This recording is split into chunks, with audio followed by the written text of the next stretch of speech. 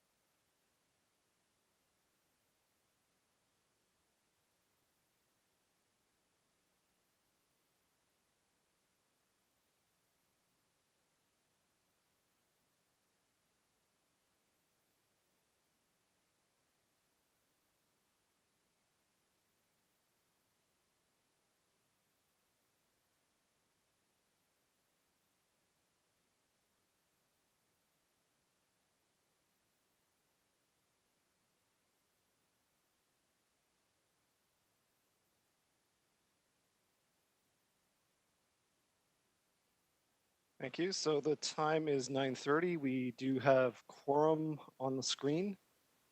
So I'd like to call this meeting to order. The Public Works Committee, June 17th, 2020. Members of the public are advised that our meetings are webcast live by the City of Hamilton and temporarily archived on the city's website. As well, a reminder that all electronic devices are to be switched to a non-audible function during committee meetings. Go through a roll call. Councillor Collins?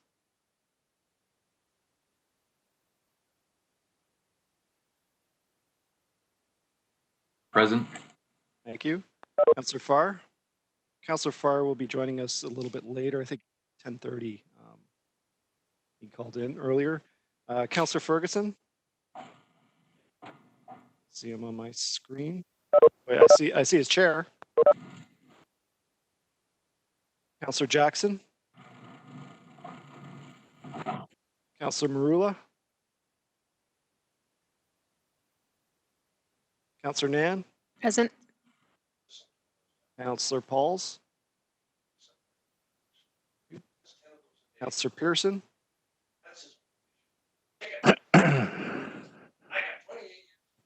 Councillor Vanderbeek? Present. Thank you. And Councillor Whitehead? Seeing Councillor Whitehead on my screen either. So I do see Councillor Ferguson's chair, so I assume he'll be joining us in a few minutes. Just before we get to the agenda, just a couple housekeeping announcements. We have a very full agenda today, to say the least. So I will be giving 5-minute warnings for speaking time. I'd ask committee members to try to stay focused on the reports.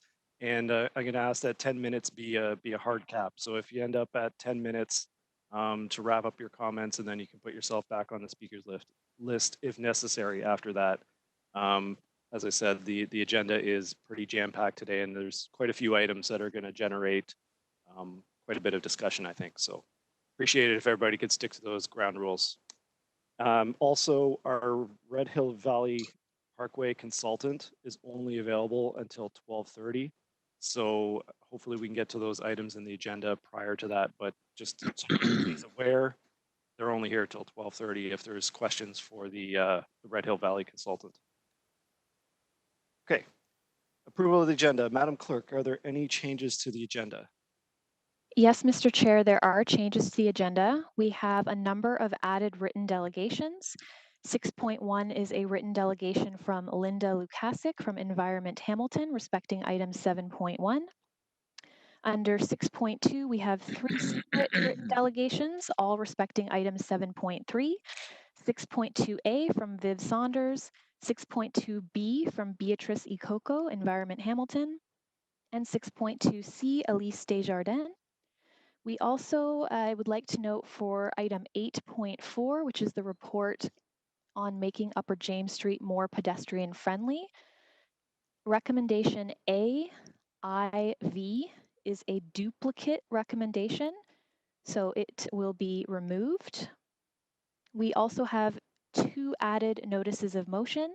10.1, respecting central composting facility request for proposal options, and 10.2, respecting credit for HSR pass products purchased for the time frame in which fair revenue collection was paused due to the state of emergency.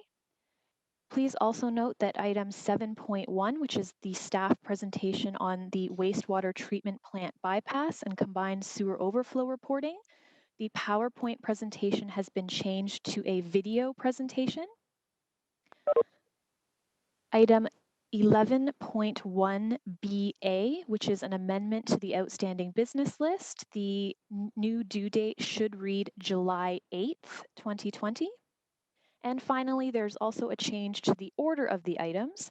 Item 7.2, which is a staff presentation respecting the postponement of year 5 of the 10-year local transit strategy, is to be dealt with immediately following the approval of the minutes of the previous meeting due to a staff scheduling conflict.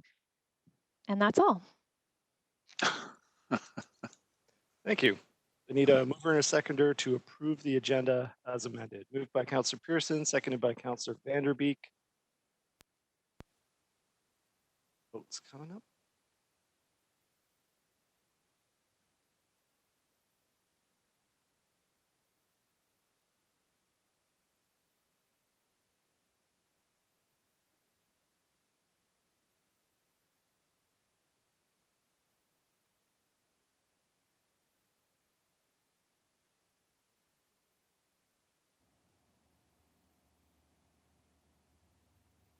Thank you.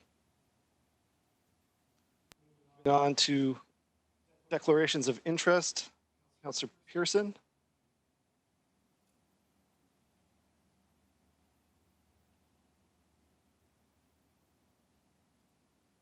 Thank you. Thank you, Mr. Chairman. And I don't have any declarations of interest, but my concern is there any way, I'm not sure if staff can help, but you're not showing on our screen, Councillor Merle or Councillor Jackson. If we can see the faces, it would be a lot more pleasant. I'm not sure why we're not seeing. You were up earlier, but you're not coming up now. So if that's a possibility, I appreciate it. And my microphone to indicate wanting to speak is not working either. Suggestions? Sam's back up, thanks. Through you, Mr. Chair, it could be a broadband issue as we are seeing you on the screen here in the live stream. Oh, okay. Councillor Ferguson? Thank you. Yeah, Mr. Chairman, I can indicate to the clerk earlier that I will be jumping off to do a conference call, and it hasn't come in yet. So I'm going to stay with you until that call comes in, and then I will be stepping off for about 20 minutes to take that call. Thank you. Just Councillor Pearson. There you are. In the grid view there, if you're in grid view, there's a little arrow that has on the right-hand side, next page. So sometimes there's more people that are hidden. Oh, no, I know which one you mean. I've got the full grid right now, but even in that, you weren't coming in. So that's okay. Thank you, sir. Okay. I just wanted to be sure. I mean, certainly for the video stuff, you are coming in now. Okay, thank you. Thank you. Councillor Jackson?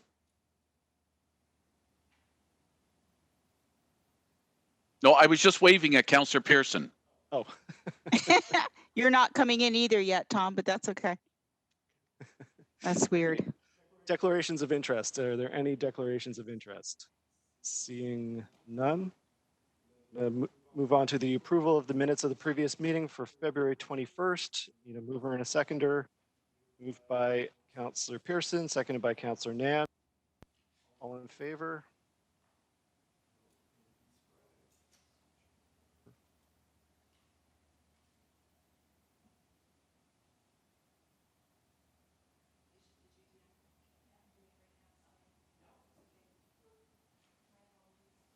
There we go.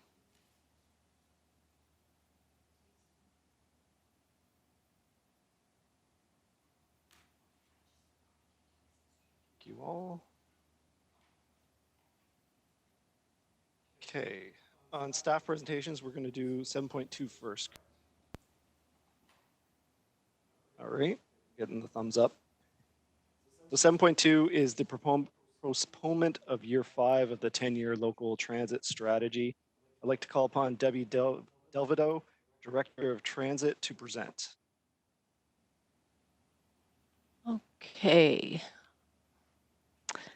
Thank you very much, Mr. Chair, and good morning to the members of the Public Works Committee. Today, I'm here to talk to you about the work we've been doing over the last few months to maintain our essential service during what has been the most dynamic and intense moments of my 30 plus years in the transit industry, and I'm sure many other sectors would say the same thing. I will also be talking to you about the financial impacts of the pandemic emergency on our 2020 operating budget and the actions we're taking to urgently respond to the pressures we are facing. Since this began, it has literally been moment to moment in transit. Every day has brought new challenges and required us to rapidly respond. During this time, we have performed activities that often take weeks or months of planning and compress them into cycles of days or sometimes even hours. It speaks to the resiliency and adaptability of our staff that we were able to respond and pivot as needed. Key moments for us in March were when we went to rear door loading and paused fare collection, followed by reducing our service levels 4 days later to an enhanced Saturday level. We did this to ensure we could deliver reliable and predictable service, and it provided us flexibility in the event operator availability became a pressure. Also of significance for us was the further physical distancing measures we implemented on April the 3rd. We reduced our capacity to 30% of a seated load. So for our 40-foot vehicles, that was a maximum of 10 customers, and our articulated vehicles, a maximum of 15. We also advised customers that transit was for essential travel only to help mitigate the impact of the reduced capacity, and we reallocated articulated buses to the higher demand routes, as well as added extra buses on specific routes where we were seeing a higher demand. On May 20th, the provincial government announced that face coverings are recommended when physical distancing is a challenge, and specifically recommended face coverings on transit. As a reminder of year 5 of the transit strategy, the focus was to be on increasing frequency on those routes with the greatest opportunity to increase ridership. Year 5 included the purchase of 13 additional expansion buses, an additional 35 FTEs, of which 29 were operators, an additional 46,000 hours of service, and a fare increase that was supposed to be implemented in September of 2020. COVID-19 has impacted key aspects of year 5, both operationally and financially. We have identified 5 challenges impacting our ability to implement year 5 as planned. The first challenge is around fleet acquisition. The purchase of the 13 additional buses is dependent on the approval of our ISIP application, which has been received by the provincial government and is awaiting federal approval. Just as a reminder, years 3 through 10 of the 10-year transit strategy were contingent on funding from senior levels of government. Appreciating approvals take time, we held back 11 buses due for retirement, but these buses require equipment to be in service. So automatic vehicle locators, automated passenger counters, radios, and fare boxes. Timeline to procure this equipment is typically 2 to 3 months. However, many suppliers have been closed as a result of COVID. Another significant challenge we face is the operator recruitment and training. On March 16th, all training and recruitment activities were suspended as a result of COVID-19. We have a pool of candidates ready and we're going to start training on March the 23rd, but that had to be deferred. Also, the MTO closed their offices, which impacted our ability to upgrade licenses as required for these new operators. Without those additional operators, we would have to be fully dependent on overtime to add additional service in September, which may result in cancellations due to operator availability. The third challenge is fare revenues as a funding source. Before COVID-19 hit, transit ridership and fare revenues were increasing both ahead of budget projections and our 29 actuals. As a result of physical distancing, the move to rear door loading resulted in our inability to collect fares, which is causing a negative pressure on our 2020 operating budget. As a result of our inability to collect fares, there is $11.7 million shortfall in fare revenues for the first half of 2020. Even with fare collection reinstated on July 1st, we are estimating that general ridership and fare collection levels for the remainder of 2020 will fall below our budgeted numbers. Based on various assumptions on ridership, student returning to schools or not, several scenarios were modeled that estimate the budget shortfall by the end of 2020 will be between $21 million and $27 million. A very important wild card in the assumption is consumer confidence. How comfortable will people are taking the bus and their perceived levels of safety will impact our ridership. Increasing customer confidence in transit and easing physical distancing constraints is key to recovering ridership and fare revenues to pre-COVID levels. Early and ongoing national research by Abacus Data shows that customer intention to return to transit as the economy opens is influenced when different measures are identified. So the focus on frequent cleaning, physical distancing, whether or not people are wearing masks are all going to play into factors as our ridership returns. Another potential impact is the reduced provincial gas tax revenue due to significant reduction in travel across Ontario. Provincial gas tax funds transit service enhancements dating back to 2005, as well as funding our capital shelter expansion program. Reduction in travel may result in reduced available dollars as well as reduced ridership numbers. There are many uncertainties at this time with the gas tax funding revenues. The final challenge, and probably the most significant impact on our operations, is the reduced capacity on our buses as a result of physical distancing. As a result of the reduced capacity, pass-bys on higher demand routes are 5 to 10 times higher than the pre-COVID averages, and these will grow as the city reopens. Over the past 3 weeks, system-wide demand has risen from 23% of pre-COVID averages to approximately 31% of those same pre-COVID averages.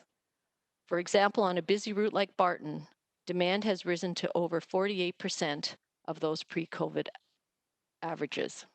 If the number of customers returning to use the service outpaces available capacity due to physical distancing limits, up to 3.5 times more buses could be required to carry the same number of customers that were traveling with us prior to COVID. There is a risk with proceeding with Year 5 when there will not be enough resources to provide reliable service across the entire network. The financial impact of postponing Year 5 is approximately $823,000. So as you can see by the chart, we would be saving on employee-related costs as a result of not hiring the additional FTEs. We'd also be saving in regards to the maintenance costs associated with those expansion vehicles.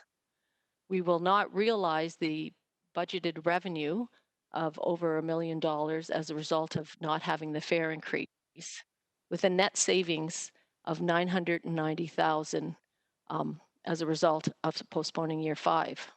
We would also save the contribution to the reserve for the expansion fleet of approximately $822,000. And as council may recall, there was a motion that was passed by council that allowed for a contribution from the tax stabilization reserve of $990,000, which we would not then require in regards to implementing year 5, which lands us at the total savings of net savings of approximately $823,000. Despite the challenges Hamilton and cities everywhere face with the pandemic, postponing year 5 of the 10-year local transit strategy allows the HSR to address uncertainties and update its plan. Ultimately, HSR will be better positioned to play a vital role in the city's overall recovery, supporting economic prosperity, social inclusion, cultural vibrancy, and environmental balance. Thank you very much, and happy to answer any questions. You, Director Delvedo. So there's the presentation and the staff report. I think we can address questions on both at the same time that everybody's here. There is a speaker's queue. Anybody? No speakers in the speaker's queue? Councillor Pearson.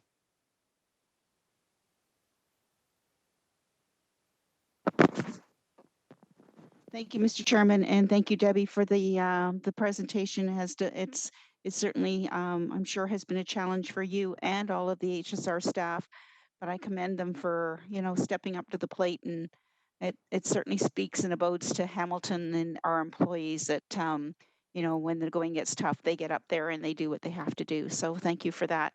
My question only is, and I appreciate, so this will be the second time now that we've postponed one of the years in the HSR 10-year program, correct? Through you, Mr. Chairman. So through the chair, that is correct. And what was the other one? Was it year 3? Through the chair, that's correct, Councillor. It was Okay. year 3 we postponed. Year 3. Okay, thank you. And Debbie, on your report, you mentioned in this 5-year, on the 5-year status, there was the increased fare proposal. So are you saying that's part of the recommendation that we postpone all of that? Through the chair, Councillor, that's correct. We would be postponing the fare increase that was contemplated in year 5. And that was a 5-cent increase. Okay, and I appreciate that because I do know that I've received some concerns from residents that the fare is going to skyrocket now because now we have to recoup the losses due to COVID. So I'm sure we will be dealing with this at budget time and having to deal with it going forward. But at this time, there's no intent of increasing that fare come September 1st. Through you, Mr. Chairman, to Debbie. Through the chair, Councillor, that's absolutely correct. Right. Thank you very much for that. And thank you for the comprehensive and concise report. I'm sure it wasn't easy to prepare, and we can only hope that things get better. Thank you. Thank you, Mr. Chairman. Thank you. Councillor Jackson. Thanks, Mr. Chairman and Director. I'm sure this was a painful report to bring forward. As you said, we were on such a wonderful trajectory of increased ridership that was being demonstrated by council's investment of the last term and into this term with public transit. And everything was looking really encouraging and positive. And then the worldwide pandemic hit. So I just, I appreciate your report. It's a prudent course of action. This was one that, if you will, council's hand has been forced by. And obviously I will be supporting your 3-part recommendation, Director. A couple of questions, Director. As we get out of COVID, as provincial regulations continue to take us into stages 3 and 4, will you be hopefully reporting back before this calendar year is over with possibly some updates that may be more positive towards ridership? Mr. Chairman, through you, please. Thank you. Through the chair, thank you, Councillor. Yes, we will be coming back to Public Works Committee in September, responding to the motion that Councillor Collins moved to provide an update as to where we are. As you can appreciate, we are targeting to go back to fare collection in July. So hopefully through July and August, we will have a better indication as to what the impacts on our ridership will be as a result of COVID and customer confidence and getting back on public transit. And potentially, seeing as we were not collecting fares for the last 3 months, there may have been people who have been using us who were not on using us pre-COVID, and may become future customers. So we're hopeful of that as well. So we will be reporting back um, as requested. That terrific. Secondly, I believe this Monday, June 22nd, Mr. Chairman, correct me if I'm wrong, Director, but we're opening up our buses to now 2/3 capacity. Please confirm and tell me how you're hoping to roll that out. Mr. Chairman, through you, please. So through the chair to the councillor, you are correct. So this Monday on June to the 22nd, we will be increasing our capacity to 2/3. We are extending, have an extensive communication plan to get that message out to the residents of the city. And how we are doing that, we have been working closely with our union executive to ensure that the operators are still feeling safe and supported and coming into work given the conditions. We are in the middle of installing bioshields on the entire fleet, and those should be installed uh, potentially forecasting for the end of next week, but well in advance of our returning to fare collection, which we have targeted for July the 1st. As with everything COVID, we've tried to plan the best that we can to address all concerns and situations. But as we've learned, as we've worked through this pandemic, pivoting is a requirement, and sometimes the best laid plans. There are other things that come up in regards to that, and we certainly are cognizant of that. We're also, really staying in touch with the industry, both in Canada and North America, to see what other transit agencies have been doing. Some are further ahead of coming out of the pandemic than we are. So we're trying to glean from those organizations exactly what has worked. And I can tell you that we have been very consistent in what we're seeing in the industry. And quite honestly, as this hit at the beginning of the pandemic, we were even leaders in the GTHA as some of the initiatives that we put in place to ensure the safety of our staff. That's about it. Thank you, Director. Mr. Chairman, just allowing me a closing comment. Our investments and continued investments are not going away. So, Mr. Chairman, we're well primed for the future coming out of COVID. And Debbie, please pass along my huge thank you to your frontline workers, both the drivers and maintenance. It seems, Mr. Chairman, all departments of the city, when we've had absenteeism problems in the past, it seems every department, including HSR, have picked it up, have come to the fore, recognizing this is a worldwide problem we all got to pull together. Thanks, Mr. Chairman, for allowing me my comments. Thank you, Debbie. Thank you, Councillor. I have Councillor Nan and then Councillor Pauls. Councillor Nan.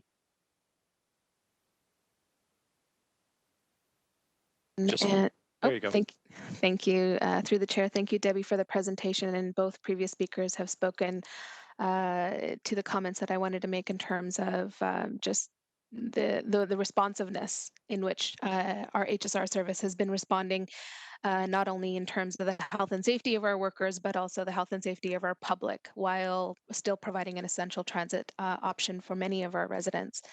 It's a challenge right now, given since COVID went down and is a reality that we're all contending with. I've had a number of residents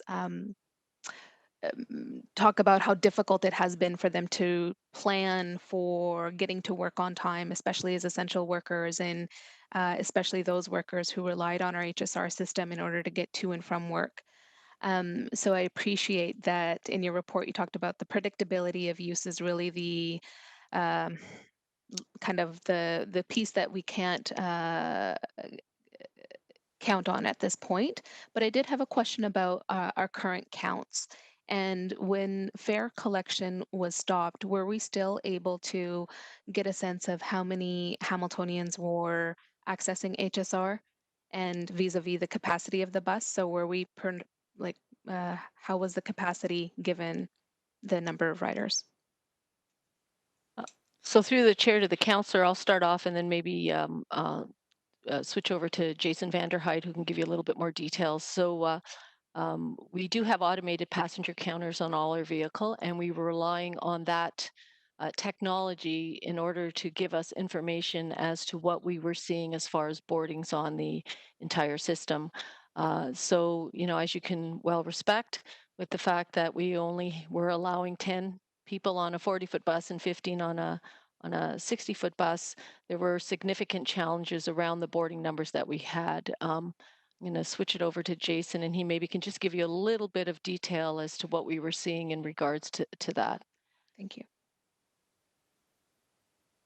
Through the chair to the councillor, what we did was we actually went back 62 weeks and looked at the average boardings on a daily basis on weekdays, route by route.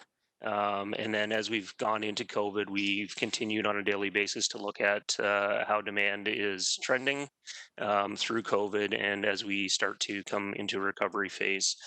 So at our low point in early to mid-April, we had dropped to about 23% of our normal demand.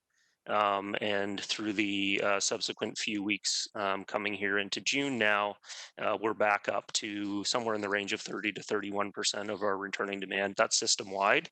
On a route-to-route basis, they obviously have different characteristics. So on a route like Barton, which is traditionally one of our busiest routes, it continued to be a busy route. And at our low point, we only dropped to 41% of our normal demand, and we're back up to almost 50% now. So we're looking at each individual route as the demand is how it's trending, and that's why we made the change in reallocation of bus types, so that when we had the 30% cap on the number of customers on the bus, we could really provide the best level of service under the conditions specific to routes. As we go into next week and we increase the capacity to 2/3, that effectively doubles the capacity on each route based on bus type right now. So we are expecting that reported pass-bys on the busy routes will go down significantly. And as with the provincial announcement going into phase 2 for Hamilton starting on Friday, we're expecting to see another leap, if you will, or increase in demand on the service as well. So we're continually tracking how supply and demand are matching up as we go through this recovery, and being able to determine where we need to tweak or make adjustments to the service in what we're calling an enhanced Saturday service level, and then at what point we might trigger going back to some normal level of service or normal level of capacity down the road. But at this point, it would be speculation to say when that would be, but we are certainly tracking that on a daily basis. Thank you. Through the chair, I really appreciate that answer, as it helps quell some of the fears in the community that the possibility of postponing year 5 of the transit strategy means that we might be postponing our service within the year of 2020. So it's very clear that we are maintaining our HSR service as it currently is, and will continue adjusting our service provision to meet the demands as we move through stage 2 to potential recovery and full recovery. The challenge, I guess, that we will see in 2021 is how we are providing the expansion of the program, expansion of transit services in a way that complements our economic recovery, given how many workers and consumers rely on our HSR system in order to participate in our local economy and support our local economy. Those were the questions that I had. I appreciate the time. Thank you. We're just over 5 minutes, so good job. Councillor Pauls.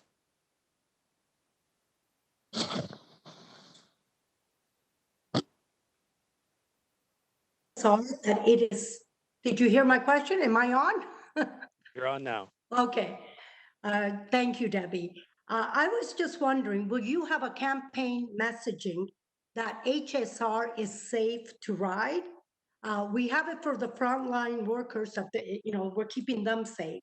Now, will we have a messaging that the public is safe going on? So through the chair to the councillor, we have throughout the entire pandemic, or with transit, have embarked on extensive campaigning and communications for the customers. We are absolutely focusing our messaging around what we're doing to ensure that it is safe to travel on HSR and to travel on transit. So the extensive cleaning that we're doing of our fleet, we are now making the wearing of a non-medical mask mandatory as of Monday, and addressing all those concerns as they come in, so that customers know that when they are riding with us, that it is safe to return to transit. And we're doing everything that we can to ensure that confidence level. And as I mentioned earlier to Councillor Jackson, we are staying in touch with other transit agencies across North America to glean from what efforts they are taking, as well as we all embark on collecting fares and recovering the ridership that we were enjoying before COVID hit. Thank you.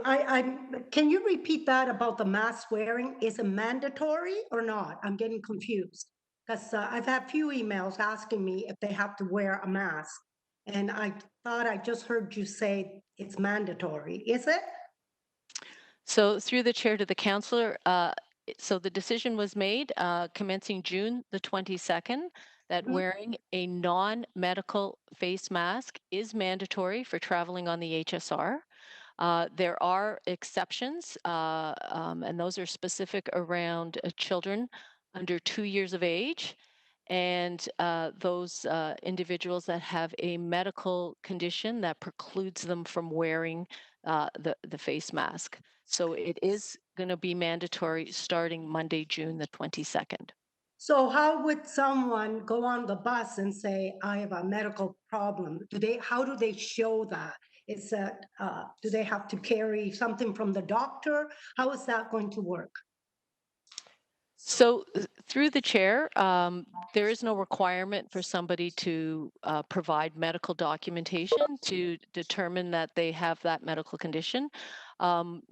This is an education campaign from the perspective of, and it's, our new normal out there when we are out in the public in regards to wearing a non-medical face mask. So there's no requirement for somebody to show that. The expectation from the operators is that, if you're not wearing a non-medical face mask, that, the reasons that you aren't doing it is because you fall into that particular group of individuals that, for medical reasons, cannot wear that face mask.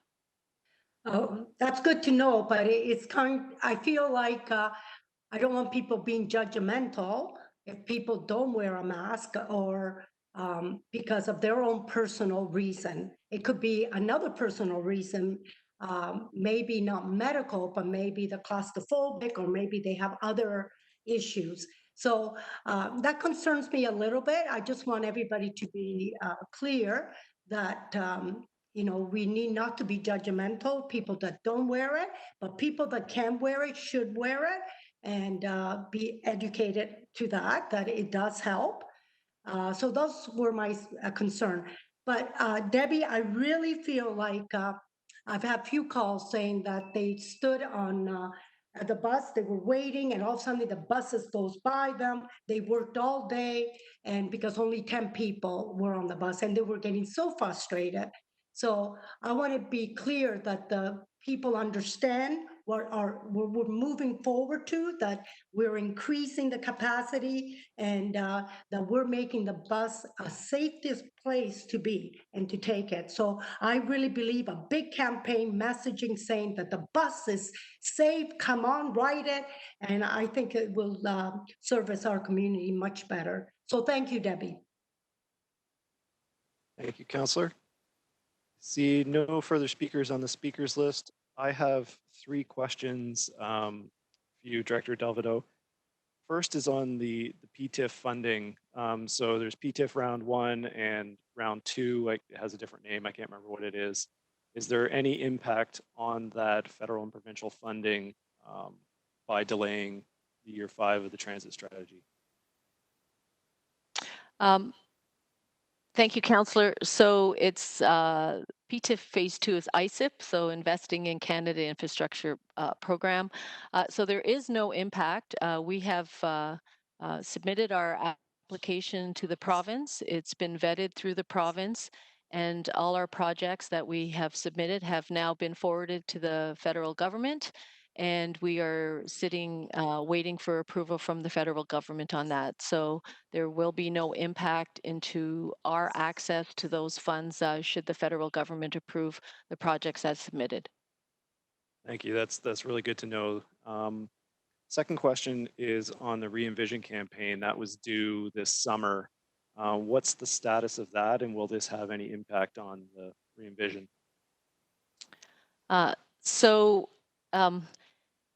Before COVID, we would have been sitting here today and talking about Re-envision and the work that was done with that project and our guiding principles and a way forward. And unfortunately, with COVID landing, that has put a halt on that particular group of work.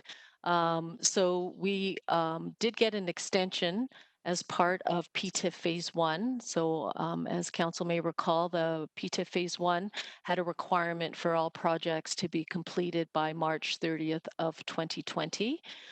The province has extended that deadline to July of 2021. So we will continue to work on the Re-envision program, and at the appropriate time come back to council with the work that we've done so far and completed on the guiding principles, and hopefully keep moving forward with Re-envision based on everything that has been done with McMaster and looking at the reconfiguration of our network. Now more than ever, especially given the impact on ridership as a result of COVID, having that proper design of our system to ensure that we are getting our customers where they want to go will be extremely important, so that we can, regain the ridership that we have or may potentially lose, and increase as we move forward with the remainder years of the 10-year transit strategy. Thank you. Yeah, it's difficult to have a discussion about the future of transit, what that might look like now when we're struggling to service the customers as best we can. But I can see that being a really key part of our recovery strategy. So appreciate that. The last question is just maybe a suggestion for you and your team on the mandatory masks for the bus. If it would be possible, this might not be feasible, it might be cost prohibitive, but to have perhaps disposable masks available for people if they've forgot one or if they want to get on the bus, but left their mask at home or don't have one, instead of leaving them behind, that we would be able to provide them with just a disposable mask for that trip. So so in response to that, Councillor, we are seeing that other transit agencies across the GTHA and North America actually are, are embarking on providing some face masks for their customers in order to facilitate the return to transit and to ensure that everybody is wearing one. So we are in discussions with the EOC around potentially looking at that as well. So as soon as if there is a decision on that, or we are moving in that direction, certainly that would be communicated out. Thank you. I think that would be really helpful for our users and help them facilitate those trips as best we can. Last thing is just Councillor Jackson mentioned it off the top, but I'd like to express my sincere appreciation to all of our HSR operators who have been out there on the front lines providing this essential service right through the crisis, right from the beginning. I in my Twitter feed, I see those the operators, smiling faces, sharing thanks. And it's such a critical service for our residents, and those operators have, really stepped up to the role that the community needs from them. And it's been really refreshing and a bright ray of sunshine to see. So thank you to all our operators. And Councillor Pauls, second time.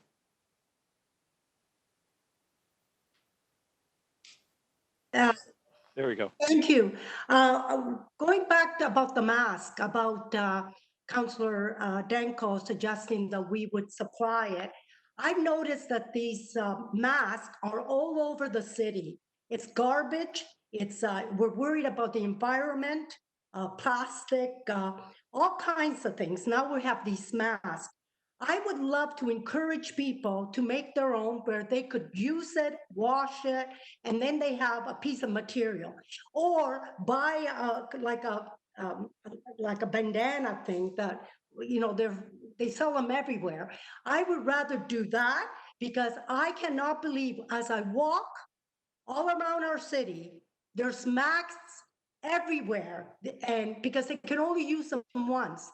So I pray that we would be smart about this and try to encourage people to make their own, bring their own, and not supply something that is throwaway, because our landfills are going to be filled even more. So I just wanted to make that comment. Do you have anything, Debbie, to add to that? So through the chair to the councillor, of course, a reusable type mask is environmentally friendly, and the disposable ones are typically used for one day. So as we're going through this, as we can all see now, that a lot of companies and industries are producing those reusable masks. They're almost even becoming a fashion statement in some senses.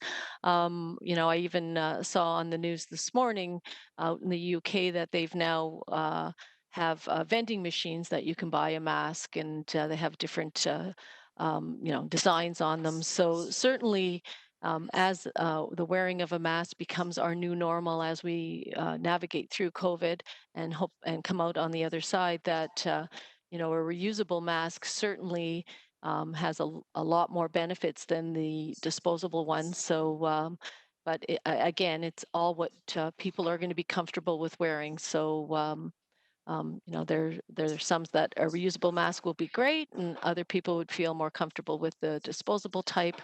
But certainly, I echo your sentiment around a reusable mask from an environmental perspective. Does have some specific advantages. Right. Thank you for that, because I even heard that some restaurants that are thinking of just using disposable plates and cups because of the virus. And I think we have to say, these go in landfills. If we really care about our environment, about climate change, we have to take steps now, not to do throwaway things all the time. So I appreciate that. And thank you for making me speak the second time. Thank you. Thank you. Councillor Collins. Thanks, Mr. Chairman. Debbie, one quick question. You talked about and you highlighted the issues related to capacity on the buses, and you highlighted the need for 3.5 times more buses to accommodate, I guess, normal ridership levels with the current public health limitations that are in place as it relates to social distancing. So I've read in various media articles that there are conversations in medium to large size municipalities where transit authorities are having discussions with large employers about staggering employment times. Are we in that category to have those discussions at some point, not knowing how long we're in store for the disruption of service that we're looking at now? Is that something that we monitor and talk about at the end of the year or going into next year? So do you have any thoughts on that in terms of trying to work with local employers, especially for captive transit riders who have no choice but to use transit, and specifically to deal with the dilemma of capacity issues on our buses? So through the chair to the councillor, we definitely have been having those discussions internally and with communications around the opportunities that present itself in regards to try to minimize those crushed loads or those specific times. Like everything with COVID, everybody is relooking at the way we are delivering our services, and this is a prime example. We're all participating virtually here in order to ensure that we are keeping everyone safe. So we are looking at that and looking at ways of working with the various employers within the city of Hamilton to try to stagger those particular hours so that we aren't potentially leaving people back, especially those in the essential services that need to do that. So it is a work in progress, and we will continue to try to leverage what we can to influence that and get some buy-in from local employers in regards to that staggering. I know at transit, we have staggered our start and finish times the best that we can, and I think that is the way of the future, especially when we are trying to minimize those large gatherings as we work our way through COVID. Okay, thanks for that. That's my only question, Mr. Chairman. Thank you. Thank you. Councillor Ferguson. Yeah, thank you, Mr. Chairman. And I'm sorry I missed some of the presentation that you did, Debbie, and I fully support your recommendation. But the only question I have is, I sense that these plastic shields that protect the drivers are ready to go.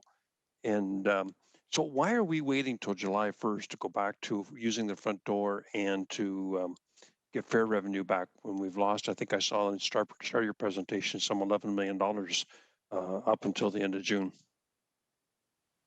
So through the chair to the councillor, as you can appreciate, we are not in the business of building bioshield. So when it was identified that we needed to come up with a solution in order to facilitate fair collection and keeping our operators safe, we had to embark on a pretty extensive plan around how we were going to get them designed and fitted on the vehicles and tested.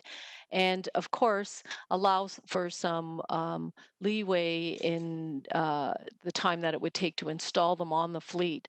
So we did aggressively come up with a schedule and began the development as everyone can appreciate. The demand on the actual Lexon or the plastic used for these bioshields is in high demand. So there was a concern early on whether or not we would even be able to get that product in order to facilitate these bioshields. So it's been a very complex process around trying to develop and road test it, and then to come up with a production schedule in order to be able to facilitate outfitting 267 buses with those.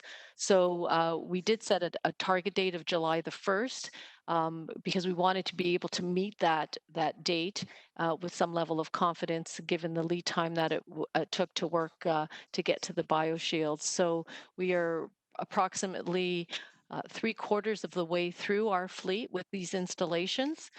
As you can also appreciate, we have different series of buses, so it required us to come up with different prototypes based on the series of bus. So unfortunately, we couldn't just design one for 267 buses. We had 3 or 4 different series of buses that had its own nuances in regards to that.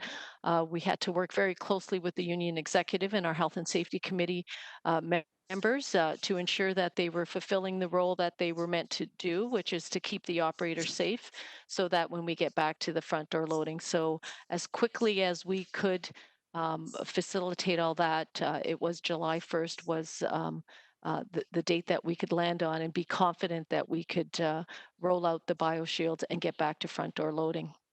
Yeah, I saw an article in the Hamilton Spectator where Eric Tuck did, in fact, endorse it. He liked it. And that was a few weeks ago. How many are you doing a day now? Retrofitting? So through the chair, I believe Mark Selkirk is on. If maybe, Mark, you could jump in and provide an update. Through the chair, we're still waiting for some of the shields to be delivered, At this point in time, to Debbie's point, we're almost 3/4 of the way through. And once the shields are delivered, we can install 20 to 30 per day. Buses are not built like cars, so there are minor adjustments on each and every bus that the installation is made on, but we're moving forward at a pace that we had planned on. In fact, we're a little bit ahead of our schedule, and the July 1st deadline will be something we can certainly meet. Is there a chance you can go earlier than that? Through the chair, I'm hoping to be done midweek next week. But again, we're still waiting for some product to be delivered. We had a bit of a hiccup in the schedule yesterday from the manufacturer of the BioShield.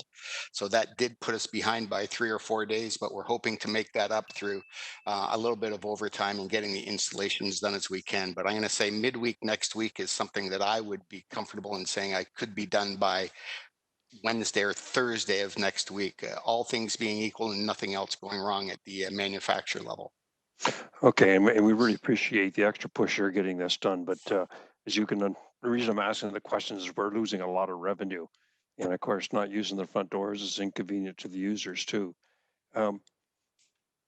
So through the chair, if I can just expand on what Mark had to add about the actual installations, a couple of points. The other reason is we need also time to be able to sell the fair media in order for people to use us. So we are just opening up our Hunter Go station today in order to allow time for people to come in and purchase their passes and their tickets in order for them to even tender a fare, because with the start of COVID, we stopped selling fair media, and we took back all our product from all our vendors right across the city. So we also need some time to sell that fair media and allow people time to renew their passes.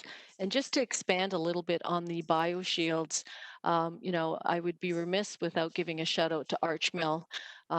They are a manufacturer in Ancaster, and approached us about wanting to do their part to assist us to get back to fare collections.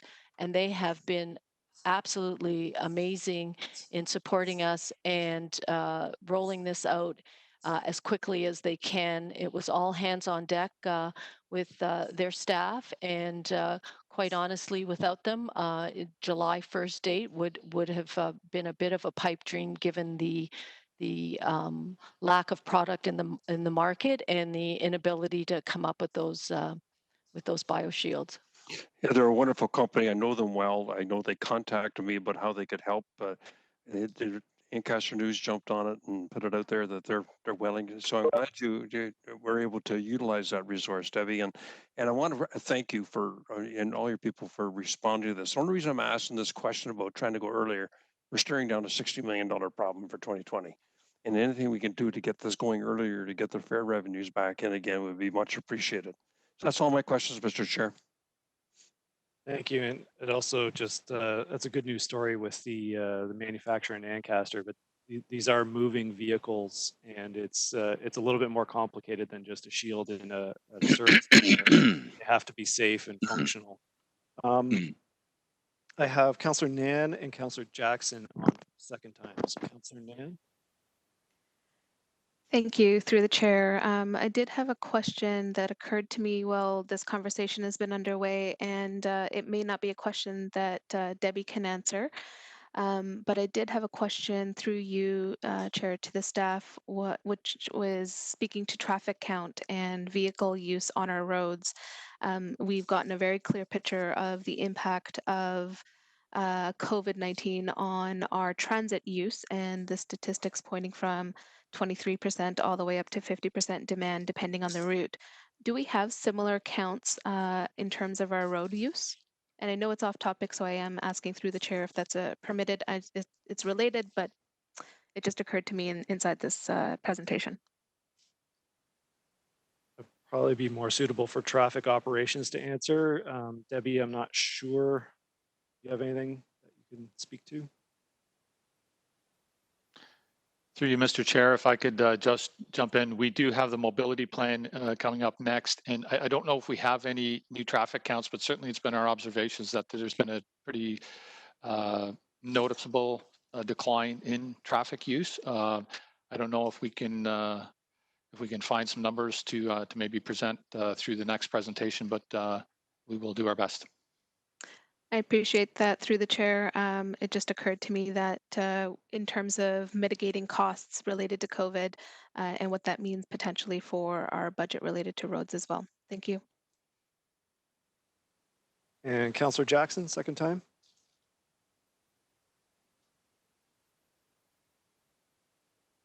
Am I on, Mr. Chairman?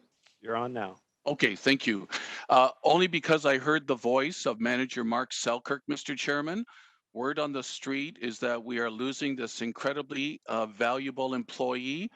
I understand retirement is forthcoming in September, and I just wanted to thank Mark for, I believe, his 30+ years of exemplary service dedicated to the cause of public transit. And we're going to lose a wonderful expert, but his legacy carries on. Manager Selkirk, thanks for all you've done for the HSR in our community. Thanks, Mr. Chairman. Thank you, Councillor. No further speakers. So we have the presentation and the report. So I need a mover and seconder for just closing the presentation there. I can't see the whole screen to everybody. But mover and seconder for the presentation. Councillor Pauls, seconded by Councillor Pearson. All in favor? There we go.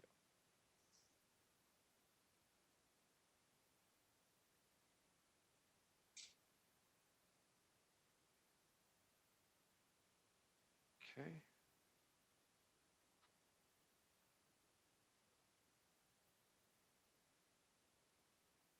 That's everybody.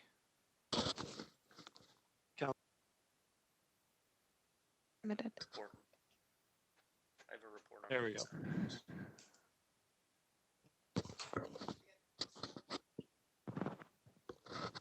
There we go. And on the report, we need a mover and a seconder for the report. Moved by Councillor Pearson, seconded by Councillor Pauls. All in favor?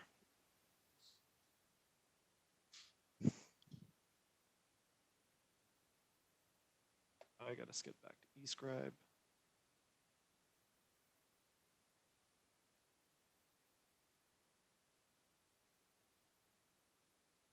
Councillor Ferguson?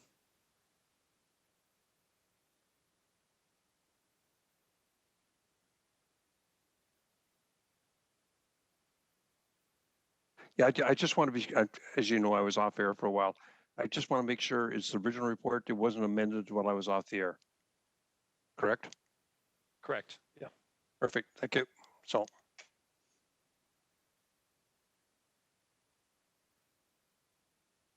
Thank you. And that was both carried. Okay, so back to our originally scheduled agenda. Thank you, Director Delvado and our HSR staff. On communications, I need a mover and a seconder to approve the communications items 4.1 to 4.3 as presented, unless there's any discussion on the communications items.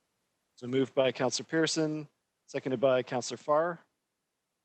Any discussion on the communications items? Seeing none. Oh, Councillor Jackson? Yes, Mr. Chairman, 4.1. It's with regret that we're accepting the resignation of Rick Lipset from the Hamilton Clean and Green Committee. Rick is a constituent of mine, now retired, former forestry manager in the city of Burlington. Obviously has a great passion for the environment. I believe has served overall about 5-6 years on the committee. And he brought a lot to the table, and I know he'll continue to be advocating for a clean and green image of the city of Hamilton, and I'm lucky to have him as a constituent and want to thank him for his volunteer years of service. Thanks, Mr. Chairman. Thank you, Councillor. Councillor Ferguson on the communications. Yeah, to Dan, just a quick question on 4.2. Dan, it says for appropriate action from your office. Does that mean you'll be reporting back? And if you're not, can you just let me know what your thoughts will be? Through you, Mr. Chair, yeah, we will be reporting back on that. Perfect, thank you. Thank you. So on the communications items, we all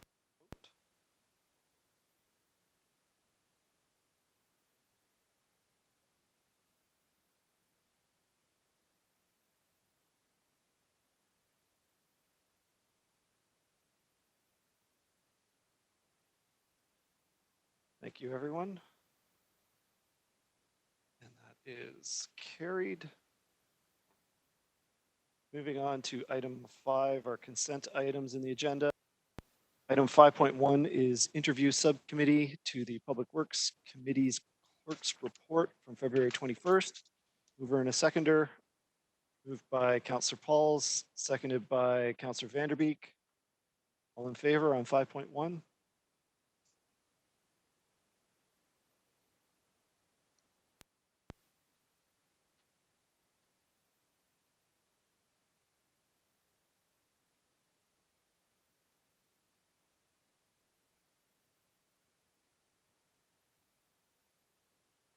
Thank you. Councillor Pauls.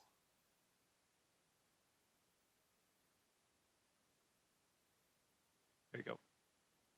Mine didn't come up, so Be supportive? yes. Yep. Okay. Good. There we go. 5.2, new subcommittee to the Public Works Committee minutes from March 4th, 2020. Moved by Councillor Jackson, seconded by Councillor Marula. All in favor?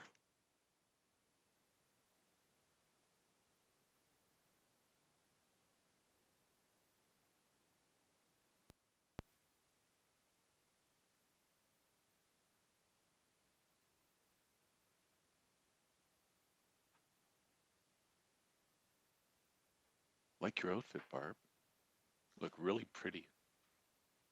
That's a nice combo. You're not muted, Councillor Jackson.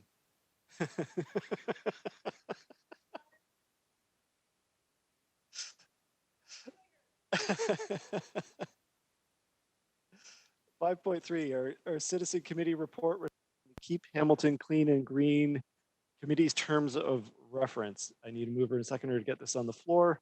Moved by Councillor Nan, seconded by Councillor Farr. Any discussion? Seeing none, electronic vote.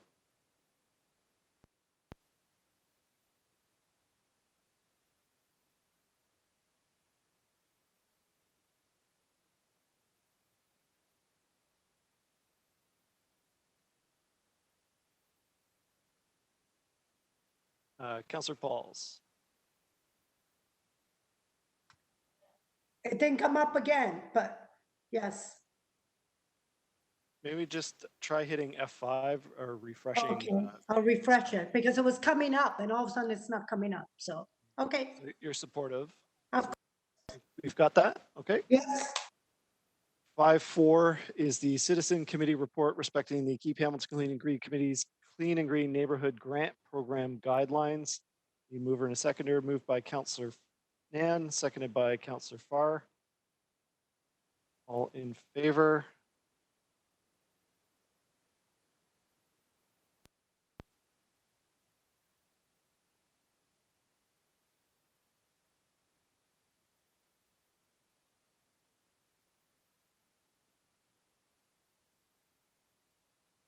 Councillor Pauls, you're in favor?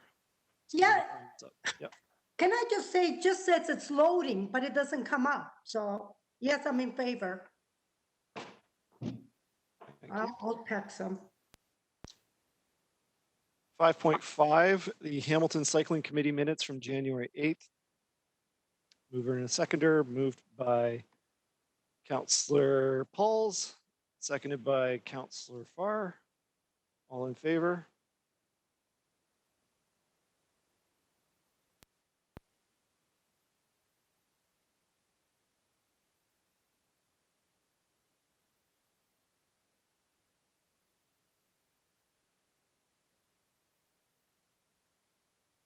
And Councillor Pauls, thumbs up. Yeah. Thank you.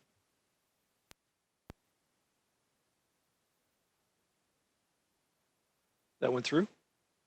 Thank you. 5.6 intersection control list for wards 1, 3, 5, 6, 7, 8, 9, 10, 12, 13, 14, and 15. To put this on the floor, Councillor Pearson, seconded by Councillor Vanderbeek. Any discussion? Seeing none, Councillor Jackson. Thanks, Mr. Chairman. Yeah, for the record, that was my lovely wife, Barbara, with a lovely outfit on. I thought I was muted, but that's fine. Okay, 5.6. I'm just curious, and I don't know who would be, maybe General Manager McKinnon or maybe Director Soldo is there. You can see a multitude of recommendations from staff, and mostly it's for where there were no stop signs before. They're recommending as a housekeeping matter, not community driven, not petition driven, but as a housekeeping matter. And I look at Ward 6, there's about 30 in Ward 6 where they now wish to put a stop sign. And the stop signs I've noticed in my ward, Mr. Chairman, are mostly for people that live on a court and that are going to exit from their court. And typically courts may have 6, 10 houses at most, where they're going to exit from their court onto the residential street that connects to the main arterials. I know what I'm going to get. I know I'm going to get from some folks who have lived there for years. Councillor Jackson, we've never had a problem. What's the need of this stop sign? Waste of my money. And I've noticed that none of them are petition driven.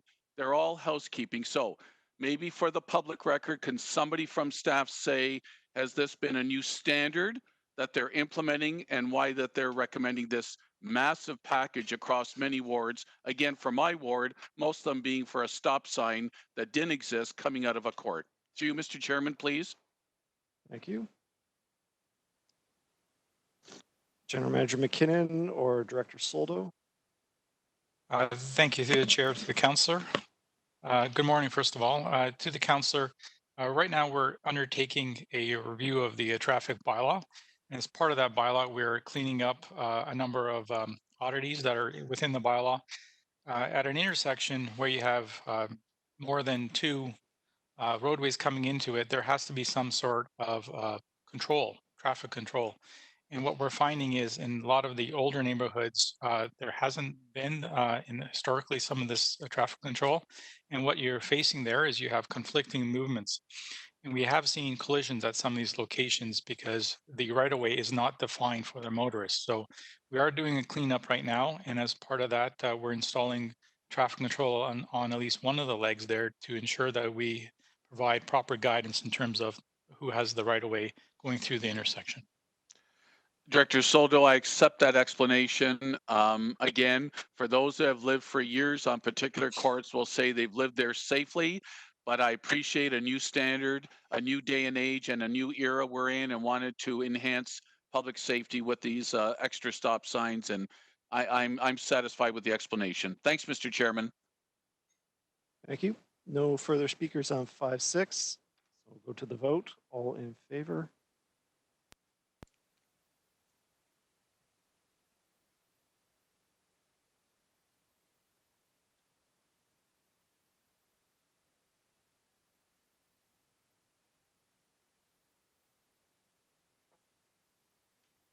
Thank you.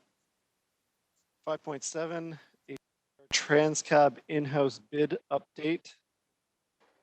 Need a mover and a seconder to get this on the floor. Moved by Councillor Pearson, seconded by Councillor Ferguson. Any discussion? Seeing none. All in favor?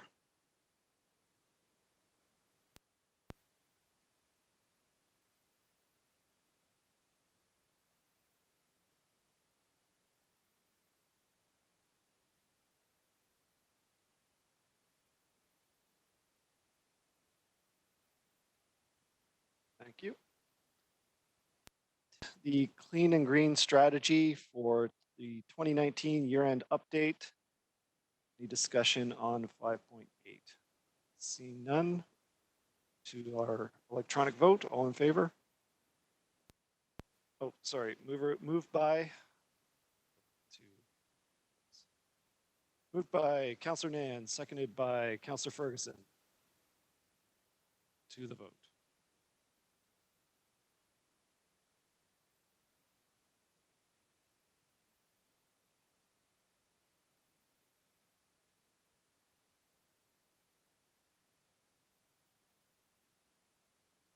Councillor Pauls.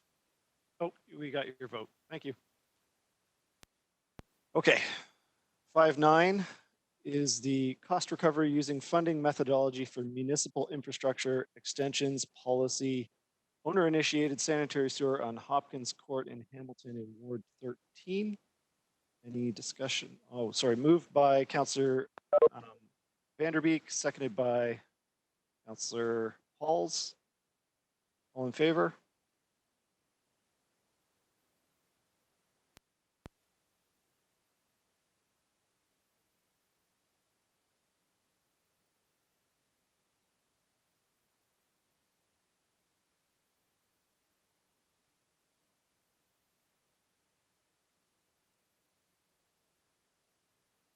Councillor Nan? There we go. Okay. Thank you all. 510 Windermere Road ownership in Ward 10. Moved by Councillor Pearson, seconded by Councillor Vanderbeek. You wish to speak to this, Councillor Pearson? All right.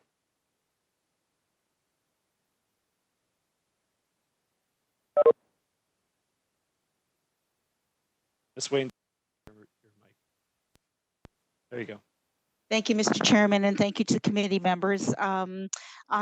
This is the issue with regards to Windermere Road ownership and the request from the neighborhood through a petition to have the city take this over. I've been working extensively with the neighborhood. I want to thank the members of the neighborhood with regards to the petition, and I understand that that's not a positive report going forward, and I appreciate staff's concerns, and I have to agree. But I certainly want to suggest or mention to the residents that, I will continue to see how we can work something moving forward with regards to their concerns of servicing and being able to sever lots in this private road area. So I want to thank staff because they have also been involved. This has been extensive. It was before my time, even as the Ward 10, as the new now Ward 10, because this was a former Ward 11. So there's a lot of history on this, and I certainly appreciate everybody's involvement and especially the patience of the neighborhood. Thank you, sir. Thank you, Councillor. Go to the vote. All in favor?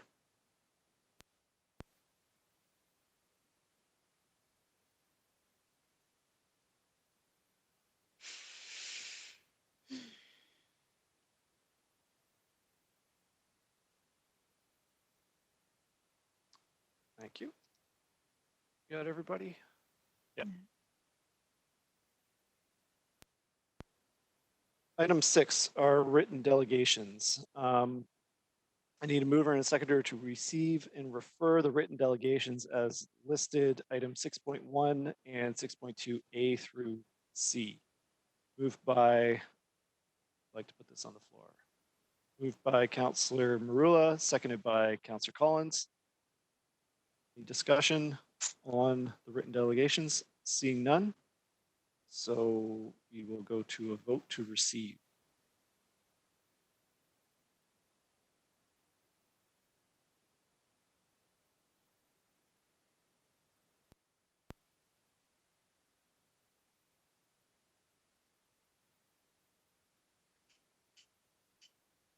You off to work?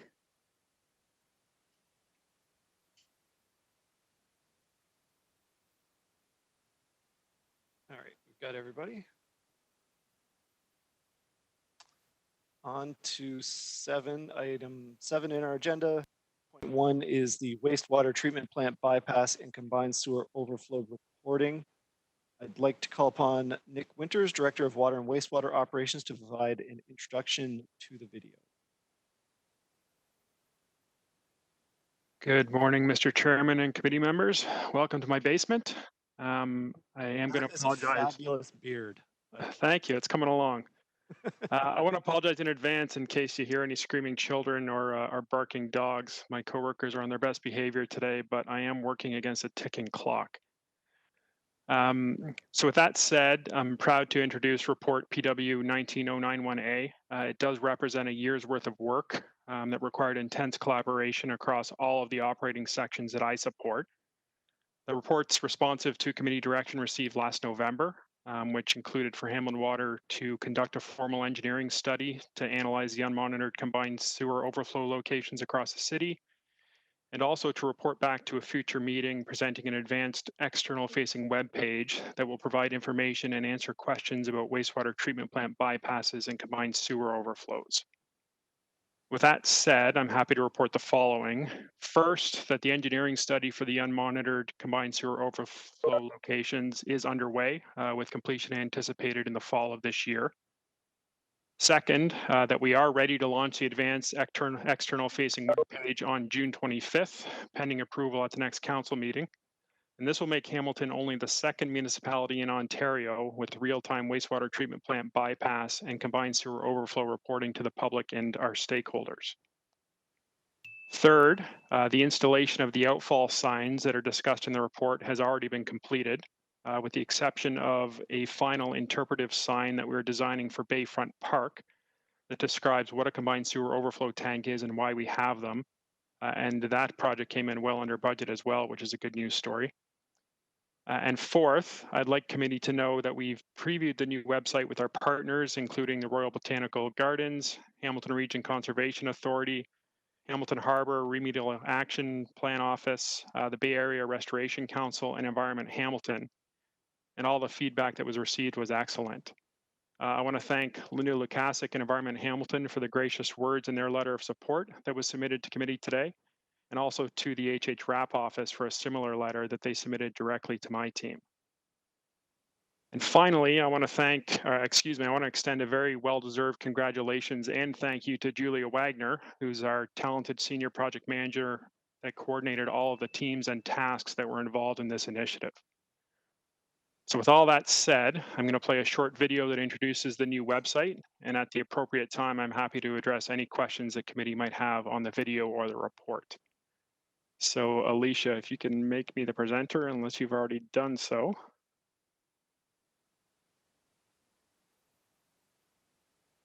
Through you, Mr. Chair. Nick, just bear with us for a second. We're on it right now. Certainly, thank you.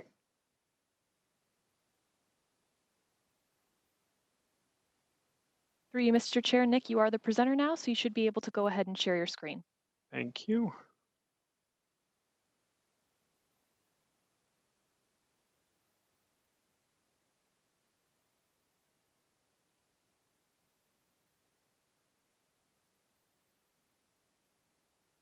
Sorry, I just want to confirm. Can you see the video, Alicia? Through you, Mr. Chair, we can see the video. We can also see some other parts of your screen. So if you want to make the video full screen, that would be great.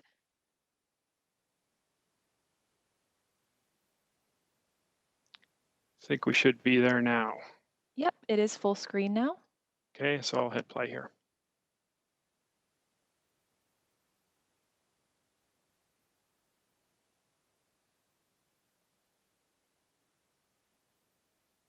Not hearing audio or seeing the video.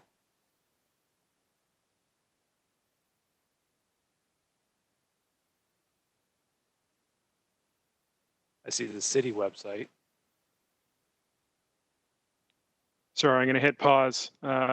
Is there an issue with the video? I'm not seeing it. I'm not sure if anybody else is. No. So I see the city website, the monitoring wastewater overflow page, but not the actual video. So sorry, the video is showing a screenshot of the city website right now. Are you able to hear the audio? No. So I'm going to bring it back to the start here. Alicia, can you hear the audio on your end? Through you, Mr. Chair. The chair and I are hearing the same audio, so if he can't hear your audio, I can't either. I do see right now that we're on the kind of the main page of the presentation with the City of Hamilton logo, as well as a title called Wastewater Monitoring Webpage Demo. Yes, so the audio should be playing. Everything's unmuted here.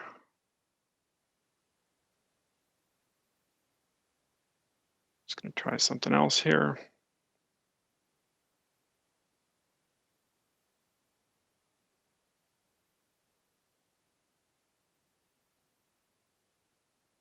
So I'm going to try this one more time, and if it doesn't work, I honestly don't know what the issue is.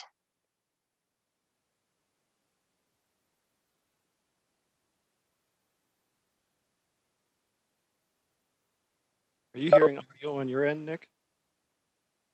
I can hear the audio, yes. Still So nothing on your end? No. Through you, Mr. Chair. Nick, do you have a headset plugged in? I can't quite see. Set plugged in. I just unplugged it. Yeah, if you wouldn't mind just giving it a try without your headset plugged in.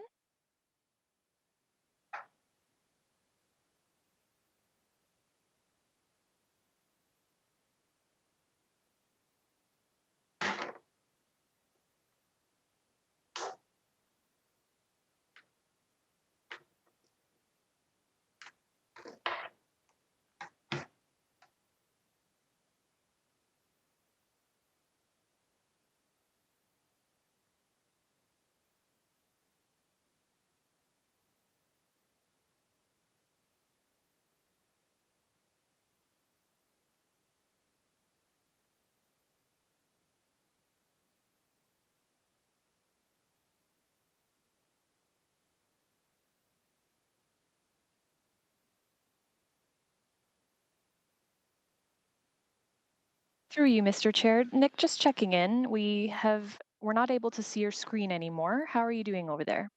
Sorry about that. I unplugged my headset and I lost kind of everything here. So was your suggestion, Alicia, that I unplug the headset and play the video and hopefully the audio comes through that way? Yeah, if you wouldn't mind, I would like to troubleshoot that just to see if that will work. Okay, I'm going to try that. So I'm going to unplug my headset here. I apologize if I lose the audio again.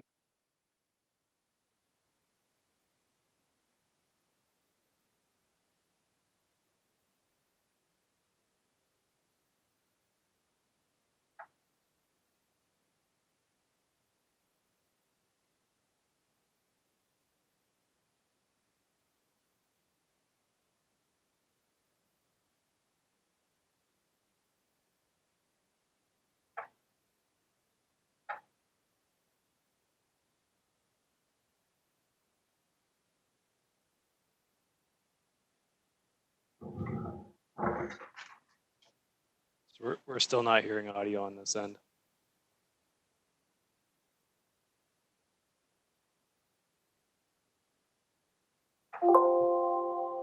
Statuses of the system. There we go. We have actually had an overflow within the last 48 hours due to a recent. I'm just going to pause it and start it from the beginning. I apologize for the technical difficulties. We're going to do a demo of the new wastewater monitoring webpage. You're all familiar with the current page. The current page has a banner at the top to state what the current status is of the system. That we have actually had an overflow within the last 48 hours due to a recent rainstorm. Below is the wastewater treatment plant bypass log. Upon initiation of a bypass, we put this information in here in the initiation field, as well as the treatment plan and the type of bypass. At the end of the event, it's populated with the completion information as well as duration and volume. It's very similar for the below log for our CSO tanks. And this is the new website. It looks a lot different, but it'll end up having the same web address, so hamilton.ca/wastewater monitoring. Immediately you're interested by the map. So by scrolling down, you can see what the colors mean. So each one of these outfall locations is color-coded. The green, meaning no overflow has occurred in the last 48 hours. If there's a red icon, it means the sewer is currently overflowing. If it's yellow, as we do have two here, it states that an overflow has occurred in the last 48 hours. A black icon, which we do have one, states that the monitoring equipment is temporarily out of service. In our gray icons, for no live data, we currently have 15. So in total, there are 17 monitored locations. And this data is coming directly from our Woodward wastewater treatment plant. The SCADA information. This gives us the opportunity to show live data directly to our residents and constituents. It gives them the opportunity to move around the map, look at different points, and even click on the points to find out more information. The Wellington CSO outfall, where it discharges to, Hamilton Harbor. The status, it's no overflow has occurred in the last 48 hours, and when it was last updated, 6 minutes ago. And look at other points. Our Wentworth CSO outfall. This is one of the ones that during the last storm overflowed also.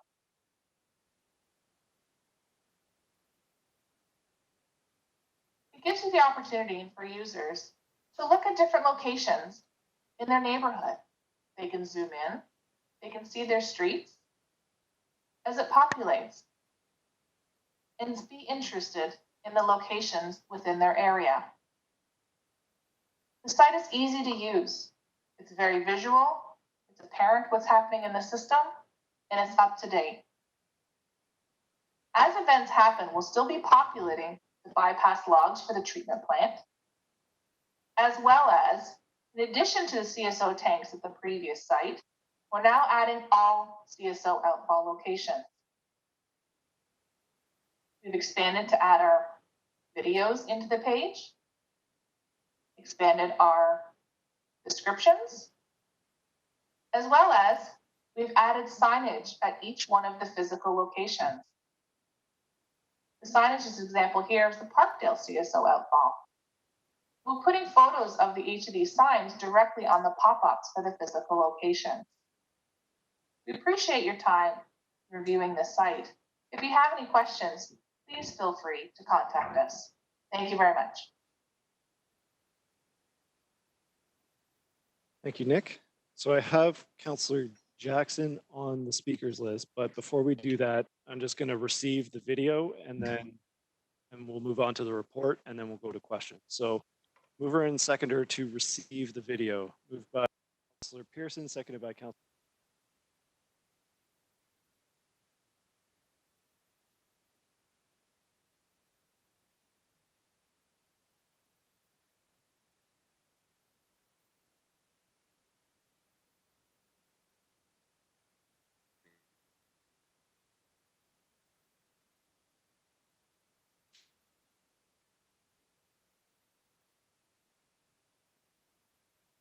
Thank you. We got everybody?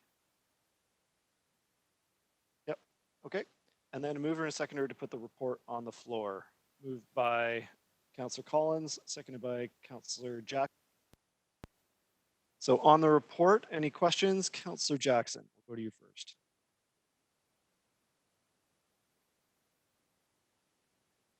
Just waiting for your mic to be activated there, Councillor.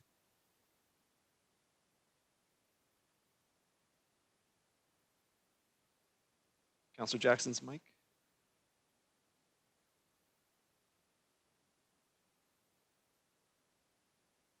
There we go. Mr. Chairman, can you hear me? Yes, we've got you. Okay. Director Winters, thank you for the presentation and quite a thorough report. So very, very simplistically, Director, for my constituents tuning in, what exactly is the difference from this new real-time public notice protocol for bypasses and overflow reporting? Exactly what is the difference, as simply as you can put it, before you made this, what was existing and what this report will change? Through you, Mr. Chairman, please.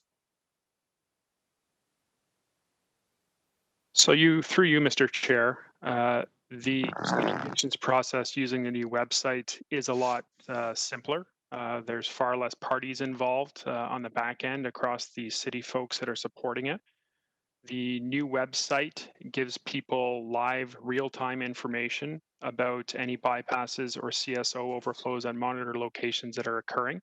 So if I was to give you the example using the current system, the community may not know about a bypass or a combined sewer overflow occurring for, in some cases, as much as 8 hours, depending on the time of day that it occurs and the time that we're able to get a banner up on the web page or to issue a media release. Using the new system, if people are looking at the site, they will know within 15 minutes of any of those monitored locations being triggered. So that is the most significant change. There's more information on the site. There's better transparency and less moving parts in the background from a media release perspective or some of the other manual processes that have had to been initiated using our intern process. Okay, thank you, Nick. So much more advancement, quicker information, accurate information, and alerts coming much sooner than what the existing system is. Thank you. And lastly, Mr. Chairman, Nick, who were the agencies that you rhymed off at the beginning that you have consulted, please? Can you, I was trying to write them down quickly. Can you mention them again, please? Absolutely. So we've previewed the website with the Royal Botanical Gardens, the Hamilton Region Conservation Authority, the Hamilton Harbor Remedial Action Plan Office, the Bay Area Restoration Council, and Environment Hamilton. Have you got in writing support and concurrence and agreement with this new protocol from all 5 of those agencies, especially the Royal Botanical Gardens, please? I want to know you have that in writing. Mr. Chairman, through you. So we don't have that in writing from all 5 of them. We do have it in writing from Environment Hamilton as well as the HH-RAP office. The Bay Area Restoration Council offered to put something into to writing for us. And I don't know that the same offer was extended from the RBG or the HRCA. That being said, our senior project manager, Julia, who did the walkthroughs with the sites, the feedback from everyone was great. So we do know that they're happy with the functionality and the data that the site's going to provide. Mr. Chairman, I'm not trying to be pedantic or very petty about this, but a BARC I have no problem with. Our Hamilton Conservation Authority I have no problem with. But the Royal Botanical Gardens, in light of unfortunate past information that has either fallen between the chairs, not been communicated at the same time, in the same way, and or in agreement where expectations thought there was agreement or advance notice. And to make it all equal, he's got Environment Hamilton, he's got RAP. I would strongly encourage and stipulate, Mr. Chairman, that Director Winters could get in writing from BARC, HCA, and the Royal Botanical Gardens their agreement and support of the new protocol. Thanks, Mr. Chairman. Otherwise, I'm supportive of the report. Thank you.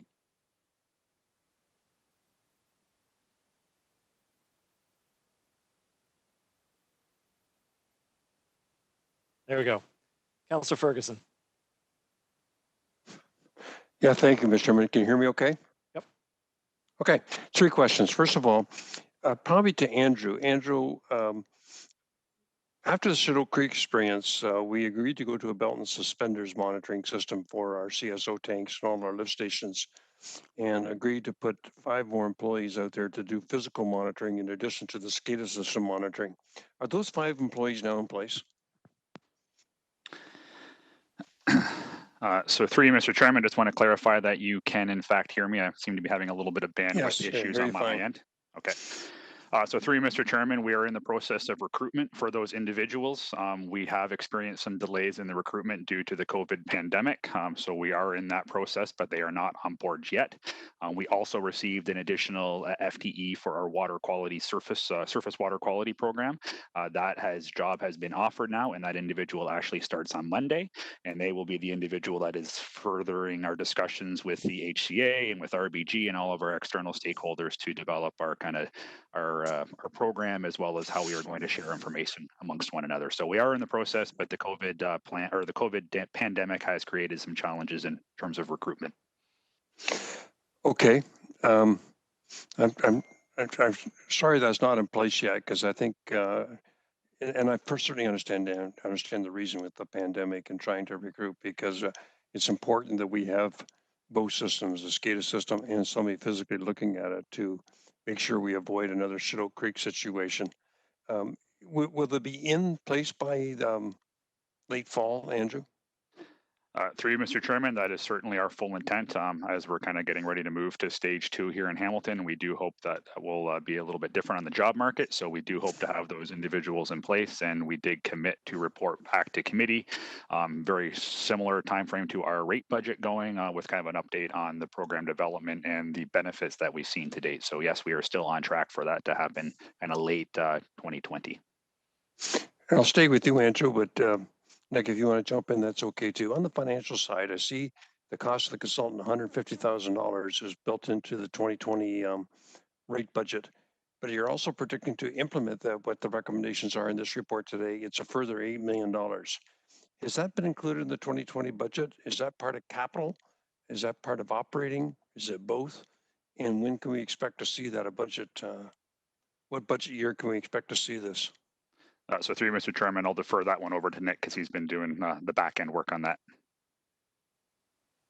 So through you, Mr. Chair, that $8 million, which is a high level estimate, it's to be confirmed through the assignment that is being carried out now, has not been included in any budgets to date. The anticipated process would be we owe a update to committee late this year with the results of that study that's ongoing, including the budget projections that are firmed up through that consulting assignment, at which point in time we would be advising committee of which direction that we intend to go with some of the recommendations, whether it's reasonable to move forward with the recommendations, including things in the 2021 budget or future years after that point. Okay, so we're not committing $8 million today by approving this? No, that's not the case. So it'll be coming back to us. Okay, my last question is, I'm with Councillor Jackson on the RBG. I sit on that board, and I keep hearing some criticism of city staff and what they're doing and how it's contaminating Coots Paradise. We all know what happened to Shadow Creek, and by the way, they may have a solution for this. They're looking to book a delegation before Public Works to come in with a solution for a permanent fix to Shadow Creek. I'm thinking we should probably wait until we're back in the council chambers, but if this drags on, we may have to do a virtual presentation on that. But I raised the issue with the board chair about the conflicting information I'm receiving, and so he was good enough to call a meeting of the manager of natural areas, the CEO of the RBG, and myself and the chair about this. And now this was about 3 weeks ago. And they continue to be very critical of City Hamilton staff. And I called him on and says, look, I can't accept this until I have staff sitting here beside me. So my question to you, Nick, did you do the presentation on this to RBG within the last 3 weeks or longer than that? So through you, Mr. Chair, the presentation to RBG was early last week. So probably about a week ago. I don't recall if it was on Tuesday or Wednesday. I wasn't able to participate in it myself. It was our team who put the website together who did it, but that did happen early last week. And do Mark and Tice attend that? Tice definitely attended it. 5 minutes. Just a reminder. Sorry, through you, Mr. Chair. Tice was definitely present. I'm not certain if Mark Runciman was present for that or not. Okay, so I agree with Councillor Jackson. I'd like to see this in writing that they're now very satisfied with this. I don't know whether we need to defer this until we get that in writing, but I'm hearing conflicting information. But if they've been satisfied, if they saw this presentation a week and a half ago, then that may change things to the positive. And once again, I want to get Mark to come before Public Works Committee about a solution for Shadow Creek as soon as we can. So, Nick, do you think we need to go ahead and approve this today, or should we defer this for 2 weeks until you can get something in writing from RBG? So through you, Mr. Chair, I think we can certainly reach out to the RBG and ask them if they're willing to provide their opinion of the new website in writing. Unless committee thinks differently, I think that an email would be sufficient for that, and I think that we could turn that around fairly quickly. Okay, that's all my questions. Thank you. Thank you. No further speakers on this. So the report is on the floor. And I just need an electronic vote. All in favor?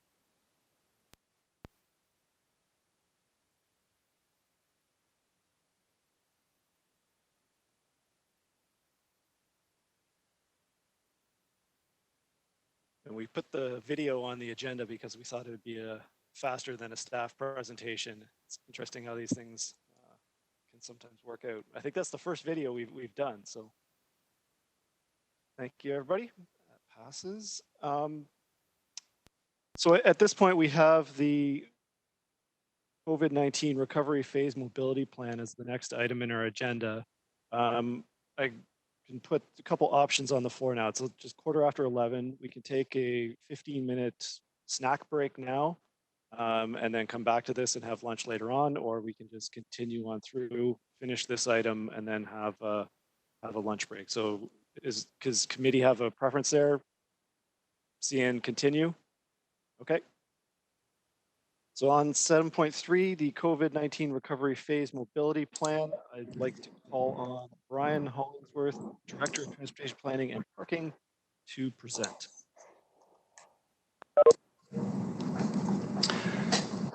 Good morning, Mr. Chair. Just confirming that you can A, hear me, and B, see my screen. Yes.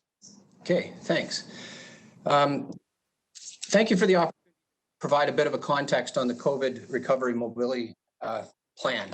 As we enter a new and ever-changing world, thinking about how we get around and how we can help residents and businesses has never been more important. In this presentation, I'll offer some commentary about our mobility plan and how they came about. I would note that I'm doing this presentation standing here by myself, but there was a lot of people involved in this plan and will be even more involved in the plan if it's approved. In particular, this includes Edward Soldo and his team in transportation operations and maintenance, who have been working day and night on various things and will ultimately need to stretch even a bit more with the implementation of this plan. We actually started developing this plan back in April, knowing something that would be needed. It was a much different plan back then and more reactionary as things were changing day by day.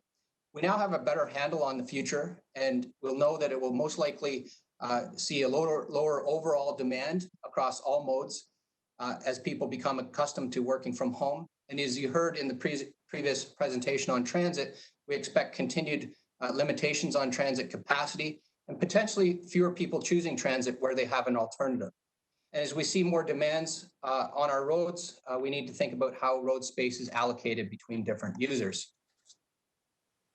It's a little crazy to look back at how much travel has changed. As transportation planners, we used to strive for, say, a 5% reduction in peak auto trips to help mitigate congestion. We used to call that our TDM strategy. But the last few months have basically redefined what we thought of as disruptive change. The challenge now is, what does the bounce back look like in terms of mobility? Will people just gravitate towards private automobiles, resulting in more congestion than ever? Or can we influence that, as many cities are striving to do? That's the purpose of the mobility plan. How can we both influence travel choices and accommodate new realities, such as working from home, spending more time in lineups for things that we're needing to get, and provide people options to choose the mode that they're most comfortable with or works best for them? Put differently, how can we make the transportation system a little bit more equitable? There's no shortage of examples of things that other cities are doing, as you've read in the news, from temporary street closures to rapid implementation of bike lanes. In hindsight, I kind of wish I had invested in a company that manufactures traffic barrels. Based on a scan of other jurisdictions, though, actions, in my mind, can be grouped into two categories. Things that we would call rapid responses and things that we call transformational changes. I would say that the mobility plan that we're presenting today aligns more with the latter category of transformational change that considers the likely changes in transportation needs and preferences over the short and medium term. The actions in the plan, as outlined in the report, can be grouped into three broad categories: building and enhancing, creating space, and something we call recovery. And I will explain what each of these mean in the next few slides. Building and enhancing is largely focused on the cycling network. In part, recognizing that transit will have challenges, and as people need to find other ways to get around or choose to find other ways to get around, they're highly likely to choose cycling. The approved cycling master plan, which is part of the transportation master plan, guides our priorities on investment in cycling. So it makes sense to keep implementing that plan. The future plan network, just out of context, for 2031 is about 900 kilometers worth of cycling and facilities and trails. And by the end of 2020, we'll be at around 60% on the way to that future network. So we want to keep going on that, as opposed to perhaps getting diverted by other things. A number of cycling initiatives are already programmed for implementation in 2020. A couple weeks ago, you heard about the CONT'D access. Hunter Street is ready to start construction.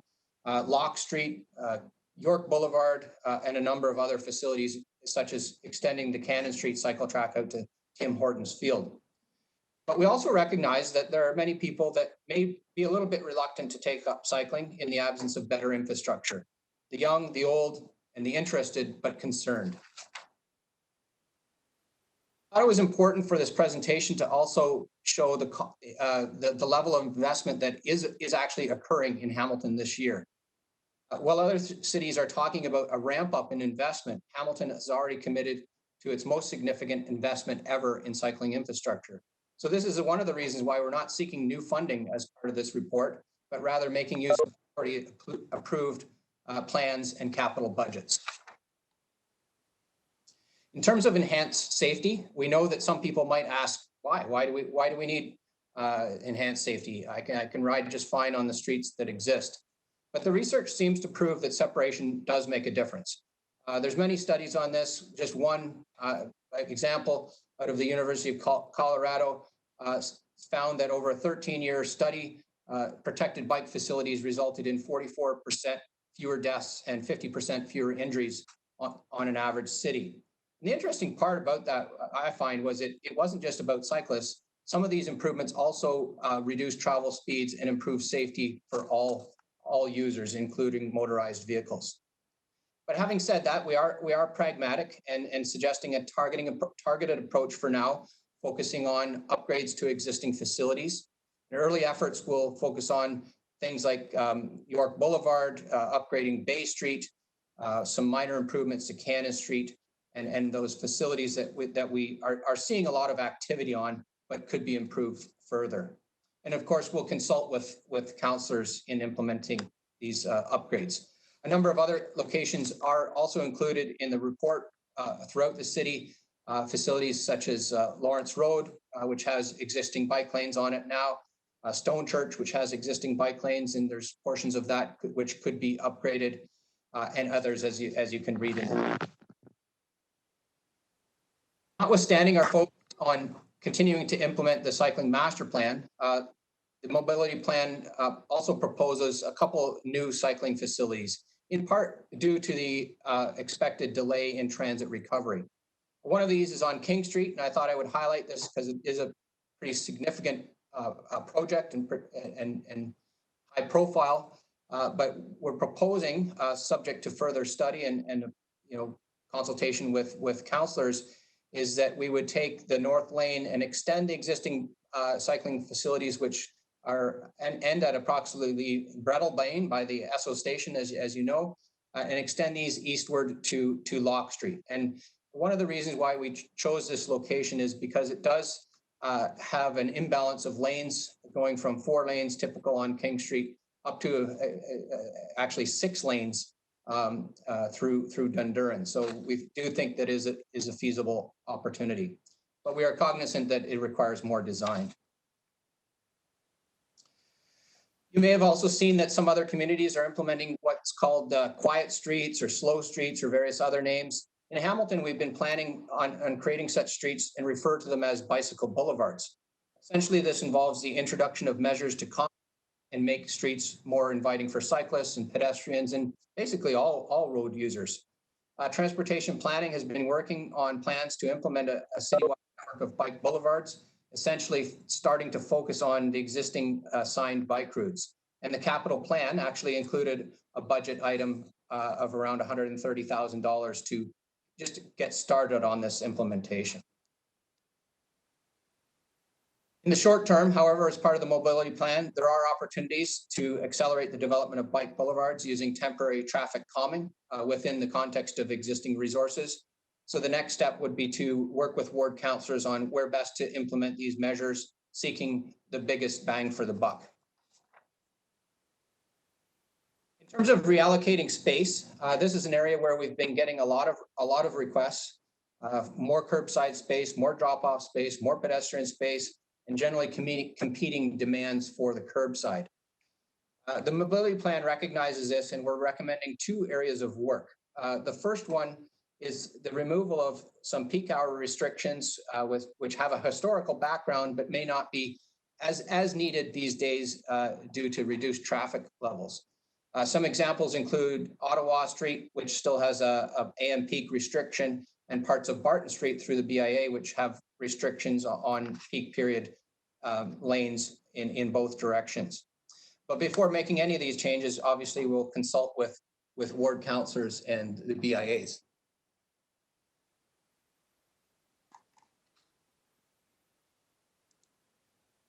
Realize I wasn't on presentation mode. Hopefully that's a little easier to see. I'm just about done.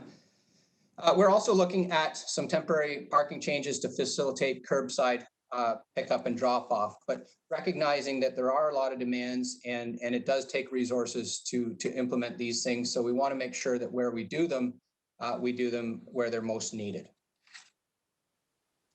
Finally, we're fortunate in Hamilton to have a robust smart commute network consisting of 27 active and engaged employers with a network of about 102,000 staff. So in the previous presentation on transit, it was suggested that potentially there's an opportunity to work with employers to implement staggered work hours to help recognize the help balance demands for transit.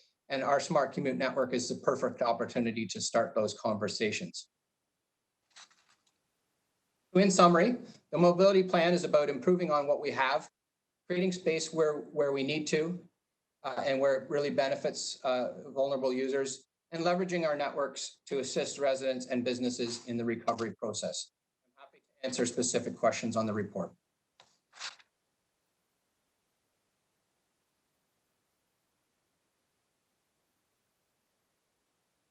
There we go.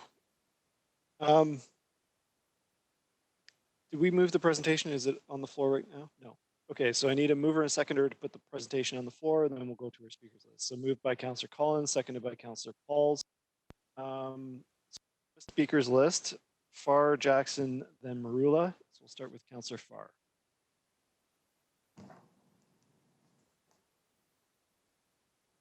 Director Hollingsworth, would you mind just minimizing the presentation? Go back to my full screen view of everybody.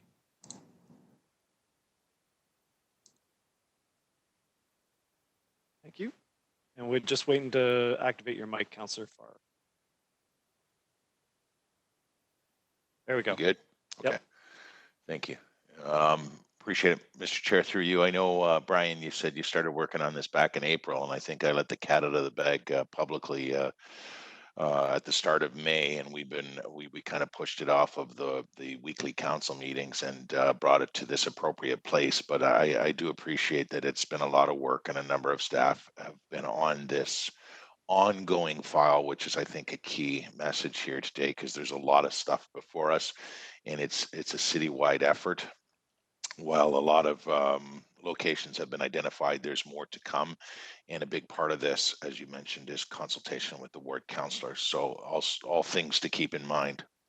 Since you began, along with your staff on this, we've recently obviously heard the announcement about the phase 2 reopening here in Hamilton. Starts Friday officially. Now that that has occurred, has that altered any of your thinking? How does that factor in? Yeah, through the chair to the councillor, I think it will change our thinking a little bit on some of the curbside initiatives, as people can go in and purchase goods, get haircuts, etc.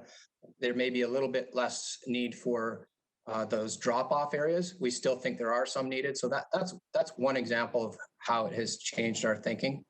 And you know, I think as we are now into the reopening stage, it also I think reinforces our plan that, you know, some of the short-term measures are now out of date, and our approach to focus on the things that we've already been planning and doing them faster makes sense. Okay. So you had mentioned it's a large part of this is replacing passengers on buses with bike trips. It sounds like you have, you obviously have an authority on this. Did you have a source for that? Is that definitive that we're going to see a lot more bike trips with a lot less bus activity through you, Mr. Chair? Yeah, and certainly other cities have been reporting increases in cycling activity. We here in Hamilton, based on the cycling counts and prior to its shutdown, the SOBI usage, we saw less declines in cycling than on transit and automobiles. And part of that was due to the fact that people are taking up recreation. But we are seeing that, but also we want to influence that as well. So we want to make it easier for people to get around by cycle, so they don't just gravitate towards private automobiles. Right, it's actually a mandated council has been for some time. I get that. Okay, so we saw Usobi as your example locally. There was a decline, but it certainly wasn't as significant as other modes. Are these new proposed bus lanes through you, Mr. Chair, or sorry, bike lanes, linking up with our cycling network? Like you mentioned King, Brettlebain through to Lock. I'm wondering if that or others that you're contemplating and ready to work with ward councilors on are going to link up to our master plan network. Yeah, for the most part, most of what we're doing is consistent with the cycling master plan. But we did take a look at the network and look at gaps. So the example of King Street is one where it's not in the cycling master plan for various reasons, but it doesn't address an existing gap and connects between an existing cycling facility and up through Lock Street, recently implemented cycling facility. So it kind of made sense. And yeah, just generally looking at the network and trying to improve connections overall across the city.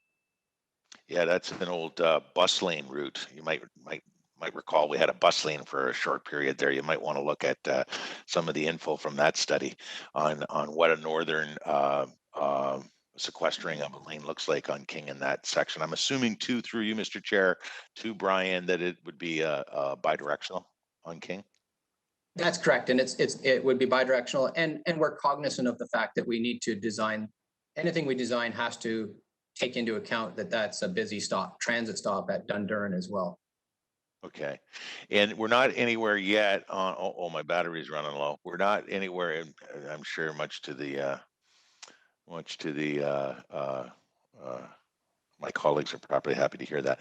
I only have a few more questions actually. So bike boulevards. I'm intrigued by the idea. I know we've talked about it in the past.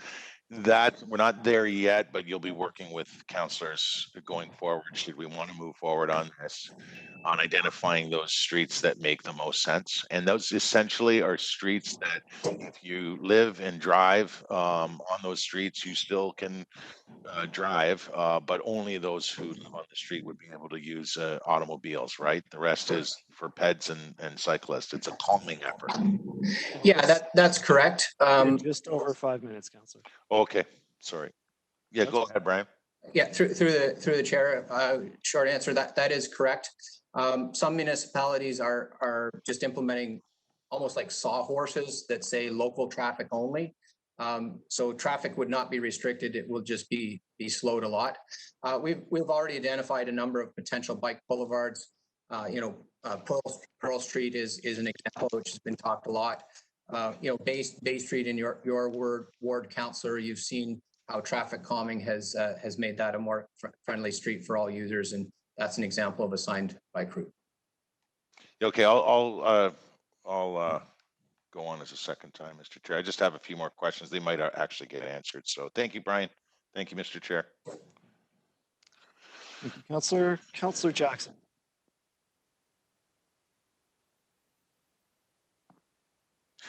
Thanks, Mr. Chairman. Thank you, Director Hollingworth, for your presentation and report, and timely. And I like the title of it, COVID-19 Recovery Phase Mobility Plan. And Director, I just want to make sure our messaging, in my humble opinion, is complementary and compatible with the various modes of transportation. And I'm sure it wasn't meant in an adverse way. But if I recall, as you started out, and please correct me if I'm wrong, Mr. Chairman, you referenced the HSR. We just had a painful report from Director Delvedove, how of course numbers have declined through COVID. We were on a great trajectory pre-COVID with increased public transit usage. And now we've got to try to resurrect those numbers. And I believe you said that as the HSR's decline numbers are before us, and we're now going to offer up a new form of mobility through enhanced bicycle network and greater protection for those that wish to maybe now ride a bicycle. So, Brian, maybe just, and in case I misinterpreted, Mr. Chairman, through you, Brian, I just want to hope that all departments are trying to be compatible and complementary to each other instead of, well, sacrificing over here. Hey, I think we're going to benefit over here. Mr. Chairman, through you to Brian, maybe for a comment, just to clarify for me, please. Yeah, it's actually a really good question / comment. Is this isn't about stealing riders from HSR. It's about helping, recognizing that I think the report said that even longer term there will be about a 30% reduction in bus capacity. So it's helping out in those busy routes. If we do see some of the post-secondary institutions in McMaster start ramping up, then those problems will exacerbate even more. And if we can provide a little relief through cycling, that's the intent. And also, we are cognizant that we don't want to do things that deter transit, cycling or otherwise. So in consideration of the removal of the peak hour parking restrictions, we looked at that from the transit lens. So we didn't have James and John on the list because those are key transit corridors. Thank you, Brian. We're on the same page, and I appreciate you confirming and clarifying that. Mr. Chairman, a couple of quick questions. One's going to be pro-kill to my East Mountain Ward 6, one of the recommendations. But before I get to that, King Street, Brian, from Breadalbane to Locke, are you, for the proposed, still LRT on the table in some way with the province? I'm sure you're cognizant of that. You wish to take a lane or two for the proposed LRT that would run on that road? Maybe just a cursory explanation of that, Mr. Chairman, through you to Brian. Yes. So the idea would be to take one of the 5 lanes in that section and not to do things that are long term. So it would basically be like curb stops and things that could be reconfigured depending on the future LRT. So okay. Definitely cognizant of that. Okay, and Brian, I'll leave that for more of the champions and strong advocates that still want the LRT. I'll let them work with you on that hypothetical. Mr. Chairman, do I have a minute or so left to get to my pro-kill question, please? Yes, you do. Okay, thank you. Brian, on your recommendation A, Roman numeral 1 and item 4, Stone Church Paramount, crossing over 4 wards, Ward 6, mine, 7, Councillor Paul's, Ward 8, yours, Mr. Chairman, and Ward 9, Councillor Clark. I'm very supportive. I have said, Brian, as you've heard me a number of times, that over, I think, the last 20 years, this continual of bicycle lane from the power center in Upper Stony Creek all the way across the mountain, continuous all the way over to Ancaster Meadowlands. In my humble opinion, I've stated many times, based on my constituents who live on Stone Church, it gets minuscule amount of cycling use. Now, I'm all for helping in the intersections in certain areas of my ward I'll speak for trying to enhance, increase, and provide greater incentive for cyclists to use Stone Church, which is a wonderful continuum. My only caution, and I'm glad you've put in your report, consulting with the ward councillors, from Upper Ottawa to Upper Sherman, Mr. Chairman, I must have 100 residential driveways, and the last thing I want is for blockage of those driveways for greater protection, physical separations of barricades. I know I'll get just dozens and dozens of complaints. So, Brian, just to confirm, I'm on board with you, but we'll do some on-site meetings to ensure that doesn't occur, but provide protection at intersections where we could. Mr. Chairman, through to Brian for a comment, and that's my last question. Through the chair, that's absolutely correct. You know, we wouldn't look at kind of additional draconian measures through the residential area. What our current thinking is, you know, perhaps subject to a site tour with yourself, is we would focus on the area from Chippewa Trail to say Red Hill Valley Parkway, that area where there's some commercial uses where people can come down from the north-south streets, but you know, they feel uncomfortable through that higher speed section, and focusing on the intersections. You've raised my comfort level. I'm supportive of moving forward. Thanks, Mr. Chairman. Thank you, Councillor. Councillor Marula. Thank you, Mr. Chairman. Through you to Brian, with respect to Ottawa Street, I brought forward a motion a number of years ago to allow for parking all day long. So I'm not sure what the reference was with respect to parking on Ottawa Street. Can you just elaborate on that? Are you referencing Ottawa Street North? Because Ottawa Street South has been taken care of. Yeah, so through the chair, there is, I'm 99% sure, there is still a section with an AM peak restriction. I don't believe there is. We'll double check it in the field, but that would be the idea, is that one remaining restriction in the AM peak would just become all day parking. Okay, Brian, it already exists. If you go there now, I just roll my bike down there. You can, there's parking on both sides. I brought forward a motion to do both Kenworth and Ottawa. So we just need that for clarification purposes because the signs have been taken down and the bylaw has been passed years ago. So I just need to clarify that. If you're referencing the southern part, the northern part, there's meters there. So I'm not sure. Do we restrict parking at the meter section? Is that what maybe you're referring to? Yeah, that's the section where there is. Oh, okay. See, that's news. I was never aware of that. Yeah, I did street view it, and there's signs there, and staff said they went out and checked it. And there is an AM peak restriction in the metered section. On the north side. Okay, so that I thought we took care of that as well. So, because if I'm not mistaken, my motion read to Barton Street, the original motion for both for Kenworth and Ottawa. So I think we need to clarify why it didn't occur and then move. I think the actual motion was passed. We just didn't activate it. And I did encounter a lot of obstacles in removing the signage on the southern parts of both Kenworth and Ottawa, because Kenworth was the first ulterior road to actually allow for that in the entire city. And then Ottawa followed secondly. So I'm glad to see that other areas of the city are following suit. But I need clarification on that. Other issues related to the presentation, I appreciate it and I strongly support it. And I think what Councillor Jackson has said is really the biggest obstacle that we have in integrating more and more cycling lanes in the city.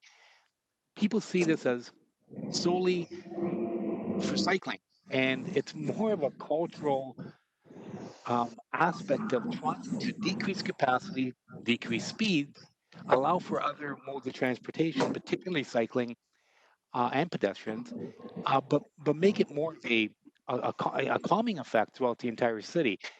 When people see it from that perspective, it changes the perspective. When they are sitting in front of their house and trying to count bicycles, it seems nonsensical to me to do that. Also, because if you do that, you might as well count how many people are using the sidewalks. I bet you there are more cyclists along Stonechurch than you find pedestrians. So then that begs the question, should we have the sidewalk? But I'm not going down that road. What we need to look at is why it's important to actually have these cycling lanes. We talk about speed as being our number one problem. If we decrease capacity of roads, we then decrease speed. Kenilworth and Ottawa are prime examples of that.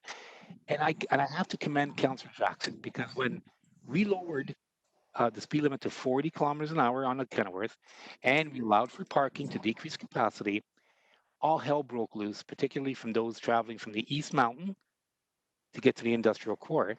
And even some East Enders weren't very pleased with me either. But having said that, fast forward now 5-6 years or whatever it's been, it is a civilized road. You can sit in front of your residents sit on their porch now, and it's actually a neighborhood. It's no longer a freeway. So mission accomplished. And I want to thank the Hamilton Police, because they continually enforce that stretch religiously. And it's not a cash grab because we have flashing lights throughout the entire stretch of the street, including signage. And if they're missing it, particularly those that use it regularly, they have no one to blame but themselves. So now let's move on to other aspects of why cycling is important. Physical fitness is another aspect of all of this. So not only does it make it safer, but you gain access to free fitness. Gyms are closed, folks. So people are actually struggling to try to find means of getting active throughout the 3-month period. Those that were creative found a way. Cycling is probably the best way to do it. And I encourage people to try it if you can find a bike. But if you can't, go to New Hope Bikes. I think they still have some hanging in the room, and that's in Ward 4 East Hamilton. On that point, Brian, can you elaborate on the importance of cycling lanes outside of the one bicycle? Just, Councillor, you're at 5 minutes. Okay, I'll leave the question out there now. If you could put me on the list again, because I have a number of things I want to mention. After he can elaborate, or anyone that can elaborate on all of the variables that we benefit from with respect to cycling outside of just that one bicycle traveling in the lane from an actual portable city perspective.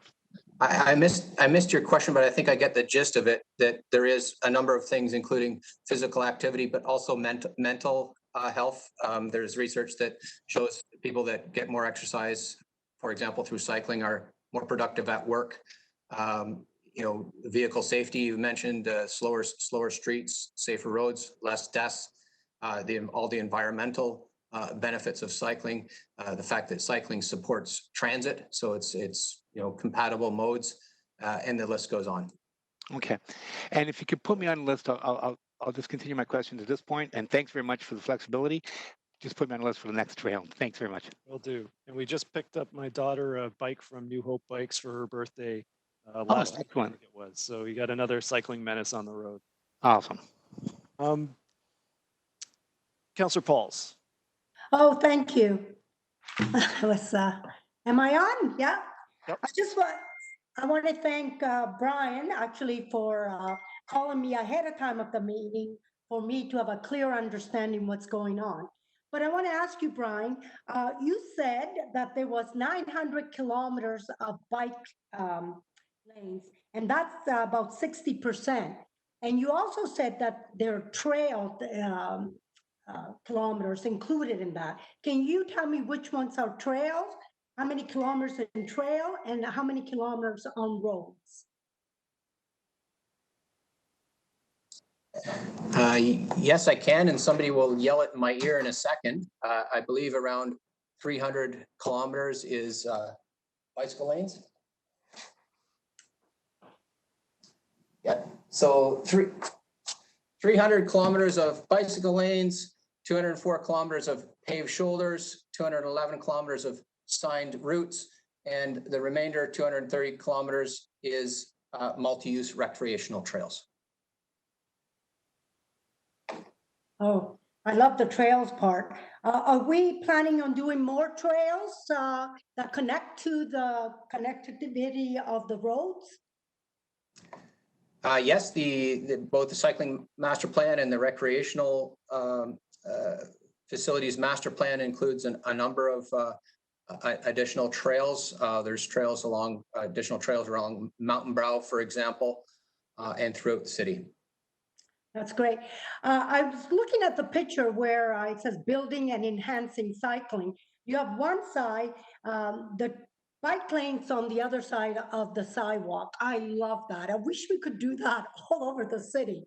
It would look so clean and nice, and it would be so nice. On the other side, you have all the safety measures with, I guess, and with dividers there. If you look at it, so my preference would be the other side, but I understand we don't have wide roads downtown.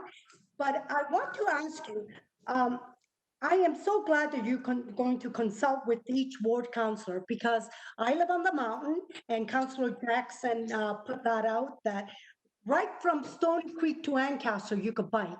And I think that's the best place to bike. There's no dividers, the roads are wide, and I really appreciate that because I use it all the time, and it's very safe because of the wideness of the road. And so I just want to make sure that when we put dividers or separation on Stone Church, that you will consult with the ward counselor, especially from Upper Wellington right to Upper Sherman. I would love, no, not, yeah, where are we? We're on Stone Church, right?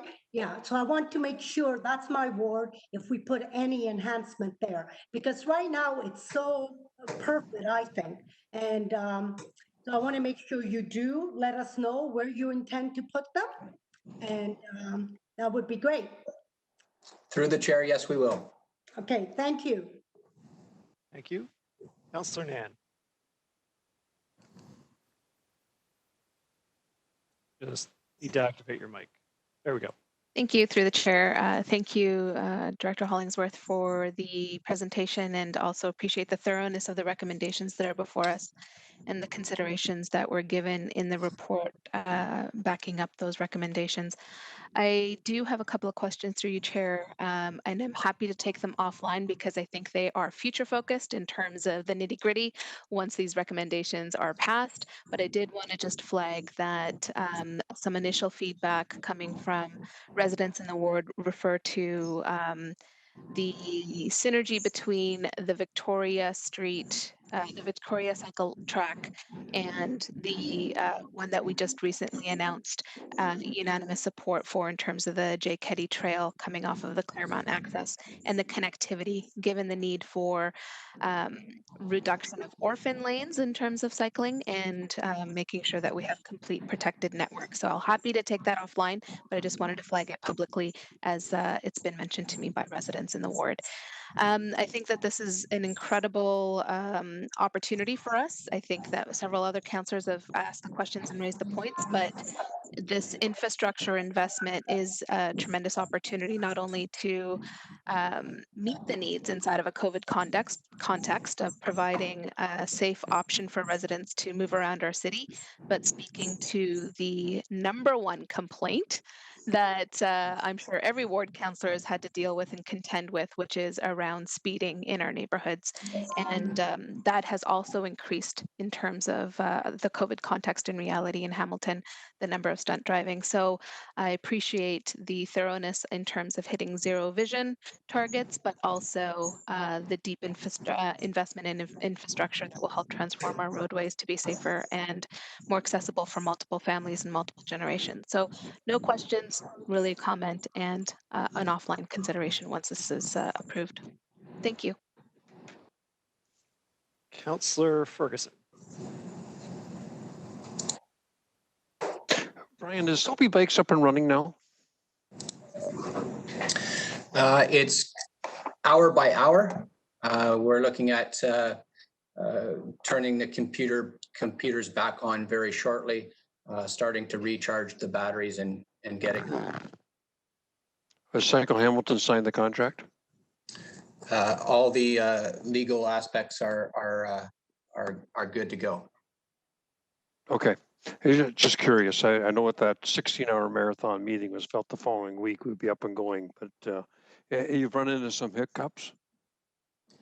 Yeah, it's really just all of the back end stuff with the computers and accounts and Moneris and all those little things that take a couple hours to fix.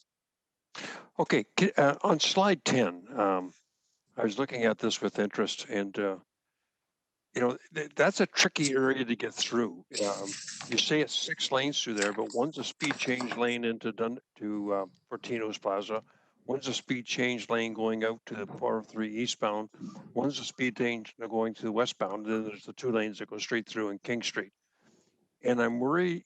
I go through that every night, and it's a tricky area to maneuver. You really got to be alert because there's people shifting and moving all over the place to go to those various exits, and you're arguing with the trucks too, who generally find difficulty in maneuvering this area because of the physical size. So it looks like you want to take down another lane on King Street. And of course, this would certainly benefit the people of Ward 1, but it's going to heavily impact the people that have to commute home every night, whether it's to Ancaster, Ward 12, or Ward 14, West Mountain, or up to Waterdown, or going to Burlington, Toronto, or off to Brantford. And I just worry it's going to make it very dangerous with all the traffic maneuvering going on. It's going to mix another bicycle lane into this and maybe put the public at risk. So my question to you is, you say this is a potential new bike lane for further study. So this is not going ahead if this report is approved today, correct? That is correct, and for all of the reasons you identified, we thought it was prudent to do a more formal design of it, look at the implications of that. But the opportunity that presents itself is King Street is 4 lanes, coming westbound from Locke Street, and then it does splay out into 5 lanes. And I don't know that there's a congestion issue, as more you say, people trying to orient themselves to get into the right lane, to get onto their proper lane to the 403. So lots of issues to look at, and we'll focus on those safety matters as well. Going straight through wouldn't be a problem, but it's maneuvering to get on the 403 eastbound, 403 westbound in particular, because you got to get right over the left side after you get by all the people that are trying to make the left turn into that Dundurn Plaza where Fortino's is.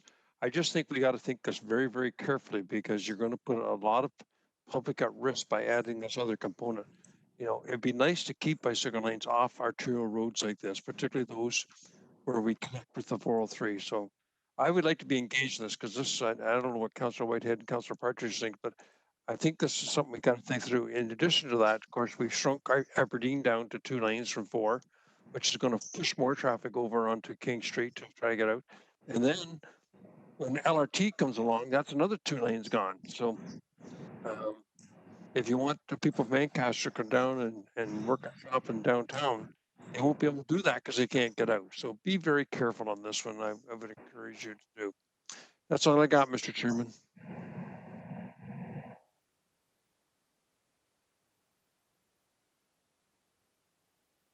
There we go. Councillor Pearson.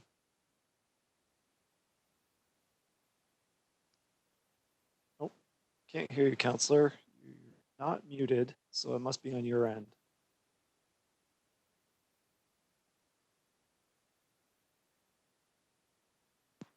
Better? Yes. Thank you. Okay, sorry, my phone must have landed on the button there.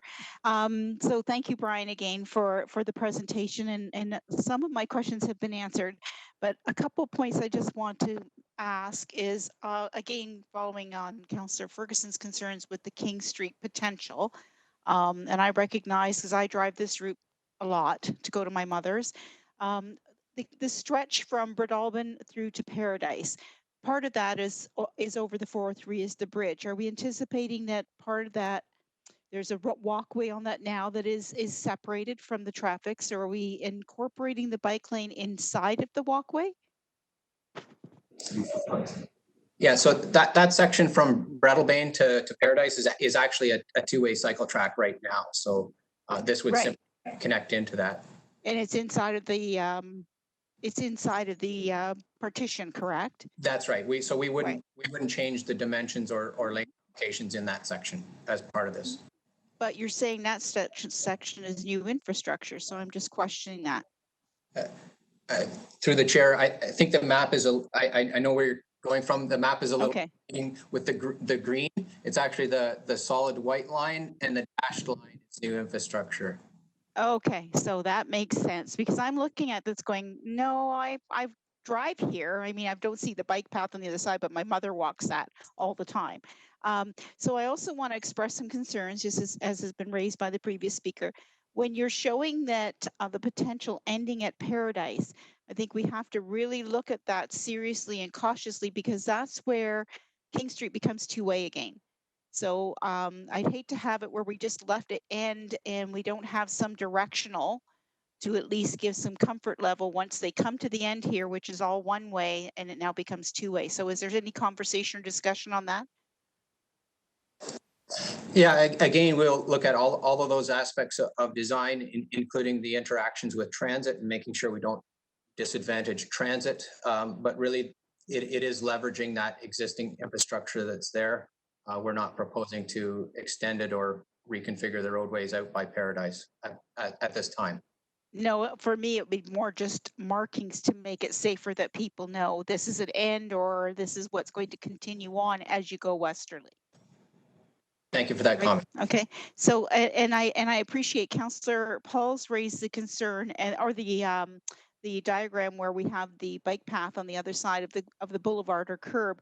And I just want to put out there that I know I've been working with Daryl Bender for a few years ago. We started working on the potential of bike paths along Highway number 8, where we have a very large boulevard, raised concrete boulevard, concrete asphalted.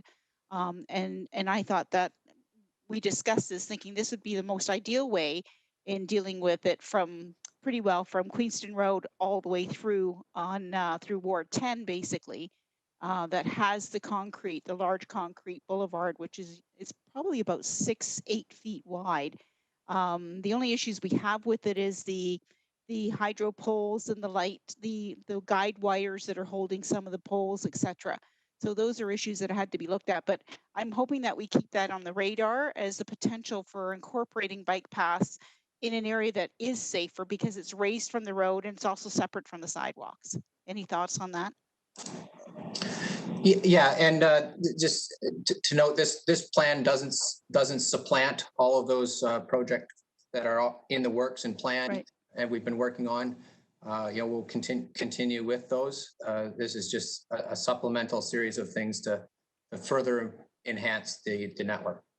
I'm absolutely thrilled, and thank you, Brian, and to all the staff in moving us forward on this service for all of our community and visitors to the city. Thank you, Mr. Chairman. Councillor Whitehead. There you go. Thank you. My first question, Brian, is I'm really confused on the context and the genesis of this report. In the development of this report, what councillors, if any, were consulted?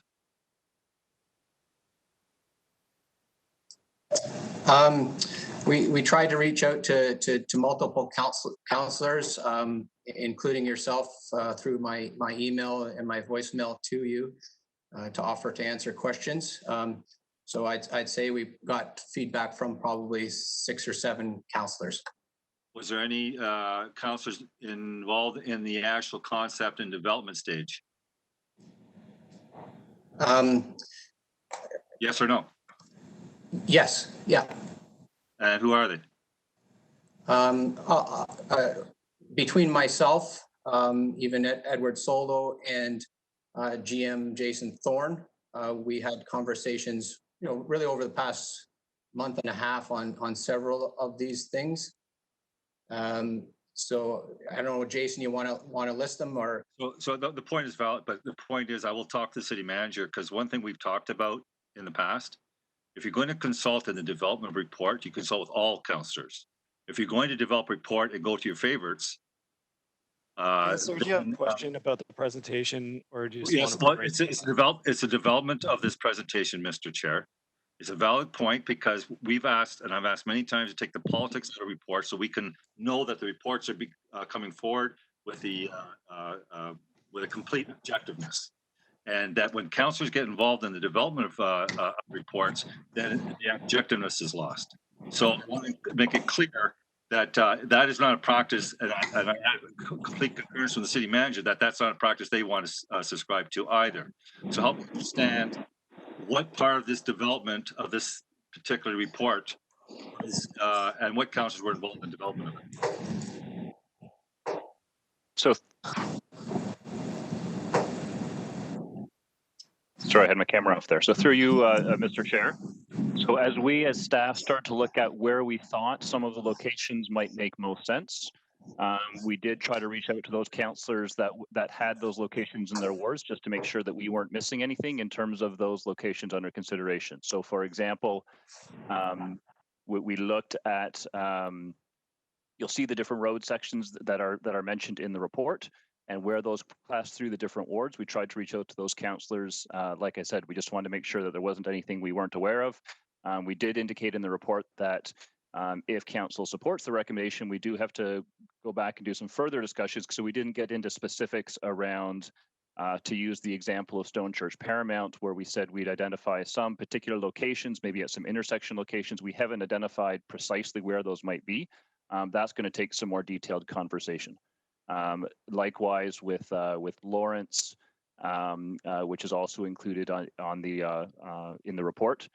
We'd want to have some more detailed conversations about if we're going to do some spot locations of some enhanced physical separations, where exactly in that corridor would those go is going to take a bit more discussion. Okay, well, I'll take this offline because I am worried about the erosion of objectivity in the context of reports coming forward. I want to see staff completely take control.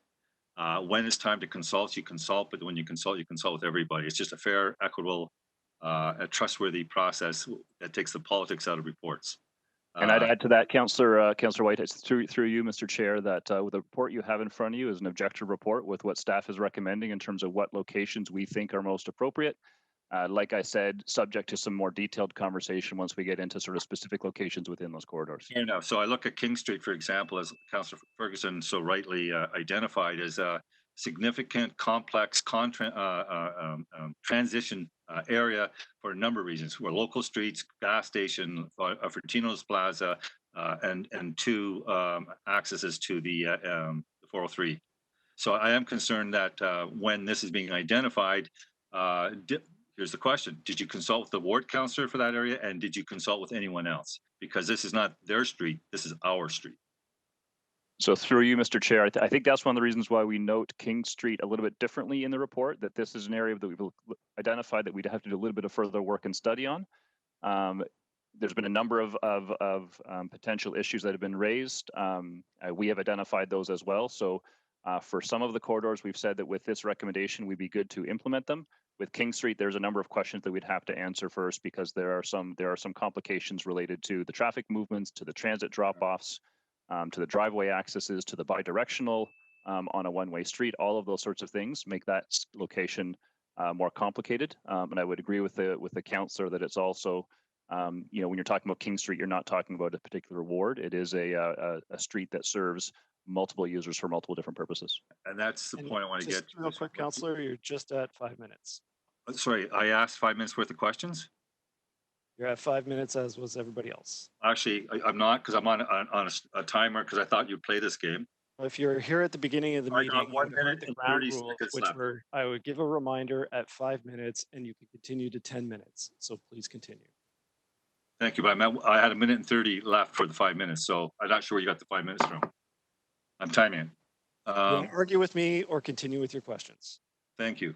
But I would just let you know, Mr. Chair, I got on stopwatch on my phone. So the question I have, this meeting, I'm being advised by clerks when 5 minutes is. Please continue. Yeah, well, then they better check when they press the button. The question I have then is, I agree, the arterial roads. So on any of the conversations developed in this report where the arterial roads are involved, did you go beyond the ward councillors for input? I think staff have already answered that question. That was in the context of King Street, Mr. Chair. So sorry, through Mr. Chair, I do think I answered that question already. Like I said, when we had started to identify which locations we thought we would be including in the report, we did do some preliminary consultation with the ward councillors that had those areas in their wards. Like I said, the purpose of that was to make sure that there wasn't something we were missing that we hadn't thought about. And we had said that, and the report says that we'd be going back to those councillors to talk about specific locations where some of the physical separations might be appropriate if council's supportive of their direction in the report. My last question is, and staff have been dragging their heels on this one for 5 years. Calgary, Edmonton, almost every city has secondary, what do you call it, guidelines for the use of roads. Secondary, what's it called? The best practices. Complete streets. Thank you. Complete streets.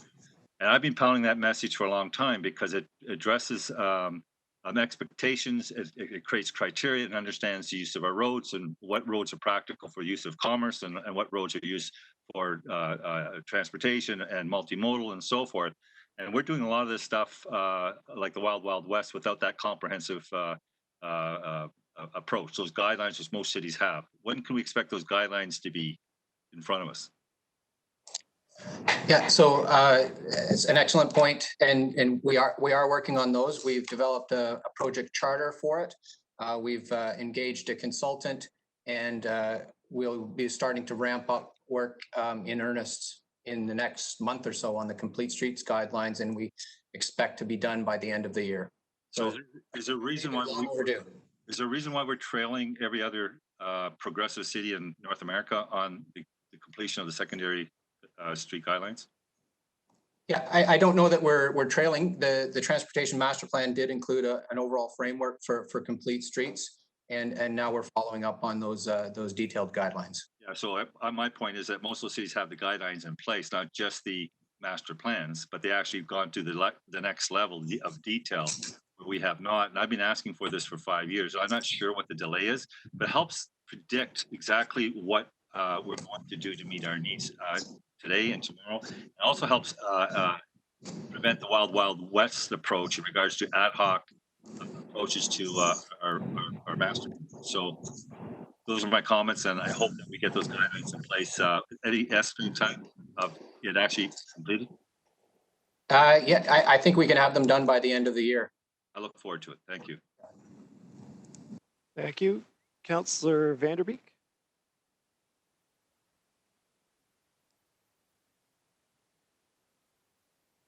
Oh, there you go. There we go. Thank you very much. Brian, a great report. Oh, wait. Councillor, you were I just have one question. Did you get the part about a great presentation? I heard great report, yes. And a great presentation. And I just have one question, and that is, through this process, will you be looking at additional areas over and above the ones that you've mentioned in this presentation? Just for my clarity, are you talking about cycling infrastructure or curbside parking or other? Through the chair. I'm looking at the installation of some cycling infrastructure. So the focus is on the projects that are identified in the report, as well as our council approved cycling master plan. We're always open to other ideas, cognizant of the fact that we are going to be stretched a little bit in terms of resources to design all these facilities, implement and construct them. So all ears on ideas. Okay, thanks. Thank you. So second time we have Councillor Farr followed by Councillor Marula. Councillor Farr.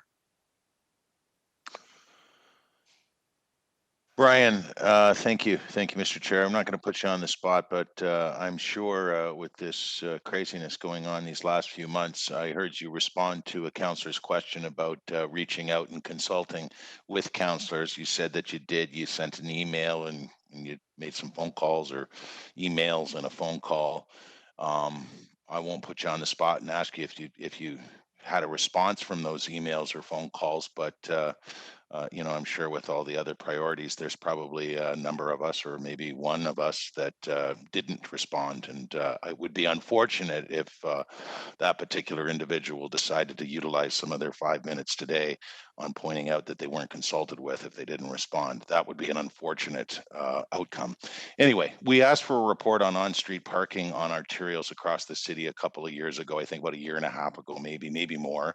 And I thought that report was imminent, and I'm wondering how that might tie in. Currently, there's no overnight parking on most. Councillor Marula brought up, I think, Kenilworth and Ottawa, where that has changed, but we were looking at that citywide, and should we not kind of look at that in conjunction with this rollout? Or where are we with that? Yeah, through the chair, I think you're probably talking about the Through Streets report. Yes. Where are we with that? Yeah, so there's also the parking master plan, which is going to be presented in an interim update in July. In terms of the Through Streets, we are still working on it. Our bylaw, needs a lot of cleanups. We're also and Edward Soldo may be able to comment on this, but we're also working closely with traffic operations and maintenance to identify those streets which don't need to be through streets for historical maintenance needs, and cleaning up the bylaw in terms of why the through street designation is there to start with in terms of the traffic regulation. So our direction is we're probably going to be separating the traffic regulations from the parking regulations, which gives us a lot more flexibility to do some of the things that you're talking about in terms of more on-street parking. That's good enough. That's good enough. On the creating space part of your report, here in the heart of the city, there's a bit of a Wild West with the Uber Eats of the world parking willy-nilly, picking up, dropping off, and I'm fine with it. I understand these are extraordinary times, but are we prepared to have some patience going forward when we identify these areas with respect to enforcement? And will we be open? I'm going to assume we are, but I'll just get it on the record to tweaking these pickup drop-off spaces along the way, particularly in the heart of the commercial district. Yes, as you know, it's in a changing environment. We currently have the 30-minute free parking in recognition of facilitating some short-term pickup and drop-off. That's had some positives and negatives. Our approach will probably be to gravitate sooner rather than later back to normal parking operations, with the exception of creating some pickup and drop-off zones. I think we've probably had, at least in parking, 5 or 6 immediate requests, and then they're also coming in through the BIAs. So our main concern is having the resources to actually put up the signs and implement it. But certainly enforcement, we've thought a lot about our enforcement practices and adjusted them to help support businesses. Good. That's great to hear. Specific to recommendation A, Roman numeral 2, Victoria Street. Real quick answer here. Isn't that along with Wellington slated for a two-way conversion at some point? Through the chair, a portion of Victoria Street is slated for two-way. I believe it's from Barton Street to Burlington Street. Oh, okay. And this is from Barton to Cannon. Fair enough. Yeah. Moving on. Back to King Street, real quick. Are you prepared to answer the inevitable question that happened for years with LRT, when some may ask, why not Main? Why King? Why not Main?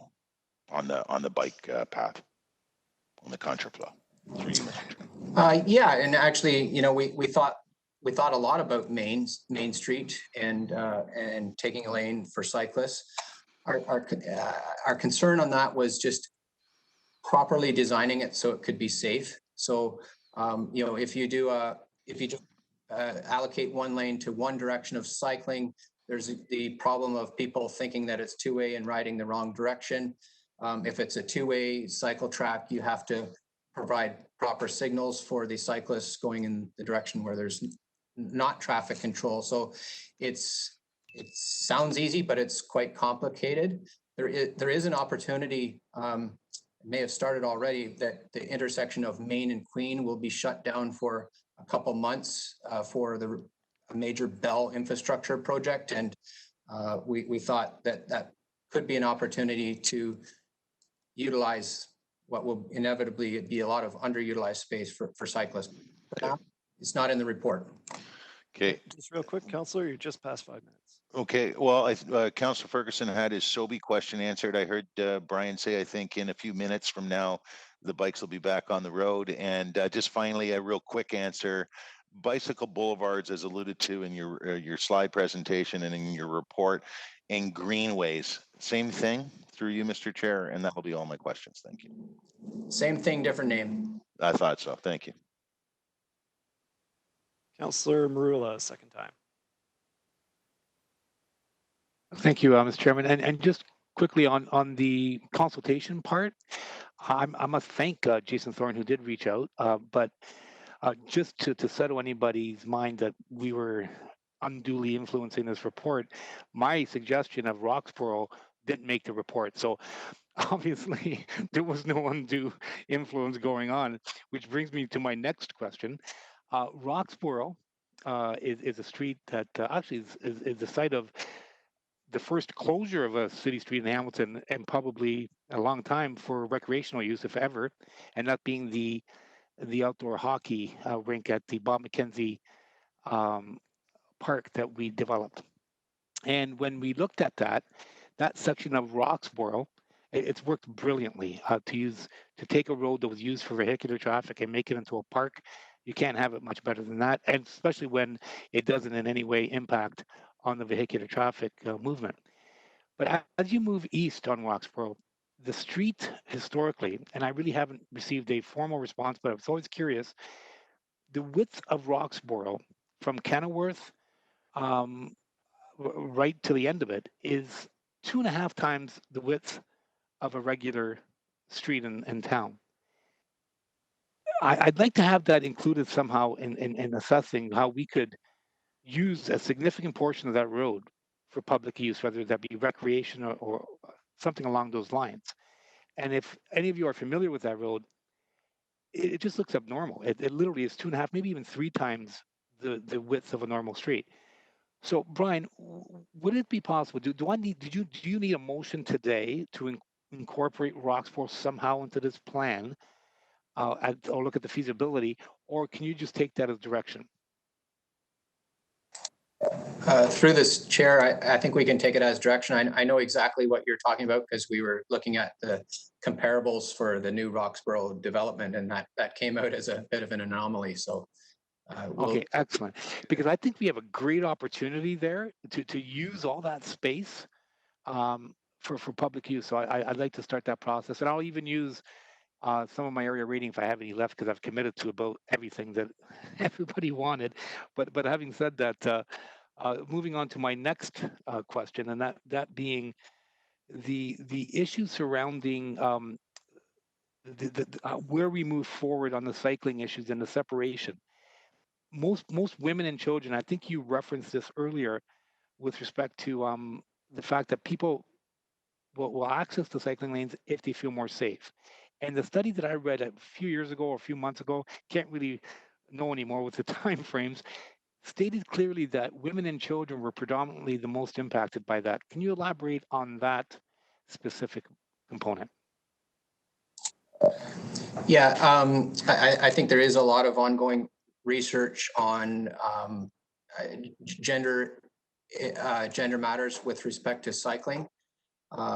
Certainly in terms of our data that we have available, we see more female cycling, and in particular SOBI, but there is still an imbalance that the male gender seems to be a little bit more fearless. And that's kind of one of the reasons why we're looking at more physical separations to make the cycling network accessible for more people.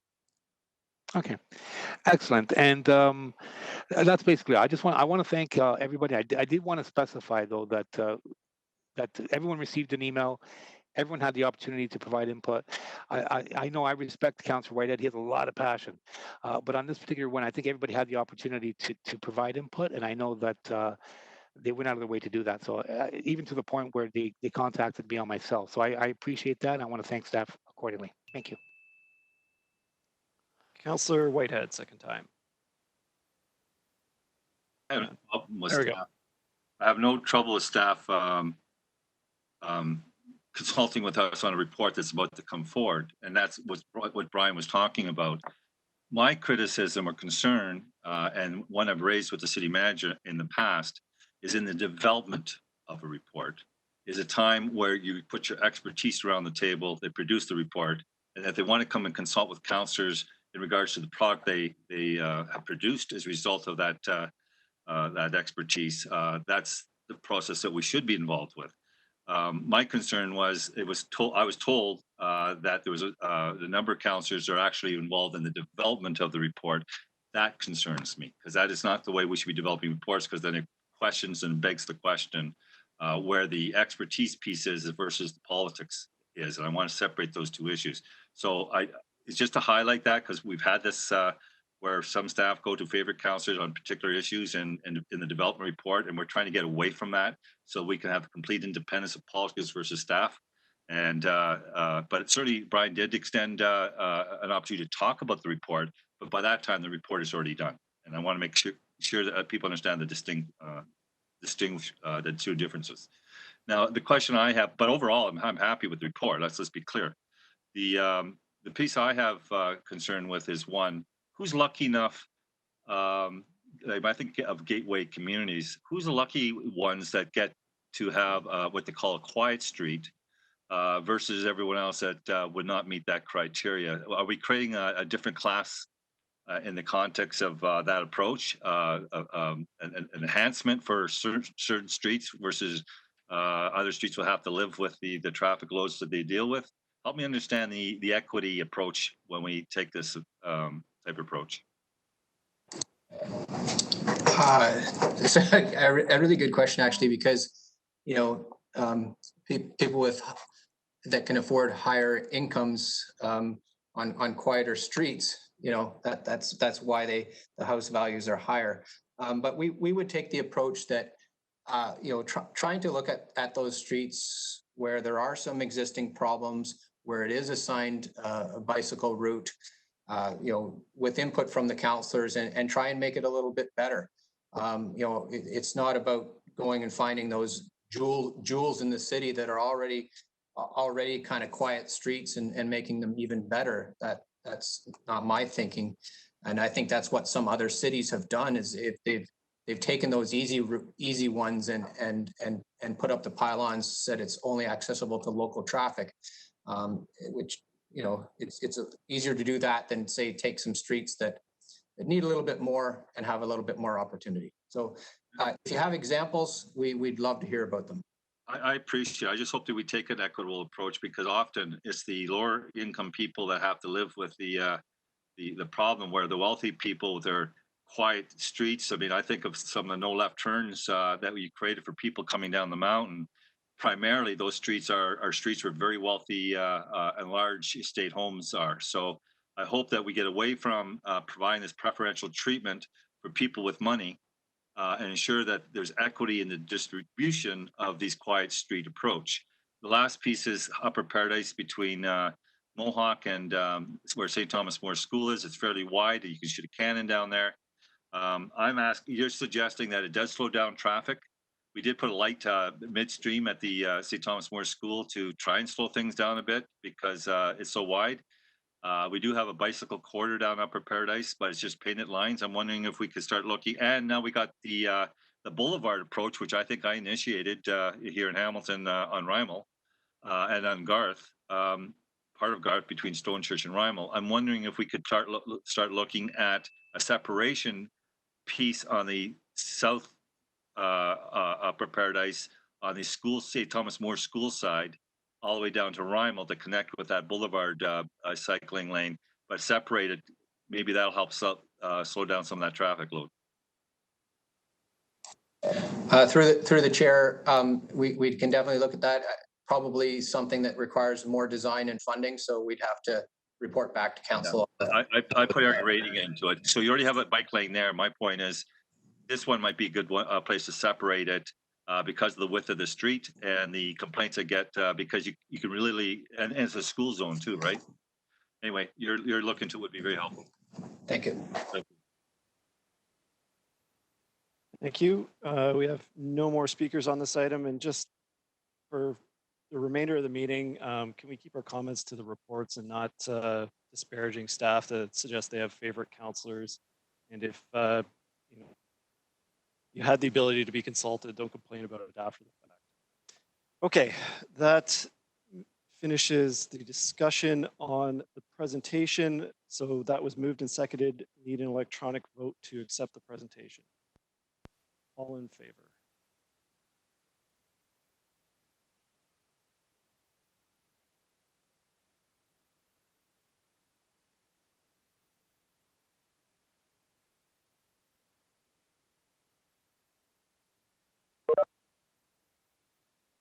Thank you. Moved by Councillor Farr, seconded by Councillor Nan. All in favor?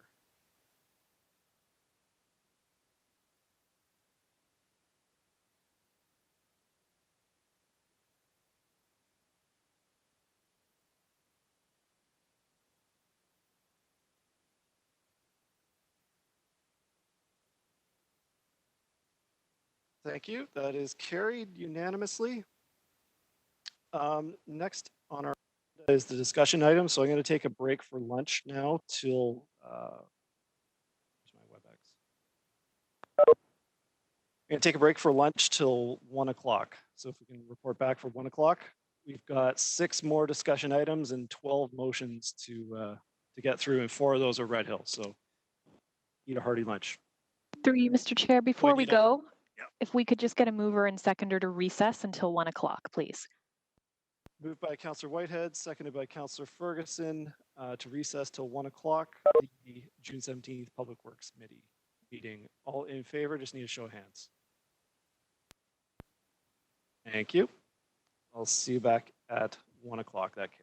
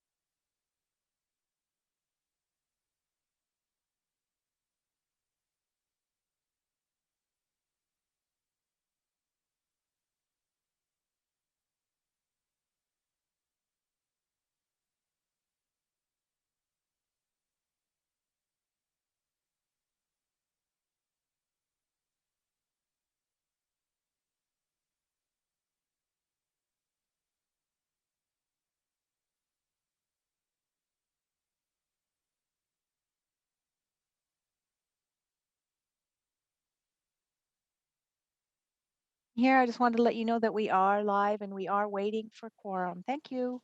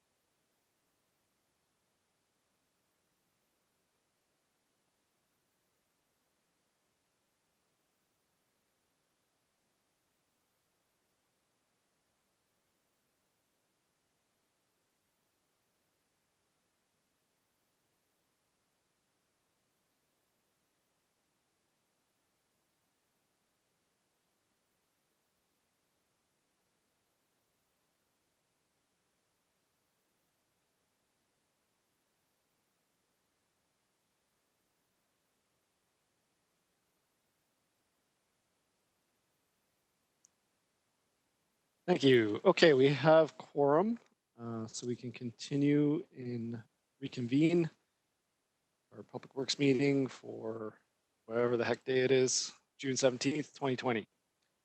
Before we get to the discussion items, General Manager McKinnon wanted to give a brief Heads up. introduction. Good afternoon, Mr. Chair. Thanks for that. Just take a quick minute to acknowledge it's nice to be back in the committee format here. We've got all the directors online, so notwithstanding the fact you've heard a couple of reports on a variety of issues, we did cluster a number of the reports in the discussion section that are relative to transportation. As you can see, some of the reports might lead to questions that relate to other reports. So that was intentional on our part, was to bring all these reports together to make most efficient use of our time together. We had hoped to be in front of you sooner than this, but I think everybody appreciates the pandemic has certainly it's dictated the timelines rather than the other way around. So unfortunately, we did have Brian Malone from SEMA on the line earlier. He wasn't able to get out of another commitment, so we no longer have him on the line, but we will do our best through staff to answer any questions that you may have about the reports that are in front of you. So that's all I wanted to say by way of a bit of an introduction, and I can hand it back to you, and we'll do our best to answer any questions you may have on the upcoming reports. Thank you, General Manager. So there is 4 reports that have to do with the Red Hill Valley Parkway. Just a reminder to committee that there is outstanding litigation surrounding the parkway and also the inquiry which is ongoing. So let's keep our questions and comments focused on what's in the reports before us today. Okay, item 8.1, the City of Hamilton Annual Collision Report and Statistics and Trends. Need a mover and seconder to put that on the floor. Moved by Councillor Ferguson, seconded by Councillor Pauls. Any discussion on this item? Seeing none, maybe I could just go to Director Soldo real quick to give us kind of an outline of what the trends are in this report, because there's a pretty significant amount of work that went into this, and it's I think there's some good news in here.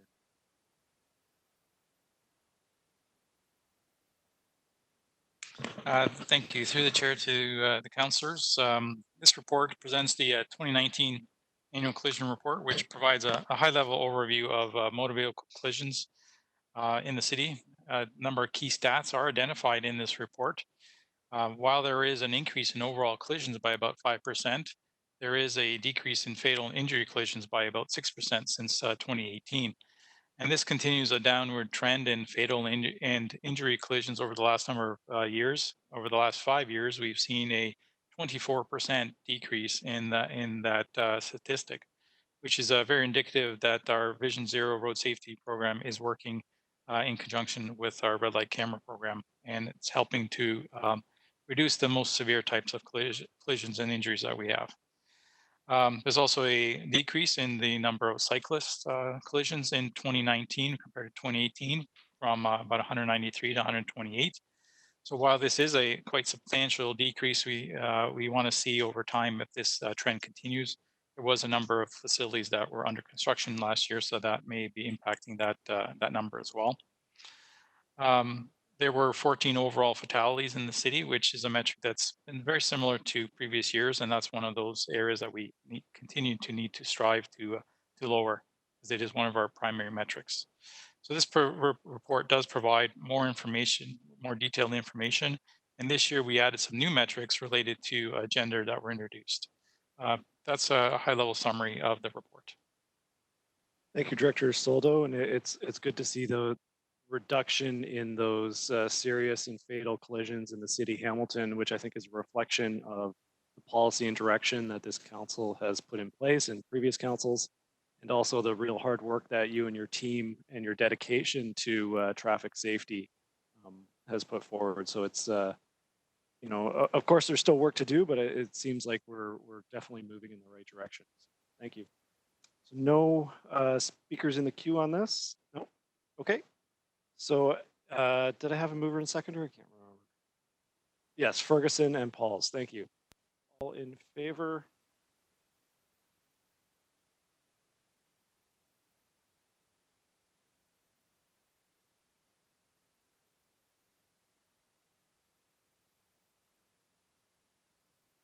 eScribe is just having a moment, so bear with us. There we go.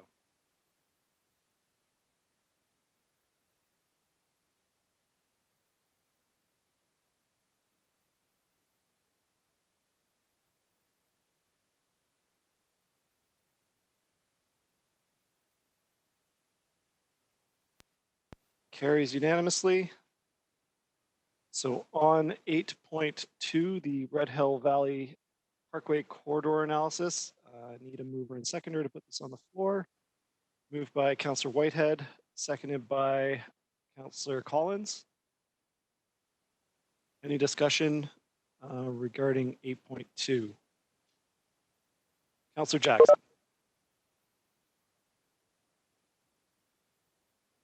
Can you hear me, Mr. Chairman? Yes, I can. Thank you. So, Mr. Chairman, to your caution earlier about 8.2 and 8.3, obviously now these are public documents.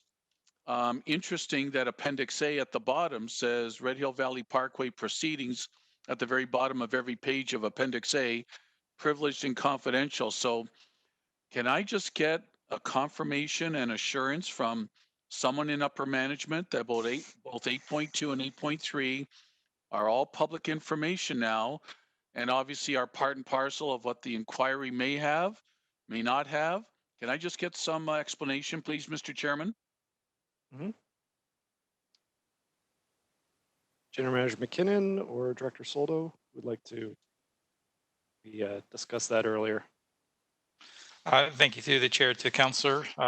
Through the formation of the report, developing the report, it was a report that was reviewed with outside legal counsel. Now that it has been presented to council, it is a public document as we move forward. Okay, so it'll be a moot point, if you will, Edward, at the bottom of all those pages of Appendix A saying it's privileged and confidential. That is now a moot point. Mr. Chairman, through you to Edward. Through the chair to the councillor, that is correct. Okay, and if either Councillor Collins or Councillor Marula are back with us as well, I would just ask for their wisdom and possible comment to this question. As you know, Mr. Chairman, we reduced the speed on most of the section of the Red Hill Valley Parkway from 90 to 80. I must say I've had some constituents wondering after we had lowered the speed, maybe it was going to be for a period of time and then would be returned so that there would be consistency from the link all the way down to Red Hill and back and forth from the QE to the 403, that it would be consistently 90. But I know why we lowered it to 80 on the Red Hill. I was supportive of that. And maybe one of my colleagues whose wards abut and border that section of the Red Hill Valley Parkway, if they're saying to me the 80 is working and it should continue indefinitely, I'm supportive of that as well, Mr. Chairman. And maybe a comment from one of my colleagues if they're prepared to, please. Councillor Collins? Thanks. I can't speak for Councillor Marula, but I know that my own constituency is very supportive of keeping the 80 in place. And as Councillor Jackson noted, there was clear justification with some of the changes we made to install it in the first place, and combined with the enhanced radar enforcement that Hamilton Police Service provided to us for almost a year and a half through that pilot program. Those two issues seem to gel very well. In fact, as has been reported a number of times, and we just wrapped up that pilot program as it relates to the results at last week's Hamilton Police Service Board meeting. It was very successful in terms of, all of the different fine structures and violations that we noticed through that pilot program. So to be very blunt and answer the question, I still support the 80. My constituents still support the 80. I think it's there for good reason, and I don't see any reason to discontinue it or revert it back to the 90. I can say that there is a desire, and I know we enhanced some traffic enforcement positions at Hamilton Police Service, but there is a desire to bring back a more full-time rather than part-time radar enforcement on that stretch of road in combination with the 80. So I hope I've appropriately answered Councillor Jackson's questions. Thank you, Councillor Collins, and I'm satisfied with that, Mr. Chairman. Thank you. Thank you. Councillor Marula. Thank you, Mr. Chairman. And just on that front as well, I think it's important to recognize that when we brought forward the motion to decrease the speed, we did so keeping in mind that there was one segment of the highway that was determined to be problematic, and there was a direct correlation between speed, the wetness of the road, and the collision. So as a result of that, we specifically targeted that area. And we all know that no one really gets ticketed if you're a kilometer, 2 kilometers, even up to 10 kilometers an hour over the speed limit. Normally, they'll give you some leeway. So it's important to recognize, not to dissimilar to what happened on Kenilworth, and I even said it publicly, if someone could produce to me a ticket where they received a ticket for going 45 kilometers an hour or even 50%, that I would pay for it myself. You won't find that. And that's the reality of the issue. So even though it reads 80, you got that leeway. It's not the 80 that's the problem, it's the 100 and 110, 120 that ultimately people take the I guess the opportunity to speed. So if they're going 90, the probability is they're not going to be ticketed. I've never heard of anyone get ticketed for 10 kilometers over. Having said that, I think it's important that we recognize that since we took the steps that we took, things have improved dramatically, and we need to communicate that people need to not only obey the speed limit, but actually respect it. Thank you. Thanks, Councillor Marula. Thanks, Mr. Chairman. I'm satisfied. Thank you. No further speakers in the queue. I do have a question myself. Part of this report was an evaluation of the impacts of traffic during the construction phase. And I think before we closed down the Red Hill Parkway in each direction to accommodate this work, there is quite a bit of concern, and very rightfully so, that it'd be basically traffic Armageddon as soon as this road was closed. And through the work of our staff, and also this kind of the new technology with being able to use your smartphone and suggest a secondary route, as you're driving, we really didn't see that kind of massive traffic impact that I think we were all fearing. Not to belittle the impacts that we did see on the neighborhoods adjacent to the parkway, but just wondering if staff could elaborate a little bit on what the study found in terms of travel times and impacts in terms of the construction phasing.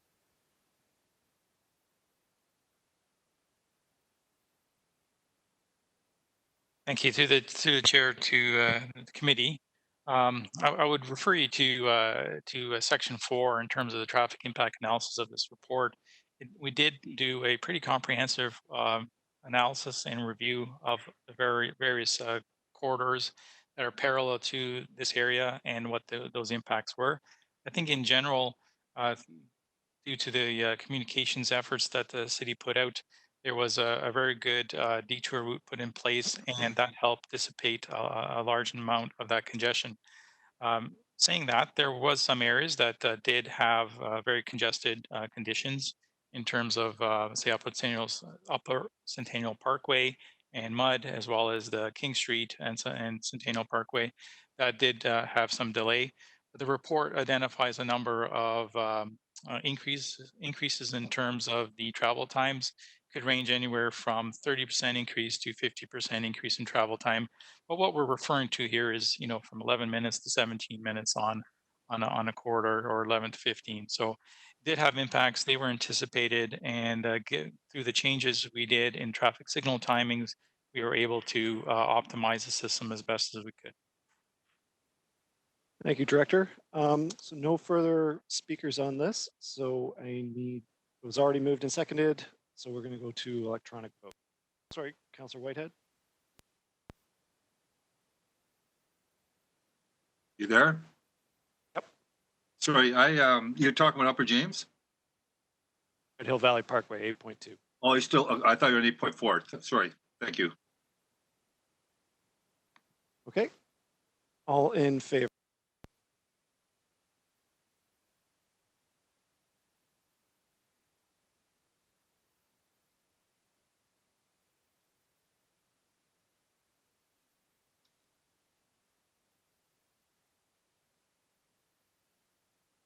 Councillor Marula?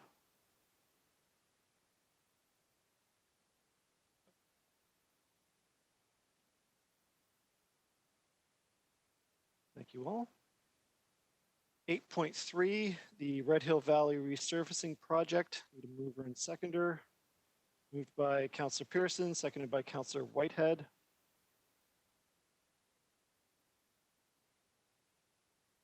Seeing none. Overall, sorry. Councillor Jackson. Mr. Chairman, thank you. Director McGuire and Director Soldo they often hear our criticisms when things are not going the way we'd like them as council on behalf of our communities. But I want to commend both of them, both on the resurfacing of the Red Hill Valley Parkway. Beautiful job carried out last year over, I believe it was about a 2-month period. Timely, but above all professional, and a beautiful repaved road. And recently, with the last 2 weekends of the closures of the link, I was looking up and down, both east and west, and beautiful improvements as well for the motoring public. I want to thank both of them. Thanks, Mr. Chairman. Work staff all around get a very big pat on the back. Congratulations for this project. It ran extremely smoothly and was very well done across the board, as well as the contractor on site and the engineering consultants and everybody involved with this job. It was very well done. Councillor Ferguson. Yeah, I too want to, I thought Councillor Jackson would pick up on this, but I want to thank them because they brought it in under budget too. This happened during the Canadian Open last year. We thought that would have a huge issue, but we seemed to get through it okay. And the combination of the speed reduction and the resurfacing of the asphalt, because asphalt does polish over time. cured, that we see a big reduction in personal collisions. So once again, congratulations to staff. Thank you. No further speakers? Okay, on 8.3 then, all in favor?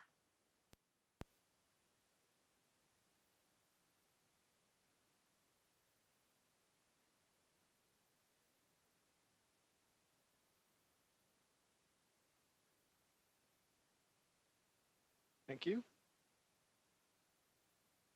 On to 8.4, making Upper James Street more pedestrian friendly. I'm just going to take a moment to introduce this. So this is the result of something that was initiated by Councillor Whitehead and Councillor Skelly in the previous term. And it was to focus on the Upper James corridor north of Fennel and look at ways to increase pedestrian safety and also the aesthetics of the public space. So this is something that I've been working on with staff for the past year and a half off and on. Our public works staff did a really good job going out to the community, consulting in the neighborhood, trying to make sure that the changes that were being proposed were supported by the community. And interestingly enough, when you go for consultation with something like this, often the reaction is that people like to, their kind of initial reaction is to keep things the same. And we had, I think it was 67% favorable result to implement the changes that are proposed here. So I think it's a really good news story for the area, the Upper James corridor. In particular, I just want to point out a few of the particular improvements that are recommended. Part of the work is to put planter boxes along the sides of Upper James there, which will serve to separate the sidewalks from the traveled portion of the roadway and also offer some much needed aesthetic improvements, which I think is a great move, very cost effective as well. Through the Ward 8 area rating funds earlier, I guess it was a couple meetings ago, we initiated some sidewalk repairs and asphalt repairs that'll also be done through the Ward 8 budget along that corridor.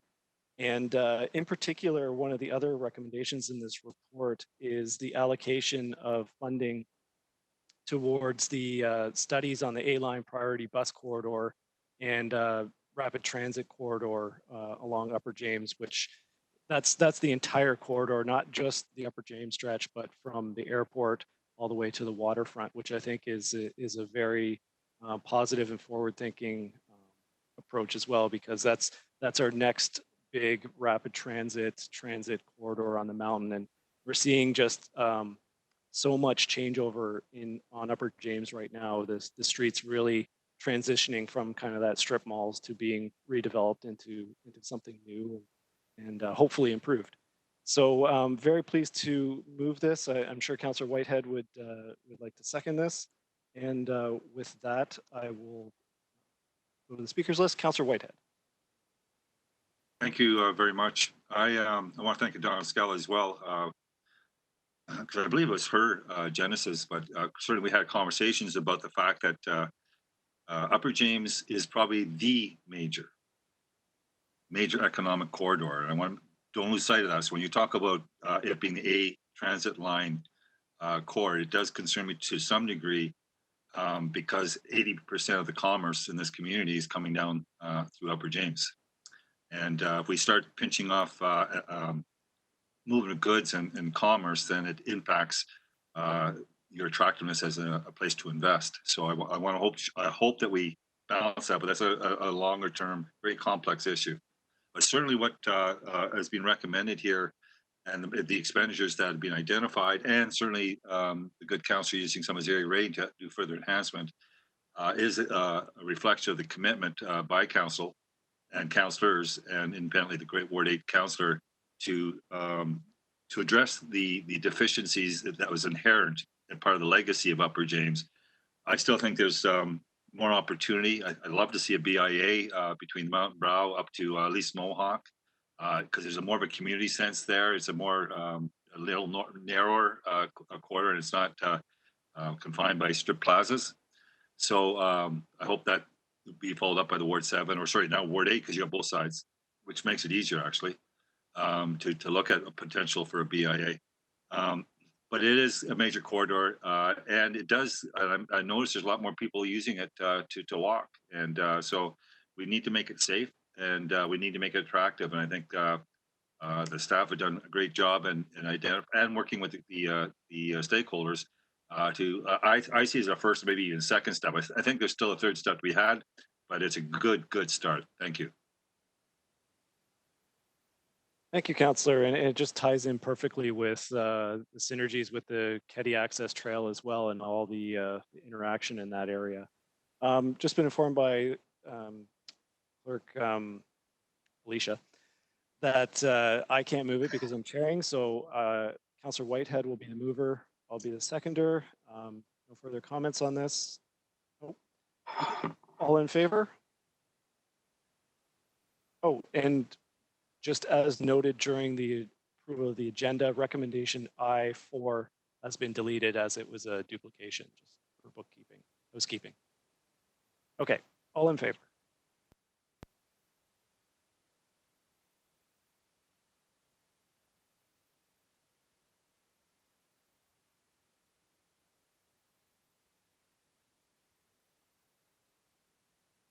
Councillor Pauls?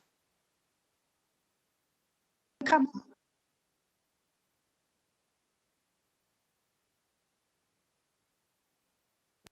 Everyone. Carries unanimously. That's awesome. Okay, 8.5, the Lincoln Alexander Parkway and Red Hill Valley Parkway Mobility Feasibility Study. Need a mover and a seconder. Moved by Councillor Whitehead, seconded by Councillor Pearson. Any discussion on 8.5? Councillor Jackson. Thanks, Mr. Chairman. This is an information report on the link and the Red Hill Valley Parkway feasibility study. And on page 2 of 5 of Director Hollingworth and Director McGuire's combined report, first main paragraph, about 5 years ago, Council of the Day directed staff to report back on total costs, feasibility to expand both the Red Hill and the link from the current 4 to 6 lanes. And we all know that council, at least of the last term, nothing has changed this term to my knowledge, that council felt, and of course the projects originally designed 30, 40 years ago were to be built with 6 lanes. However, we, those of us that were on regional government in the 90s, quick historical context, did what we could to at least get the link opened up during the time of the Ray NDP government that stalled the Red Hill Valley Parkway. Then a new government came in under Harris, restored the 50-50 funding for Red Hill, and we did what we could to at least open up 4 lanes of this major important transportation corridor. And it's done great work for my end of it from the east end, taking heavy trucks off the Kenilworth access because of this new transportation corridor that opened, provided extra business opportunities up in the Red Hill Business Park for jobs and taxes, etc. So long historical context to ask either Director McGuire or Director Hollingworth, please. The 6-lane expansion approved by previous council was contingent upon the MTO dealing with the pinch points at the 403 on the west end of the link and the QEW at the north end of the Red Hill Valley Parkway. Have they heard any word at all, any updates, status of that, as I still feel the overwhelming majority of my constituents that use the Red Hill and link have constantly clamored for, Tom, when is it going to be expanded to the 6 lanes that it was always proposed for? Mr. Chairman, through you, please. Yeah, through the chair, and then if Edward Soldo wants to add anything in terms of MTO, I'll pass it over to him. But you're absolutely correct, Councillor Jackson. In the transportation master plan, we were very deliberate in pointing out that the pinch points at the 403 and QEW needed to be addressed. We have regular meetings with the Ministry of Transportation, the Municipal Liaison Group. We haven't seen a lot of action in terms of the connection at the QEW, to my knowledge. There has been some ongoing discussions about some minor improvements at the 403, but certainly not to the extent of 403 widening. So thank you, Director. Director, without repetitively asking for updates, Is this something that we could, today's an information report I'm sure we're going to receive. Is it something we can at least keep on the OBL, or that maybe even quarterly or at least semi-annually, Mr. Chairman, through your support, Mr. Chairman, we could at least have updates if the MTO has any further updates to staff through you, Mr. Chairman, to the director? Yeah, through the chair, I think we're doing that. As mentioned, there is a municipal liaison group with MTO, which myself, Edward, and Gord sit on. We continually raise this. There's been letters submitted by the mayor on behalf of council advocating for these improvements. So we'll keep pressing. If we need council direction to do that, so be it. But it is something we're doing. I'm satisfied with that. That raises my comfort level that our staff's at the table with the MTO. Thanks, Mr. Chairman. Thank you. Any further speakers on 8.5? Seeing none. Okay, we'll move to the vote. All in favor?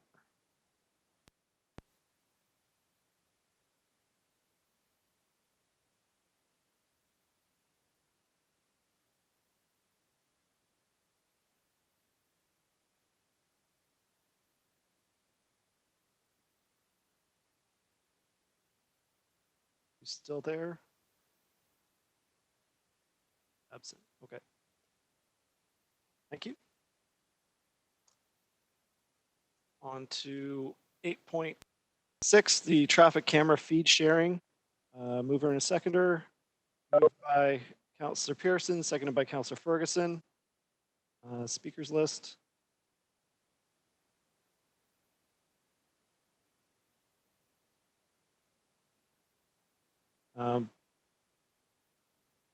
Nope, nobody on the speakers list. I have a quick question on this to staff. My understanding is this would be done complementary to, we're basically would just be providing the feed.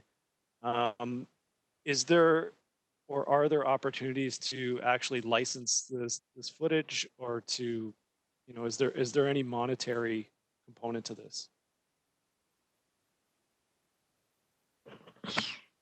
Thank you, the Chair. The intent of this report really was to provide access into our camera system at a couple locations similar to what the media outlet currently has today on the 403 and the QEW. We weren't looking at it from a monetary perspective. It's basically a portal into our camera system, and they would just utilize that video feed as information sharing for the public.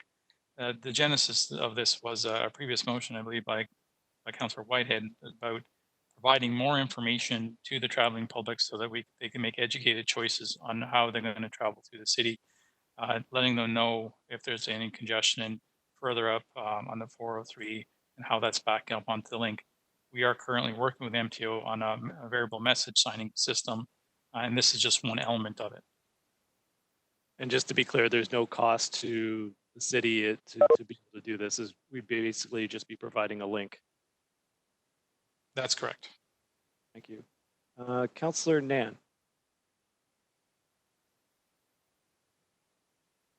Hang on. There we go. Thank you, through the chair.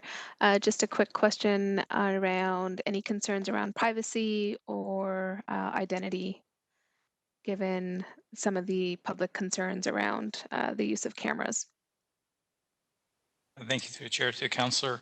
This camera will be situated at a fairly high level, and the ability to view facial recognition is very remote. It'll actually be angled in a manner as well, so that we're protecting the people in their backyards in that area as well. So we will have control of that site, and that should alleviate those concerns. Thank you. Appreciate the time. Thank you. Do I have a mover and seconder for that? Pearson and Ferguson, yes. Okay. Wait, Councillor Jackson, did you wish to speak? Nope, we're good? Okay. All in favor?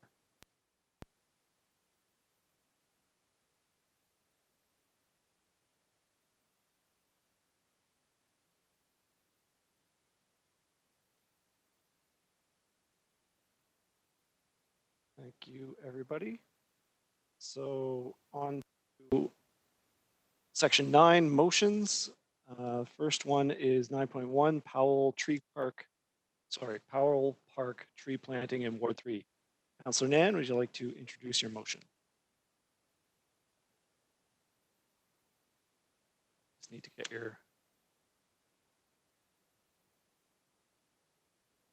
There we go. Thank you. Through the chair, just taking a second to toggle here. I am moved by myself and seconded by Ward 2 Councillor Farr. This motion is in response to work that was happening on Birch Avenue in the conversion that took place last year and will be completed, and I think in fact has been completed as of this year.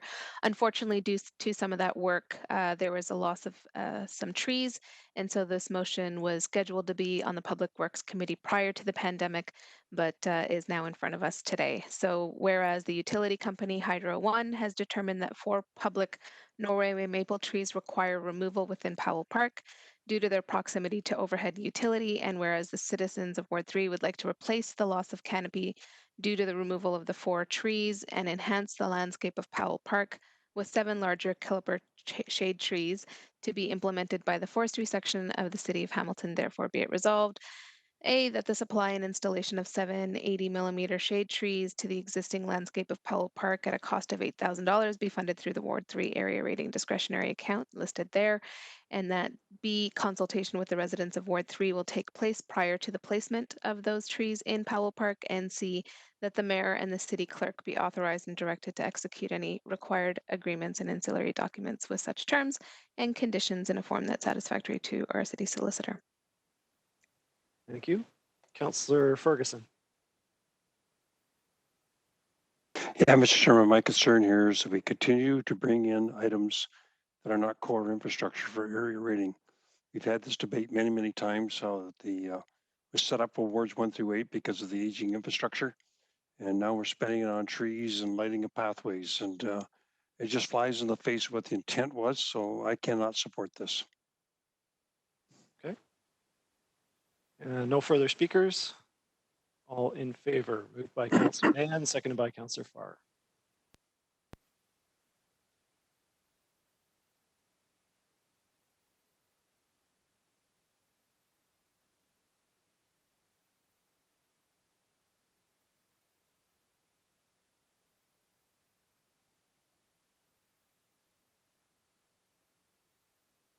That carries. Thank you.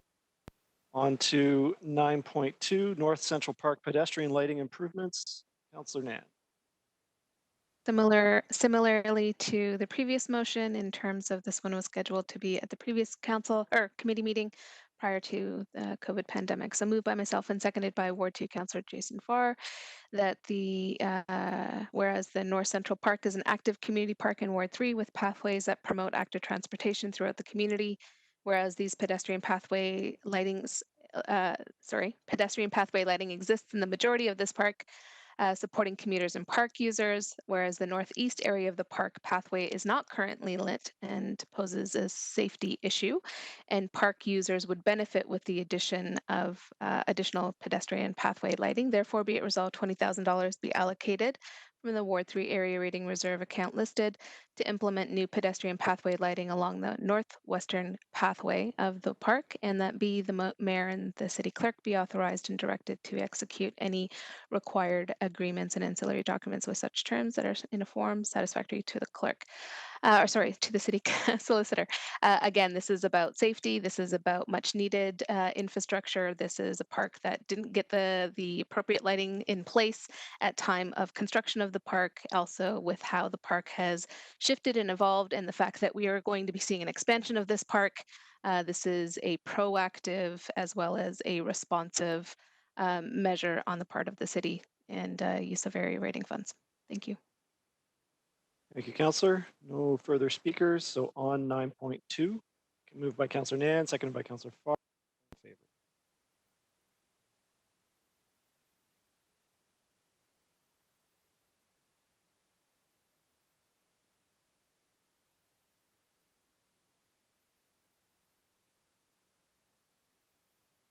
Thank you. On to 9.3, The Bartonville Cemetery fencing improvements, Councillor Marula. Thank you, Mr. Chairman. And it's moved by myself and seconded by Councillor Collins, and it's related to the Bartonville Cemetery fencing improvements.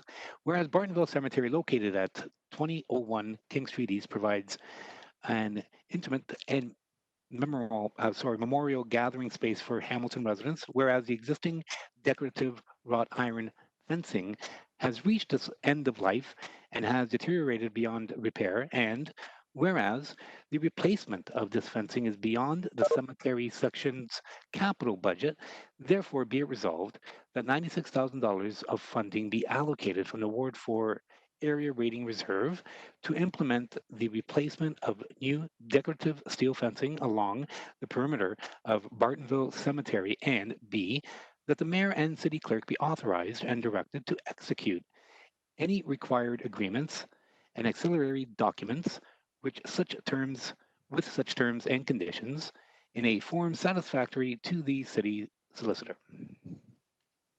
Thank you. No speakers. So on 9.3, all in favor, moved by Councillor Marula, Councillor Collins.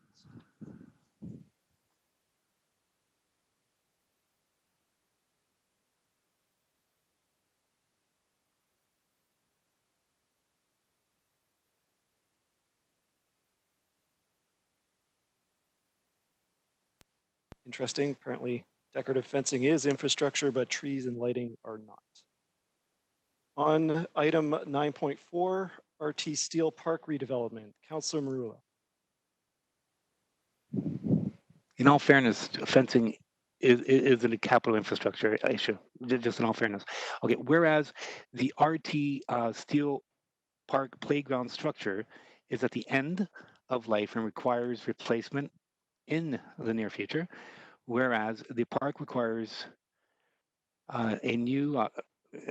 requires a review to ensure that it's meeting the needs of the neighborhood, and whereas the ward councillor has determined this park is a priority for improvement, therefore be it resolved that staff be directed to set up a new project ID for the RT Steel Park redevelopment project and fund $60,000 for design work in 2020 from the Ward 4 Capital Reserve. B, the staff be directed to include construction costs for the RT Steel Park for consideration in the 2021 capital program to be funded from the Ward 4 Capital Reserve, and C, that the mayor and city clerk be authorized and directed to execute any required agreements and auxiliary documents which such terms and conditions in a form satisfactory to the city solicitor. And just quickly on this front, I was under the impression prior to this initiative that I had replaced every park structure in Ward 4 East Hamilton over the last 5 to 6 years. I missed this one. So in reviewing the inventory, this now brings me up, I believe, to absolutely no deficit, infrastructure deficit as it pertains to playground structures in Ward 4 East Hamilton. I will confirm that with staff, because if there is one, that will be my next motion. So I appreciate your time and thanks very much. That's a great legacy for sure. Thank you. No further speakers on 9.4. All in favor. Sorry, it's moved by Councillor Marula, seconded by Councillor Collins, was it? Yeah. Okay. All in favor. Oh, sorry, Councillor Farr.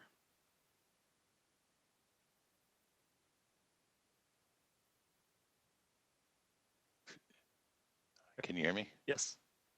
I came of age Avenue, and I'm wondering if Councillor Collins can step aside as seconder and allow me the privilege of being part of this legacy.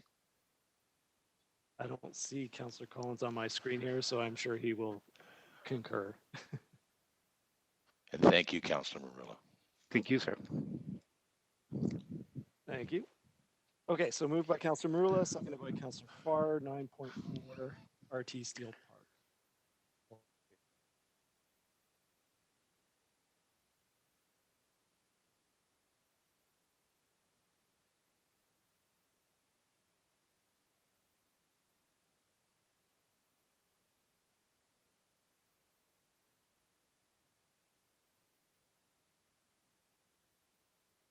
There we go. Thank you. 9.5, sidewalk repairs and rolled curb replacements in Ward 5. Councillor Collins.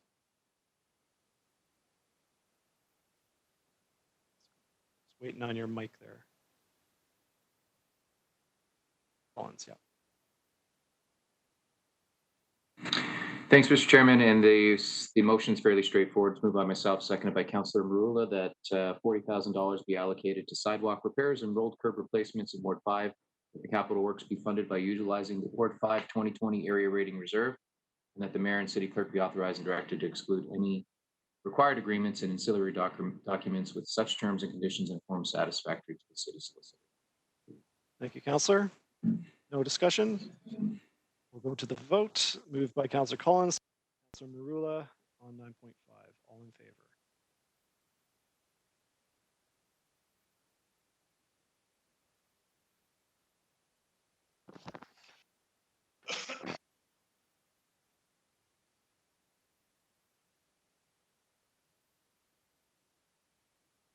Thank you. 9.6, Corktown Park basketball courts improvements. Councillor Farr. Yeah, thank you. And as per some previous speaking points, it is great to be able to get back into public works and catch up on some of these pre-COVID-19 initiated community capital works. So whereas a single existing basketball court is located at our Corktown Park, 175 Ferg, whereas the basketball court was constructed and maintained by the city of Hamilton since approximately 2000, I think it was a little before that, whereas the basketball court is beyond its life cycle and the community and park users would benefit from the replacement of this amenity to a new multi-use court standard. Therefore, be it resolved that the existing b-ball court at 175 Ferguson be replaced with a new standard multi-use court at a cost of $80,000 to be funded from the Ward 2 area rating account, and that the mayor and city clerk work with legal to make it all happen. And that is, I do not have a seconder. I'll ask Councillor Collins. Okay. No discussion? Thank you, Councillor. So moved by Councillor Farr, seconded by Councillor Collins. All in favor.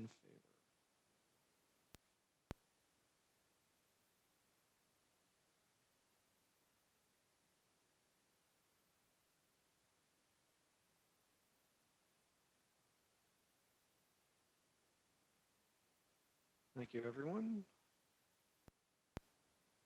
9.7, additional funding allocation to sidewalk repairs in Ward 2. Councillor Farr. Looking for 30, straightforward, looking for $30,000, Mr. Chair, to be allocated to sidewalk repairs in Ward 2 and funded through the Ward 2 area rating reserve, seconded by Councillor Marula. Thank you. So no speakers on 9.7, moved by Councillor Farr, by Councillor Marula, all in favor.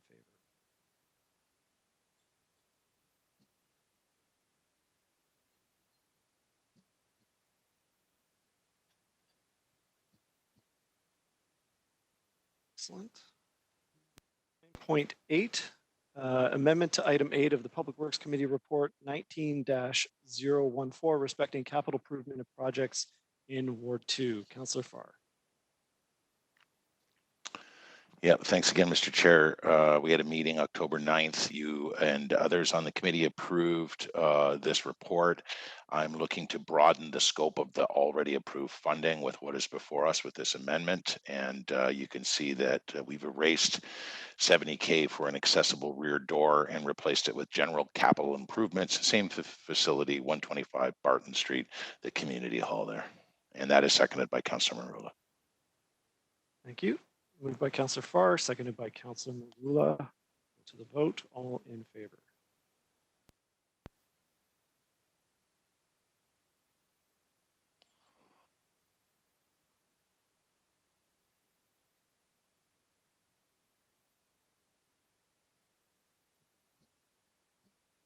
Thank you. Passes unanimously. 9.9. Yes, thank you, Mr. Chair. Sorry, we'll redo the last vote. Councillor Whitehead? Yeah, Mr. Chair, it didn't even allow me to vote. So somebody's out marking me absent when I'm not absent. So maybe that could be corrected. I believe you're away from your computer for a time, so you were marked absent, but we'll redo the vote on 9.8. I was away from the camera, not from the computer.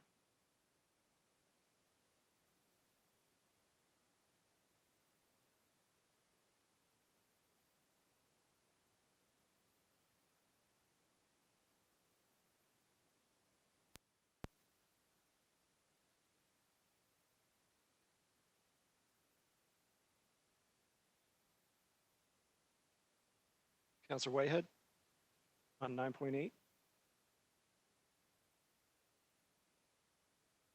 All right, that's everybody. Thank you. Okay, 9.9, back to the purchase of a complete gum removal kit and cleaner system for the downtown business improvement area. Councillor Farr. It's not just any gum removal kit. It's the Dr. 1200 gum removal kit, and it includes a steam cleaner system, cleaning kit, and accessories, all for the downtown business improvement area. Whereas the Dr. 1200 superheated steam cleaning system, manufactured by Dr. Gum Incorporated, delivers continuous dry superheated steam for over 150 degrees Celsius. That's 300 degrees Fahrenheit, killing 99.99% of all viruses and germs.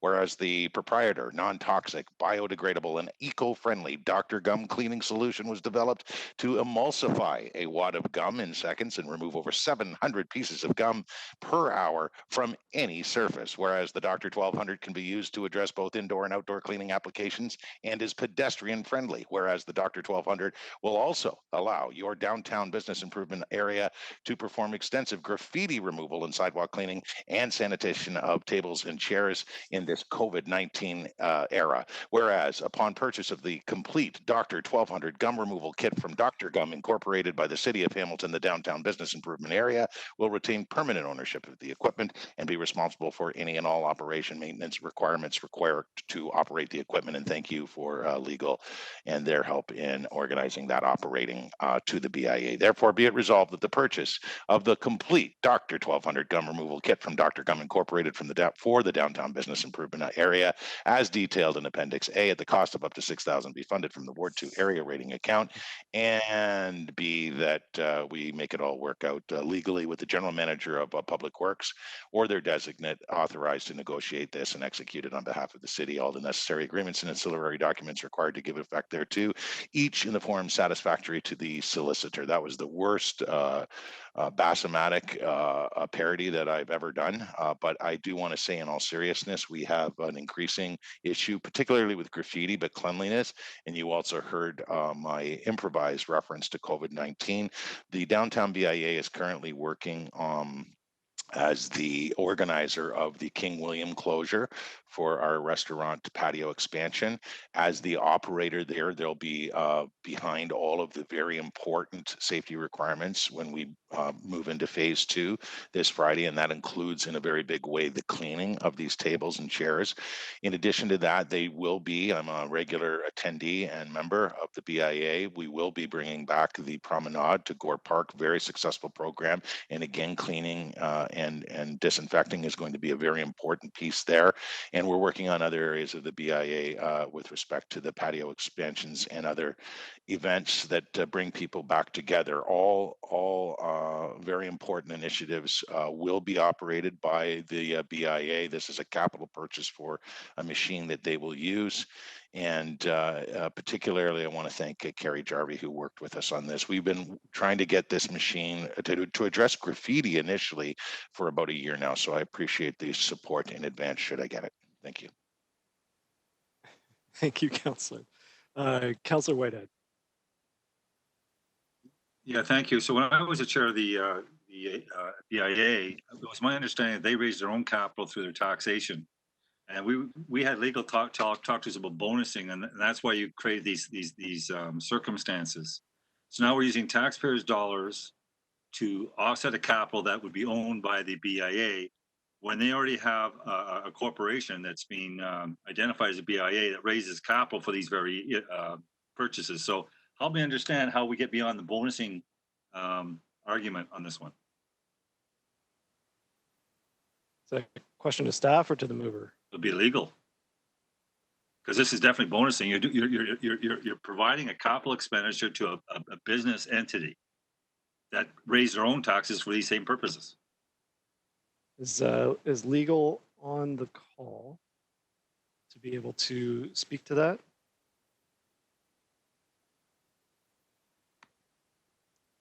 I'm not sure. Councillor Farr? I know Councillor Whitehead doesn't want to hear from me, but real quickly, if you, I don't. okay, if you want to just at least I don't want to hear from you. I want to hear from understand that it's the councillor of Ward 2 that is wanting to make a capital purchase, but understanding that Ward 2 area rating cannot be capital purchases that have existing operating costs. I stepped forward and asked our BIA to handle the operating of this Ward 2 area rating purchase because we can't have our staff operate Ward capital approvals. I thought I heard the ownership would fall under the BIA. Yeah, that was my intent because if it fell under us, we'd have operating expenses for the Dr. Gum 1200. So I want to know how that bypasses the our responsibility under the. It's a fair question. I don't know if there's legal. I don't mind your question at all. It's a fair question. I just wanted to give you some perspective from my. Well, I think it's great, but again, we keep reminded that that we created these organizations so they can raise the capital amongst themselves to deal with their issues, and then we give them parking revenue, so we give them a sizable capital accountability. So now to go back to the taxpayer trough and provide more capital for programs that they can fund within their own envelope is a bit. I'm having trouble understanding that. And the second piece is we were told the reason why you create these identities is so you can get back, so you're not getting into the bonusing situation because they're creating their own capital and we're supporting an organization as opposed to a private sector commercial operation. So now I'm not clear how this purchase from a legal point of view is perceived, because to me it sounds like bonusing. We're giving them a capital purchase paid by the taxpayer. So is there any staff on the line from purchasing or PW that would be able to address that?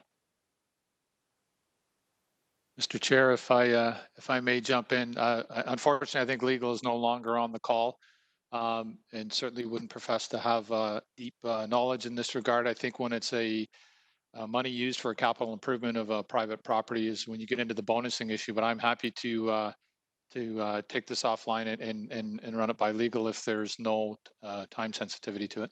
So I'm prepared to actually support today. It's got to go to council for final approval, and we can get the clarification then. Is that okay? Mr. Chair, I'm happy to follow up on that.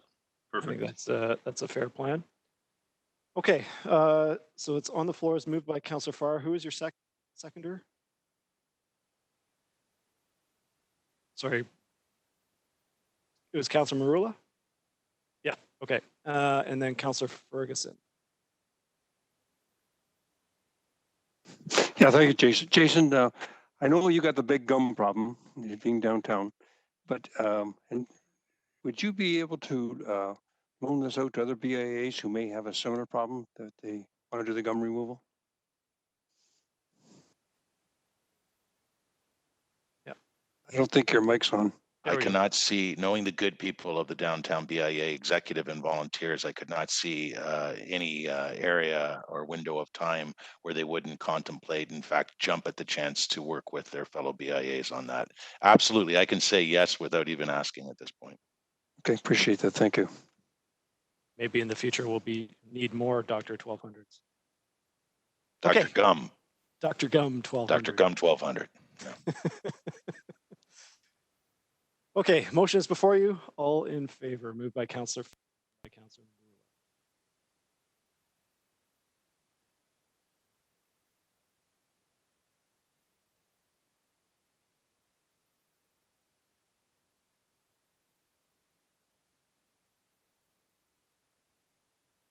Councillor Pauls.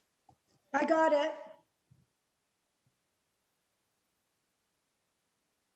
Yep. Okay. 9.10, private tree giveaway in Ward 3. Councillor Mann.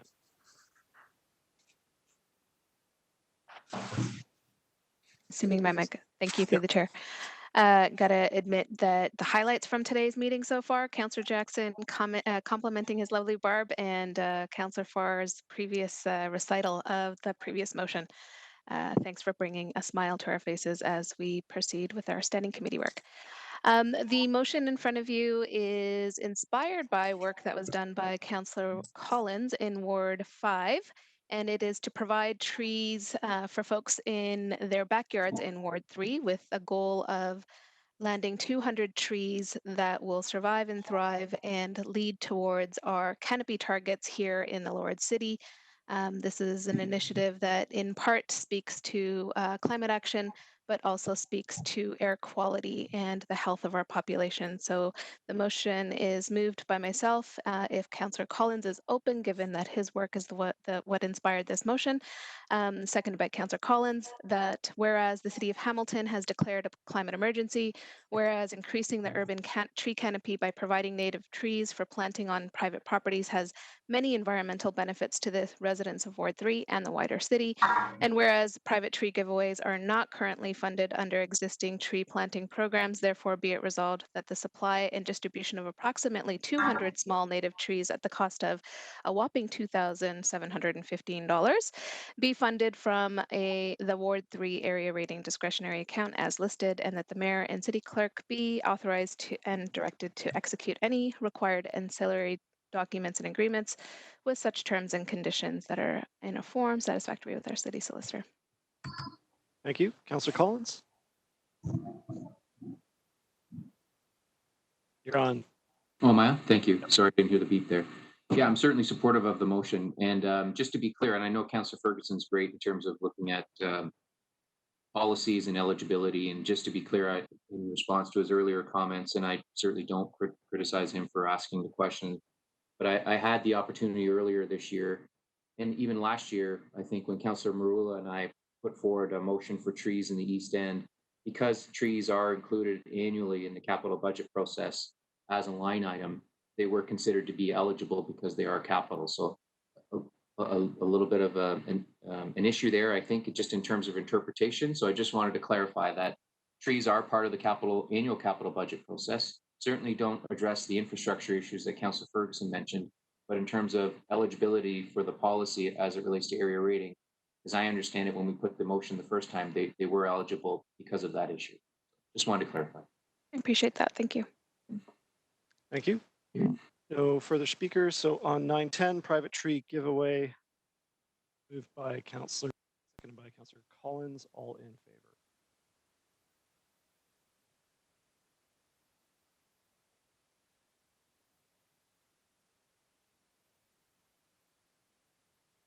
Thank you. Okay. WebEx. Yeah. On to notices of motion. So 10.1 is the central composting facility request for proposals. Councillor Pearson, I understand you'll be moving to waive the rules of order and allow this to be introduced as a motion. Yes, Mr. Chairman, and I would appreciate, I can read it off as the notice, and then if I can have support to move it up to a motion. So I'll just read it once. It's a notice of motion moved by myself, central composting facility request for proposal and option citywide, whereas the current contract for the operation and maintenance of the City of Hamilton Central Composting Facility commenced June 2006. Whereas the current operation and maintenance and contract for the central composting facility will expire December 31st, 2020. Whereas staff were authorized and directed to prepare and issue a request for proposal C11-0920 for the operation and maintenance of the central composting facility under the same terms and conditions of the current contract. Whereas staff were directed to prepare and submit an in-house bid. Whereas request for proposal C11-0920 was issued on May 25th, 2020, and is set to close July 20th, 2020. Whereas staff received a request from a proponent to include off-site third-party processing of organic material collected through the Green Bin program as an alternative proposal to the request for proposal C11-0920. And whereas a further option for the operation and maintenance of the central composting facility can be considered. However, it would be a material change to the recently issued request for proposal C11-0920. Therefore, be it resolved, the staff be directed to cancel request for proposal C110920, operation and maintenance of the central composting facility, and B, that staff modify the request for proposal C110920, operation and maintenance of the central composting facility to include the option for offsite third-party processing of organic waste collected through the green bin program while operating the central composting facility as a transfer station. C, that staff reissued the request for proposal to obtain proposals for both the operations and maintenance of the CCF and offsite third-party processing of organic material. D, that staff be still prepare and submit an in-house bid for the operation and maintenance of the CCF. And E, that staff be directed to enter into negotiations with Maple Rinders Constructors Limited for the purpose of extending current contract C11010503 for the operations and maintenance of the central composting facility for a time period of up to 6 months to allow for the reissuing of the RFP C110920. And Mr. Chairman, thank you. I think it's self-explanatory. I do appreciate if I could have a seconder to waive the notice of motion, to move it up to a motion. So it's moved by myself, seconded by Councillor Nan, to move it up to a motion. Yep. So on the Oops. on the rules of order, anybody on this?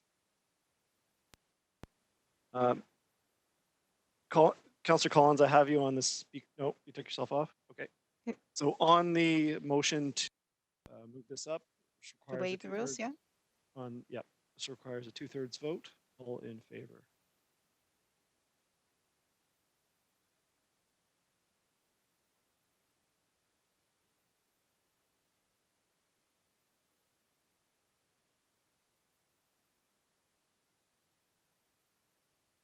Councillor Vanderbeek.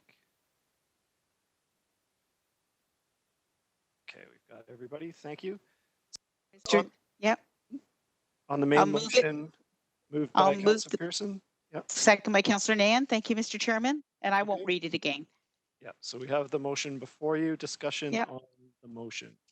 Councillor Collins. Okay. Thanks. Am I on yet?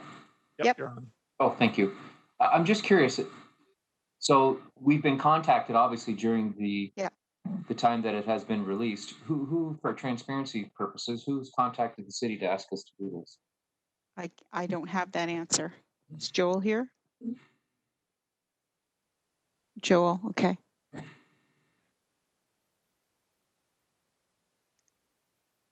Be Mr. McCormick. Joel? You're not muted on our end, so check your audio settings. Okay, I think we're good there. There we go. Yep. Yeah. Perfect. Perfect. Sorry about that. There's a lot of mute buttons on my computer here. What I don't know is I don't know what proponent asked that question. We do have a list of the proponents who provided who picked up the RFP, but staff don't know from procurement who actually asked questions. Councillor Collins? So do we know where the third-party site is located?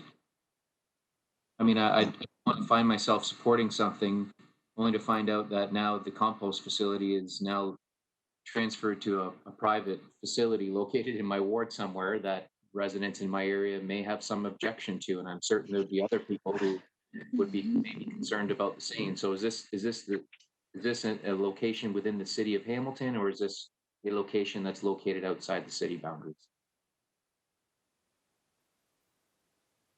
You're still, can't hear you, Joel. How's that? Yes. Oh, great. Sorry about that. Through you, Mr. Chair.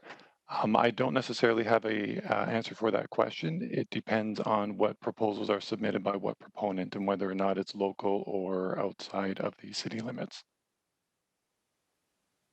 Okay, but it's safe to say that one bidder has asked that we include this as an option, which certainly opens it up to others once the specs are modified through the advertisement. But we don't know whether it's in or outside the municipality. They haven't provided any information along those lines. Through you, Mr. Chair, yes, you are correct.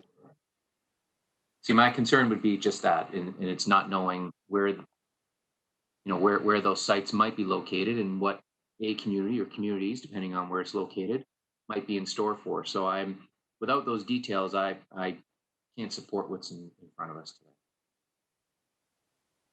Thank you, Councillor. Any further discussion on 10.1? I do have a question myself, so if I can direct that to Mr. McCormick. If the successful contractor was to take our green bin waste off-site, what then would happen to our existing central composting facility? To you, Mr. Chair. What would happen to the existing composting facility is that the facility would be turned into a transfer station. So waste collection vehicles will go to the existing central composting facility where the waste will be dropped off and then transported to the third-party processor. So processing of green bin material at the composting facility would not take place. It would just be a transfer facility. And if it was taken off-site, would it change anything that people are already used to putting into their green bins? Would it be processed? Like, I guess my concerns are that it wouldn't be a waste for energy scheme, that it would still be compost, and that people would still be able to put what they're used to putting in their green bins, that nothing would change. Yes, to you. What staff would do is create these specifications so that the offsite third-party processor would be required to meet compost quality guidelines. So that would ensure that materials not being sent off to landfill and or to incineration, but actually being composted to a usable product at the end. And as far as the resident, they wouldn't see any change to what they put in the green bin. They would see complete continuity of service. Yes, to you, the program would remain the same. And back to the central composting facility right now, I understand that there's some, we're not operating at full capacity because of the longstanding odor issues, and there's still some maintenance work that's required. So would that be part of the consideration that if this was taken off site, that work might no longer be required? To you, Mr. Chair, that is something that we would definitely consider. So right now, the central composting facility is operating at 1/3 of its capacity, so approximately 20,000 tons per year. And in order to increase that capacity, capital upgrades would be required. So staff are looking into at this moment to figure out what would be required and what those costs were, but also taking a look at possible ways of mitigating those costs and to reduce that going forward. But that would be taken into consideration as well with a third-party processing. Thank you. And I definitely share Councillor Collins' concerns of not knowing where this would be.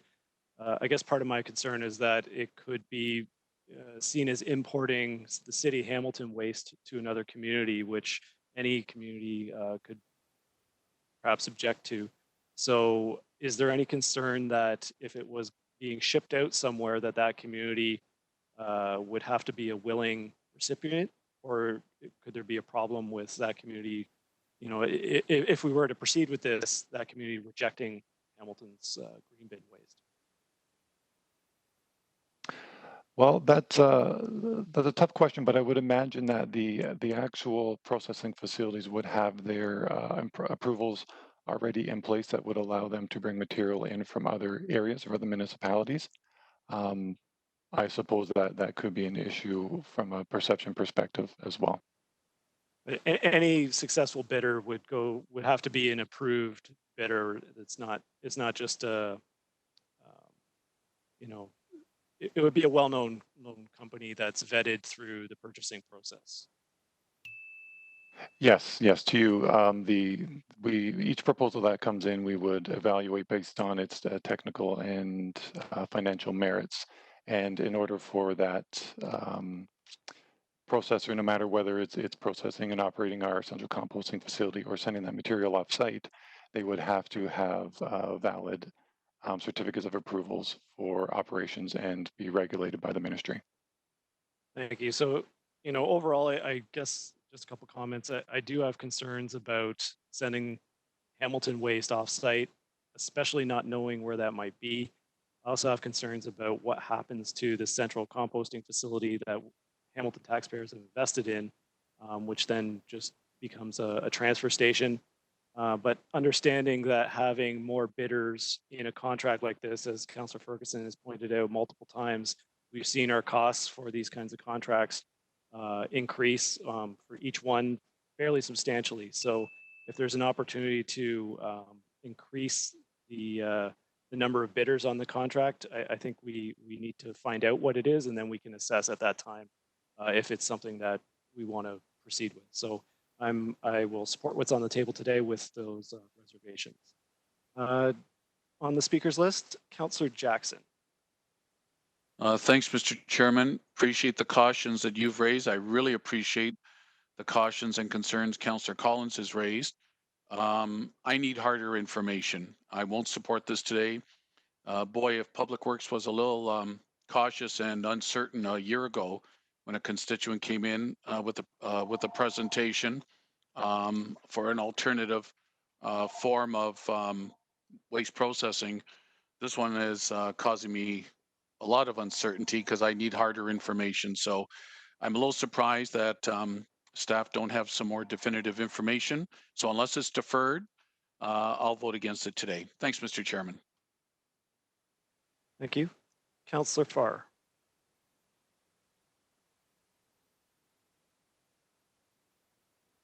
Yeah, thank you, Mr. Chair. I did actually take myself off. You had asked my question about whether we were going to continue with putting what we put in green bins now and for future, and avoid the yard wastes, because that was what raised the big stink to my recollection.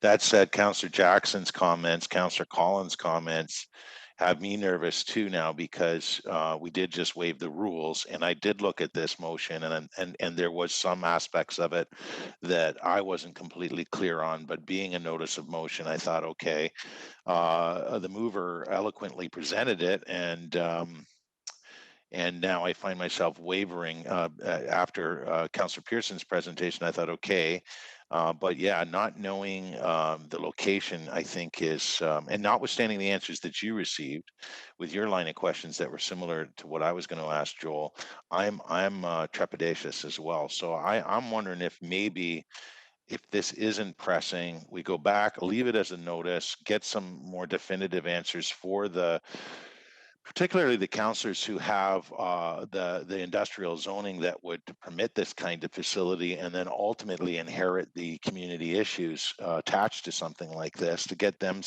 hopefully some peace of mind between now and the next few weeks. So I guess I'll ask through you to the mover, notwithstanding the fact that you just received, I'm assuming, unanimous support to waive the rules on this one. Would you contemplate, Councillor Pearson, hanging on for a few weeks?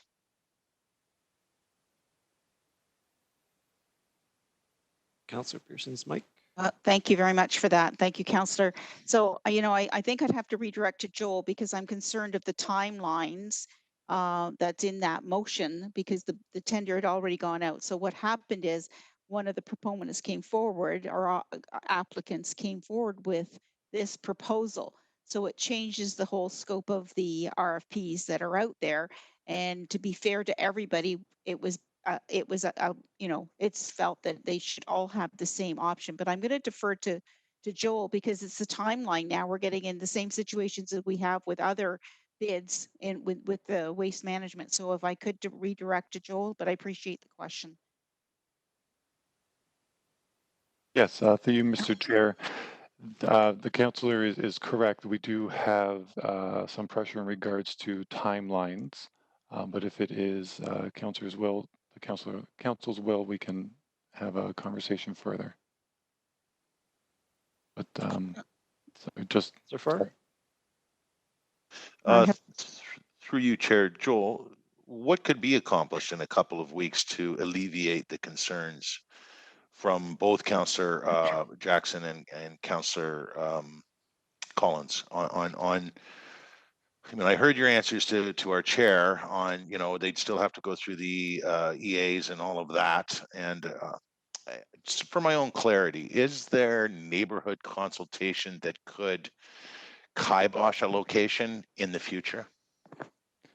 Through you, Mr. Chair, I imagine, yes, if there is a new facility that's being cited, yes. But from the timelines that we are looking for and the movement and how quickly our contract would be awarded, I think it would be more likely that a pre-existing operations from a third-party processor would be the ones providing a proposal for this RFP.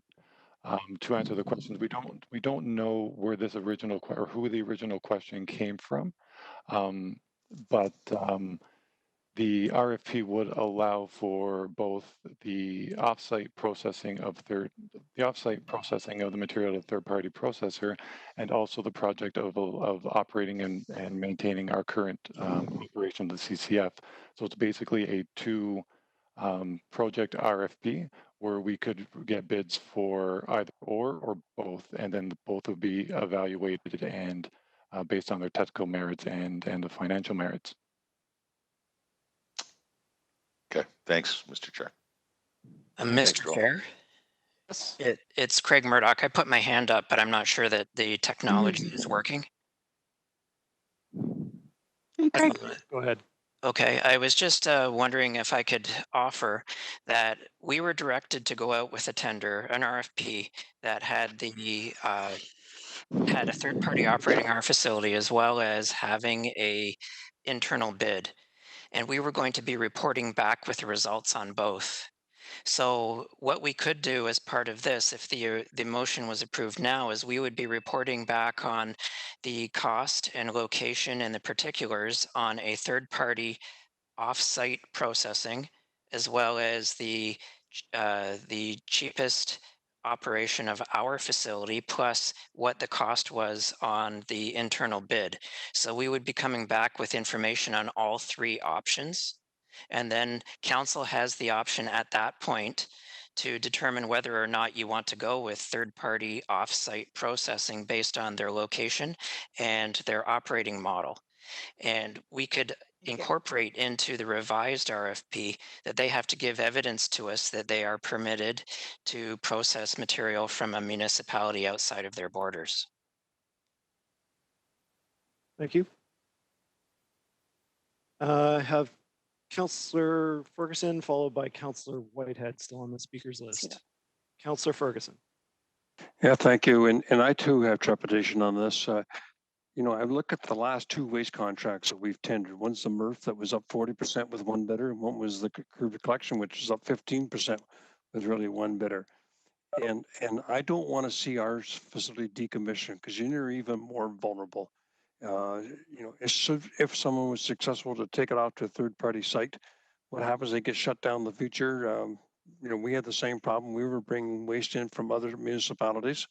And so what do we do if that situation were to come up? I'm deeply concerned about the competition in this area. I'm deeply concerned about how they're putting walls up, Chinese walls up around the facilities and making us vulnerable for huge spikes in price. When you know, it could end up in one of our wards. Don't know that, and that would be helpful to know that, but we don't know that right now. And you know, we need the ability, based on the experience we've had with the previous two waste contracts, to be able to switch this internally. If we don't have that facility anymore because it's been decommissioned, that option is out. So unless this is deferred to find out more about this waste recycling facility, I also too can't support it today. Thanks. Councillor Whitehead.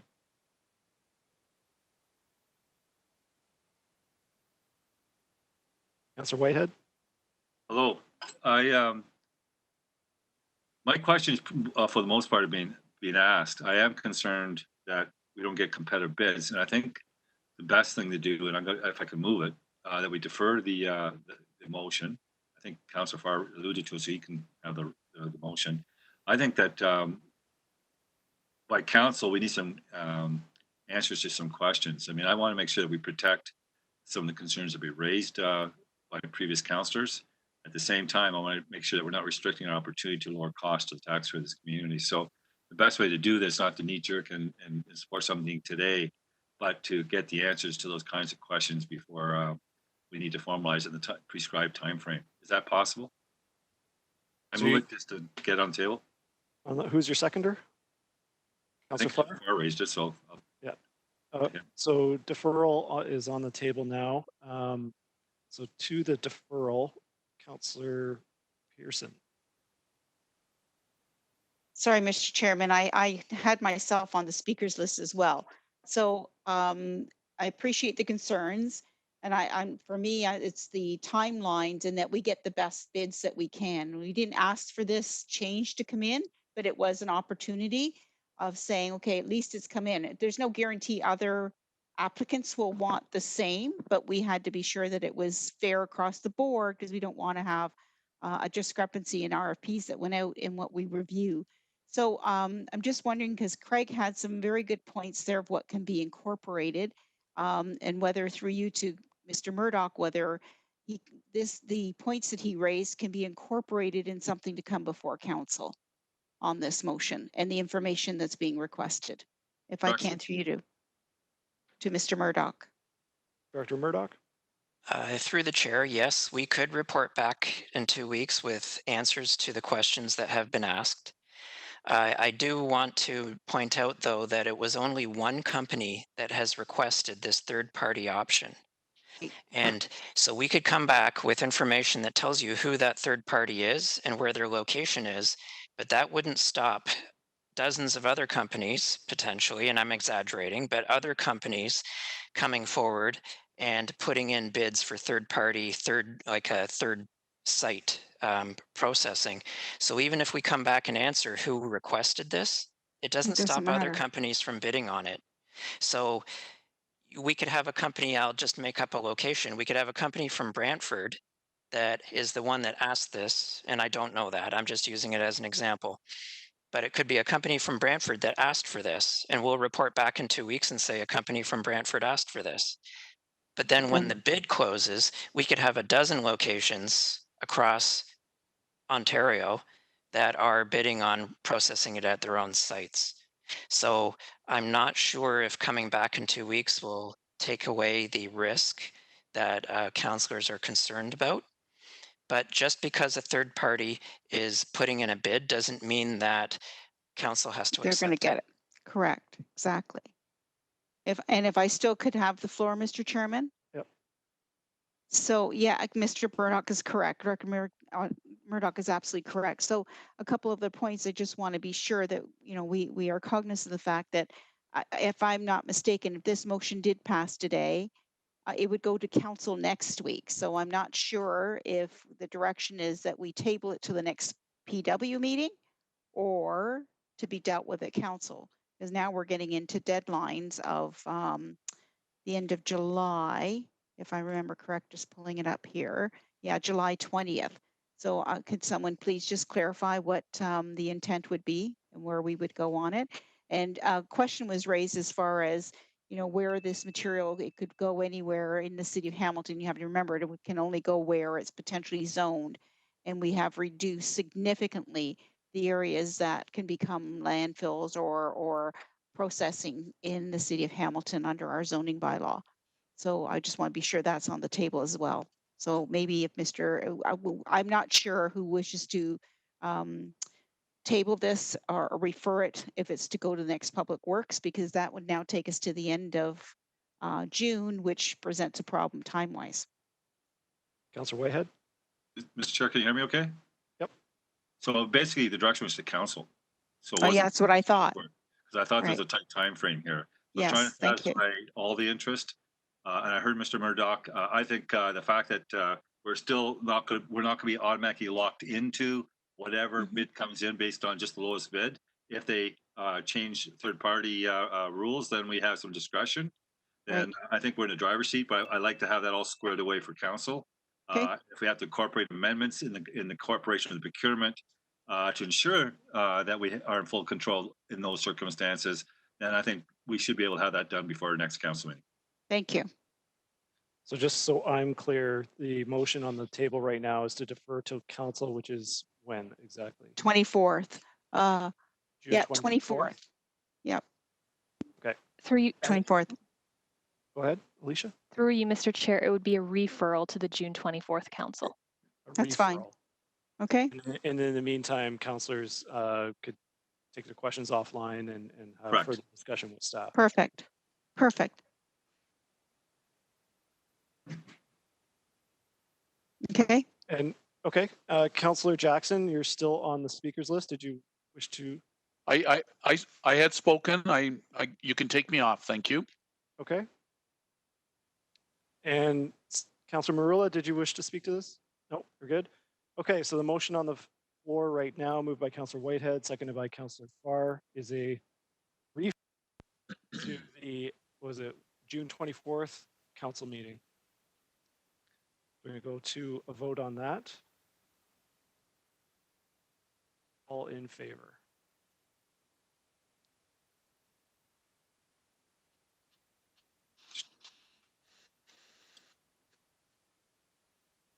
Mr. Chair. Councillor Whitehead, sorry. Well, what I've discovered, Mr. Chair, in the past is that by just supporting the motion and not the direction, something could be lost in the interpretation. You know what I mean? Because that was just probably recently that I raised the question. I'm going to have to start moving in direction in the motion. So I want to be clear that the opportunity to come back at council with answers to those concerns and questions so we can incorporate it into a final resolution. That is part of this motion. Okay. Is staff clear on what those concerns and questions are? Director Murdoch or Joel? Through the chair, we can follow up with clerks to make sure that we've captured what all the questions were. And then what I propose we do is 1 or 2 days before council, we can send it out as an information report or information update actually, so that everybody has the answers to the questions in writing before the motion comes before council. That's great. I think the point I'm making, Mr. Chair, is that before us that we're having a conversation today, that hopefully Mr. Murdoch could make a recommendation of what that amendment would be to accommodate the concerns that have been raised. Okay. Okay, so the motion is on the table. The vote is in progress. All in favor? Thank you. That carries 1.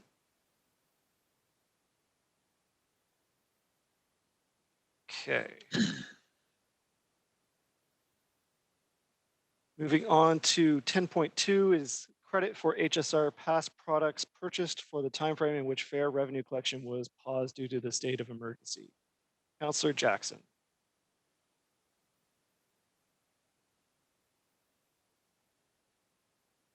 Just waiting for your mic. There we go. Thank you, Mr. Chairman. On your behalf, since you are in the chair, you had asked in courtesy if I could look after this for you, and I'm pleased to do it. It's item 10.2, members of Public Works. I wish to waive the rules of order on a notice of motion, the subject being credit for HSR past products purchased for the time frame in which fair revenue collection was paused due to the state of the emergency citywide. So my request is that the rules of order be waived to allow for the introduction of a motion respecting this subject title. Thank you, Councillor. Moved by Councillor Jackson, seconded by Councillor Farr on waiving the rules. This requires a 2/3 vote. All in favor?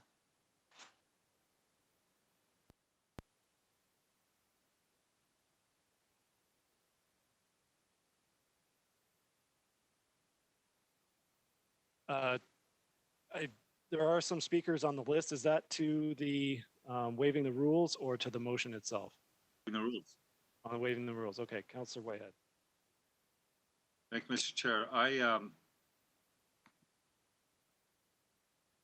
I've been getting a lot of calls about products like purchased or can't be purchased and the additional cost to taxpayers.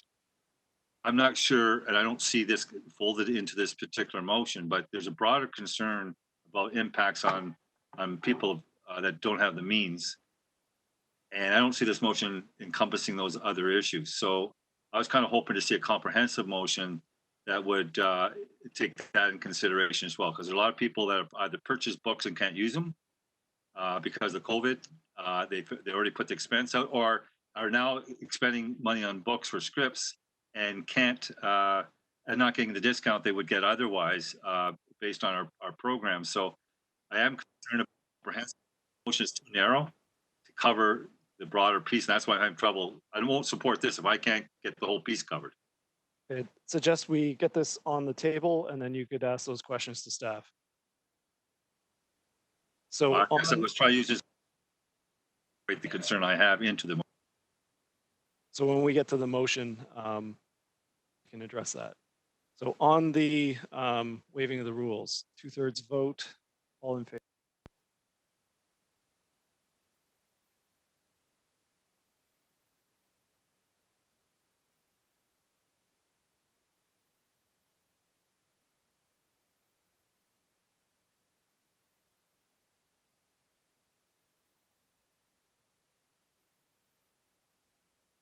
Thank you. So the motion that's on the table on the speakers list first is Councillor Farr. Just thanks. I was going to thank Councillor Jackson for catching this. Certainly, I've spoken to actually a number of seniors in Ward 2, a fistful anyway, who had this very concern. And to Councillor Whitehead's point, there are other areas, and I'm sure we're going to have to address them that speak to this sort of a credit, I guess you could call it, or retroactive sort of look at how to address the issue. But as it relates to seniors, I just wanted to, I caught that this was a Jackson motion, but I'll give you credit where credit is due as well. You picked a good mover, a very devoted a member of our council as it relates to all seniors issues. And I think I have some constituents that are going to be very, very pleased should we ratify this at council. That's all I wanted to say. Thanks. And really the kudos goes to staff. This is a staff initiative where they called us and wanted to make our HSR users whole by offering this to them.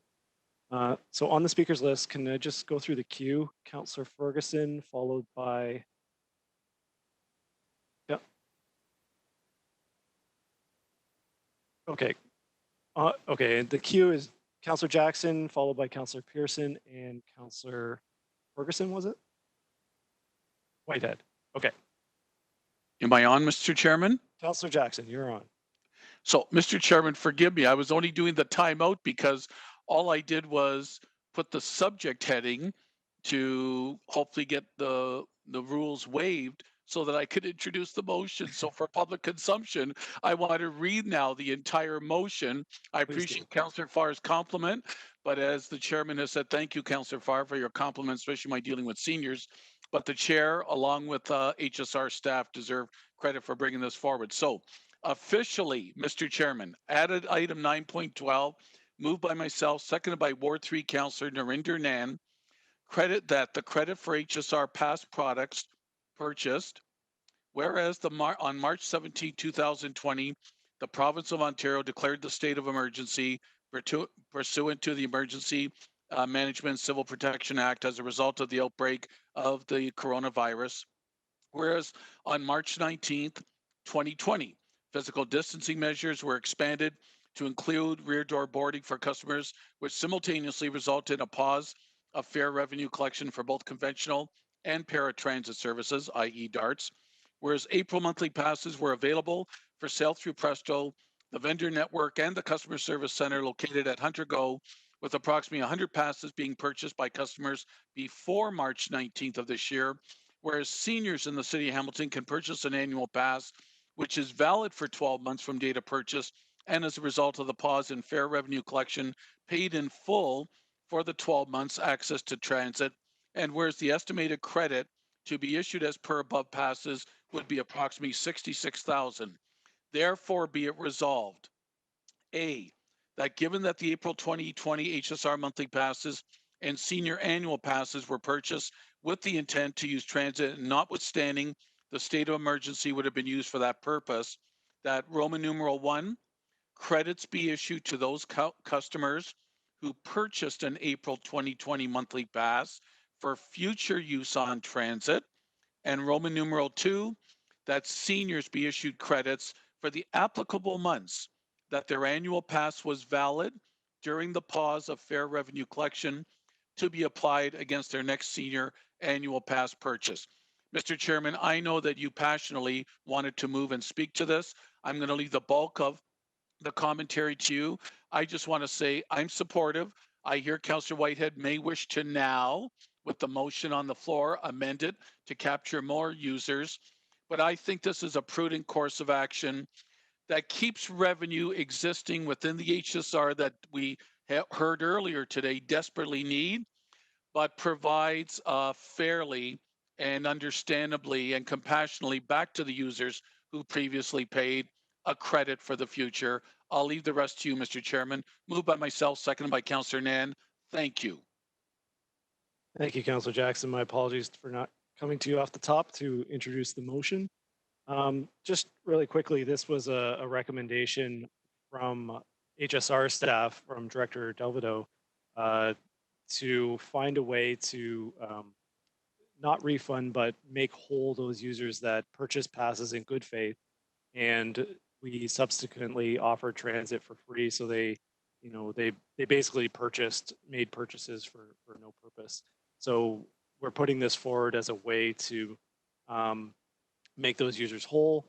And as you said, it's not a refund, it's a credit. So it'll go towards their future use of HSR transit, and it keeps the revenue, that money that's already been spent, in the HSR budget where it's badly needed. So if there are further questions, staff's on the line to be able to answer them. But as you introduce this, I think this is the fair thing to do for those users that bought passes and were intending to use the HSR in good faith. So go back to the speakers list. We have Councillor Ferguson. Yeah, just a couple of questions, Mr. Chairman. What happens with May and June? Do we not sell passes in May and June? Are you going to be back next week asking for credits for May and June also? Director Delvedo? Through the chair to the councillor, we did not sell any passes after those ones that were sold in the late March until such time as we were able to pull them out of the network. So we have not sold any passes in May and June. Okay, thank you. And definition of senior? Through the chair to the councillor, 65 and better. Okay, and over 80 already rides for free, don't they? Through the chair to the councillor, that's correct. Okay, and so there's no checks going to be written back. You're just simply going to extend the date that it'll expire then by the 1 month. Okay. Through the chair to the councillor. Or 3 months in the case of those about annual passes. Yes, it would, through the chair to the councillor, it will be dependent on when their renewal dates of the annual senior passes are. They may be entitled to 1 or up to 3 months of a credit towards their next purchase. And what about other individuals that bought passes for April? Are they being considered at all, or is it just for the over 65 group? So through the chair to the councillor, we are also including those customers that purchased an April monthly pass in our direction, in our hope to issue credits as a result of going to rear door loading. And that's included in this motion, is it? Through the chair, that's correct. Okay, that's all my questions. Thank you. Thank you. Councillor Pearson. Thank you, Mr. Chairman, and thank you, Debbie. Also, I'm just touching on, and I'm certainly supportive of this. I think it's the right way to go, and I thank staff for bringing this forward. I just want to get, if I could, Councillor Whitehead raising the concern of taxi or scripts. I think the word scripts was used, and I'm not sure if he's referring to the taxi scripts. Because I come under a different program and they don't expire that I can recall. So if we can get Debbie, to elaborate on that as well, because I don't think they're affected by a timeline for passes, etc. Could I get that confirmation? Director? Through the chair, we taxi. Oh, sorry, Nancy. That's okay. Taxi script does not expire. However, during the shutdown, our offices were not closed, and therefore they were not available for sale. And we directed and instructed all of those clients that they could, even though they were only registered for the taxi script program, they could book and ride with darts for free. In order to get to their, handle their essential trips that were required. Wonderful. So I think that covers it off. There's not a concern of any credits there. And I'm very supportive, and I want to thank staff again. Thank you. Thank you. Councillor Whitehead. Yes. Hello? Yep. Yes. So the amendment I was looking at was one dealing with darts, ATS actually. So can I ask a question before I move the amendment, because maybe we have to do this as separate to staff. My understanding is there's people that are entitled to taxi scripts. Is that correct? Hello? Nancy? I'm sorry, Councillor, through the chair, could you ask that question again? So people that take darts, they get a certain allotment of taxi scripts per month. Is that correct? Through the chair, not every customer on darts is a taxi script customer. So there are some that are one or the other, generally. So I'm focused on the ones that met the criteria and get they qualify for the taxi scripts. So they purchase a book for a discounted price per month. Is that correct? Yeah, yes, through the chair, they are, when the program is operating, they can purchase 3 books per month. And as a result of COVID, we canceled that program? Through the chair, that's correct. So now these same people with disabilities that have, in some cases, low means of finance, have to go get groceries. They're buying their taxi scripts at full cost.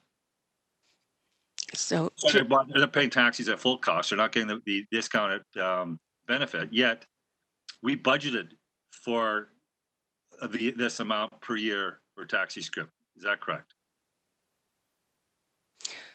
So through the chair, we because we were not, the program was not available during the time the offices were closed. All of those clients were offered DART services, which they could take for free. And to answer your second question through the chair, yes, we do have a budgeted line for taxi script. Yes. So we already have a budget for it. So there's no real savings. Well, there's a savings if we're not spending it, but we're already budgeted for a certain amount that we're not meet because we're not expending. But I guess my point is we got people that don't have the means, and darts. My understanding, there's a restriction on how many groceries you, for example, you can put on a darts vehicle. Is that correct? So if a person with disability and their wife with a blind disability wanted to take a taxi script and go to a grocery store to pick up groceries, traditionally you would use that taxi script to do that. So they would see that as an essential service, quite frankly. And now, because we ended that program, they're paying out of their own pocket 100% to be able to do that. Is that correct? Through the chair, the program, yes, was put on a pause through the pandemic, and all the clients were advised that they could book a trip for essential trips, which includes grocery shopping, through DARTS, and that service would be free to them. Is that a ride? Would that be a rideshare program on DARTS? Help me understand the differential here, because obviously with the pandemic, we're trying to keep people separated. I mean, even on the buses, we took reduced loads, rear access. So obviously taking a taxi script and having them, someone with blindness and has assistance with their wife to get groceries on a taxi is much more prudent than going on a shared ride darts program to get groceries. Is that correct? So through the chair, during this the pandemic, and it's still in place today, much like on conventional service where we restricted for physical distancing, we did the same. The same has been implemented on darts in that they will only take one client at a time in any vehicle. And then if you're doing it that way, then is the program's not being oversubscribed, creating a significant wait period for people that rely on vehicles to be able to do essential services like getting the groceries? Through the chair, again, We wouldn't have a script program if that was the case. Through the chair, much like conventional service, the demand for our DART service dropped significantly with the stay-at-home orders and all the programs closed. We generally, a lot of our clients go to community-run programs, and that's where the trips are. So once it was restricted to essential trips, we were providing about 10% of the normal volume of rides. And were all the people at Taxi Scripts notified of this? Through the chair, that is my understanding. Yeah, so I want to make it clear that I'm getting a number of calls and it's not, they were never contacted. They felt stranded, isolated. They purchased books they weren't able to use. So are they going to get reimbursed for that? So through the chair, those books didn't expire and they were usable during this period if they already had them in their possession. So they're not out of pocket? Through the chair, no, they are not. So they're only out of pocket for 100% expenditure versus the 40% discount they would have had on the Taxi Script. Well, through the chair, if they chose to pay full price for the taxi, then that again was their choice. Okay, so Mr. Chair, clearly I have to go offline with this because I think that is a human rights case, and I'll be pursuing it through human rights with the individuals that have been calling me because they shouldn't be subjected to a greater level of risk with the pandemic and be isolated and to have choices taken away for no rationale on a program that was budgeted for. I don't understand the cancellation of the independent script program, but it certainly lends itself very nicely to people that could attend essential services and not have them exposed to any more risk than they need to be. And it sounds to me that we just did the opposite. So I will be pursuing this through human rights with the many of the complainants on the script program. Thank you. Thank you. Any further speakers on this?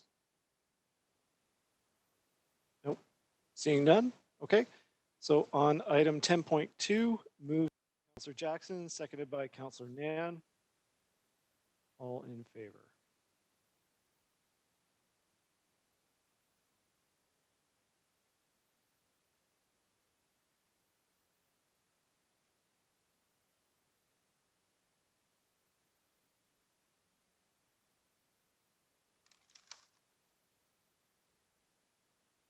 Thank you. That passes.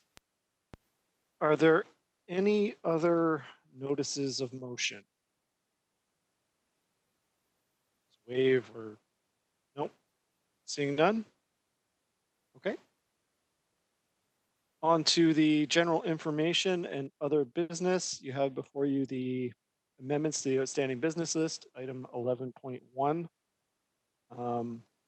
I need a mover and a seconder to approve the amendments to the outstanding business list. Moved by Councillor Ferguson, seconded by Councillor Pearson. Any discussion? Seeing none.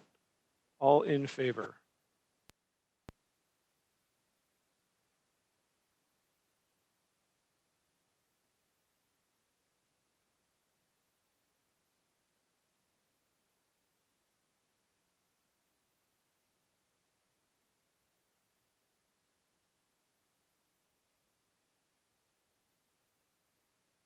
There we go. We got everybody. Okay. On item 12, private and confidential. First is appointments to the Hamilton Cycling Committee for the 2018 to 2022 term. Members of the committee, do you wish to move into closed session for item 12.1? Councillor Marula, you wish to speak to this? Point, I'd prefer not to go in camera. So I'd move that we not go in camera and approve what's before us. Okay. Sorry, just going back to my roadmap. So no desire to go in camera. Councillor Nan, I believe you have a motion. Sorry, Councillor Farr, did you want to speak to this? Seconding it. Councillor Nan? Thank you. Sorry, toggling again. I don't have the script in front of me of what I'm supposed to read out at this time. Is it simply the? It's the appointments. The appointments? Yeah. Okay. The appointments to the Hamilton Cycling Committee for the term. Thank you. Moved by myself and second by Councillor Marula that the appointments to the Hamilton Cycling Committee for 2018-2022 term be approved. Thank you. Okay, electronic vote moved by Councillor Nan, seconded by Councillor Farr. All in favor. That's Councillor Marula, your mic's still on. Oh, sorry.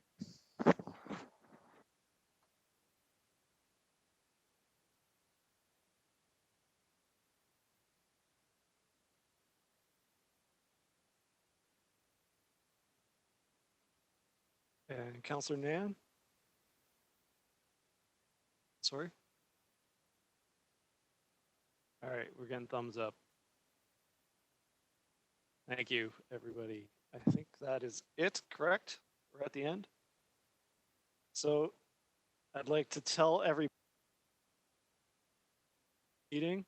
So thank you, everyone, for sticking to the timing guidelines and staying on topic. I really appreciate it. I can get home before dark. So I need a mover and seconder to adjourn. Moved by Councillor Paul, seconded by Councillor Pearson. All in favor, vote by show of hands. Thank you, everybody. Good night.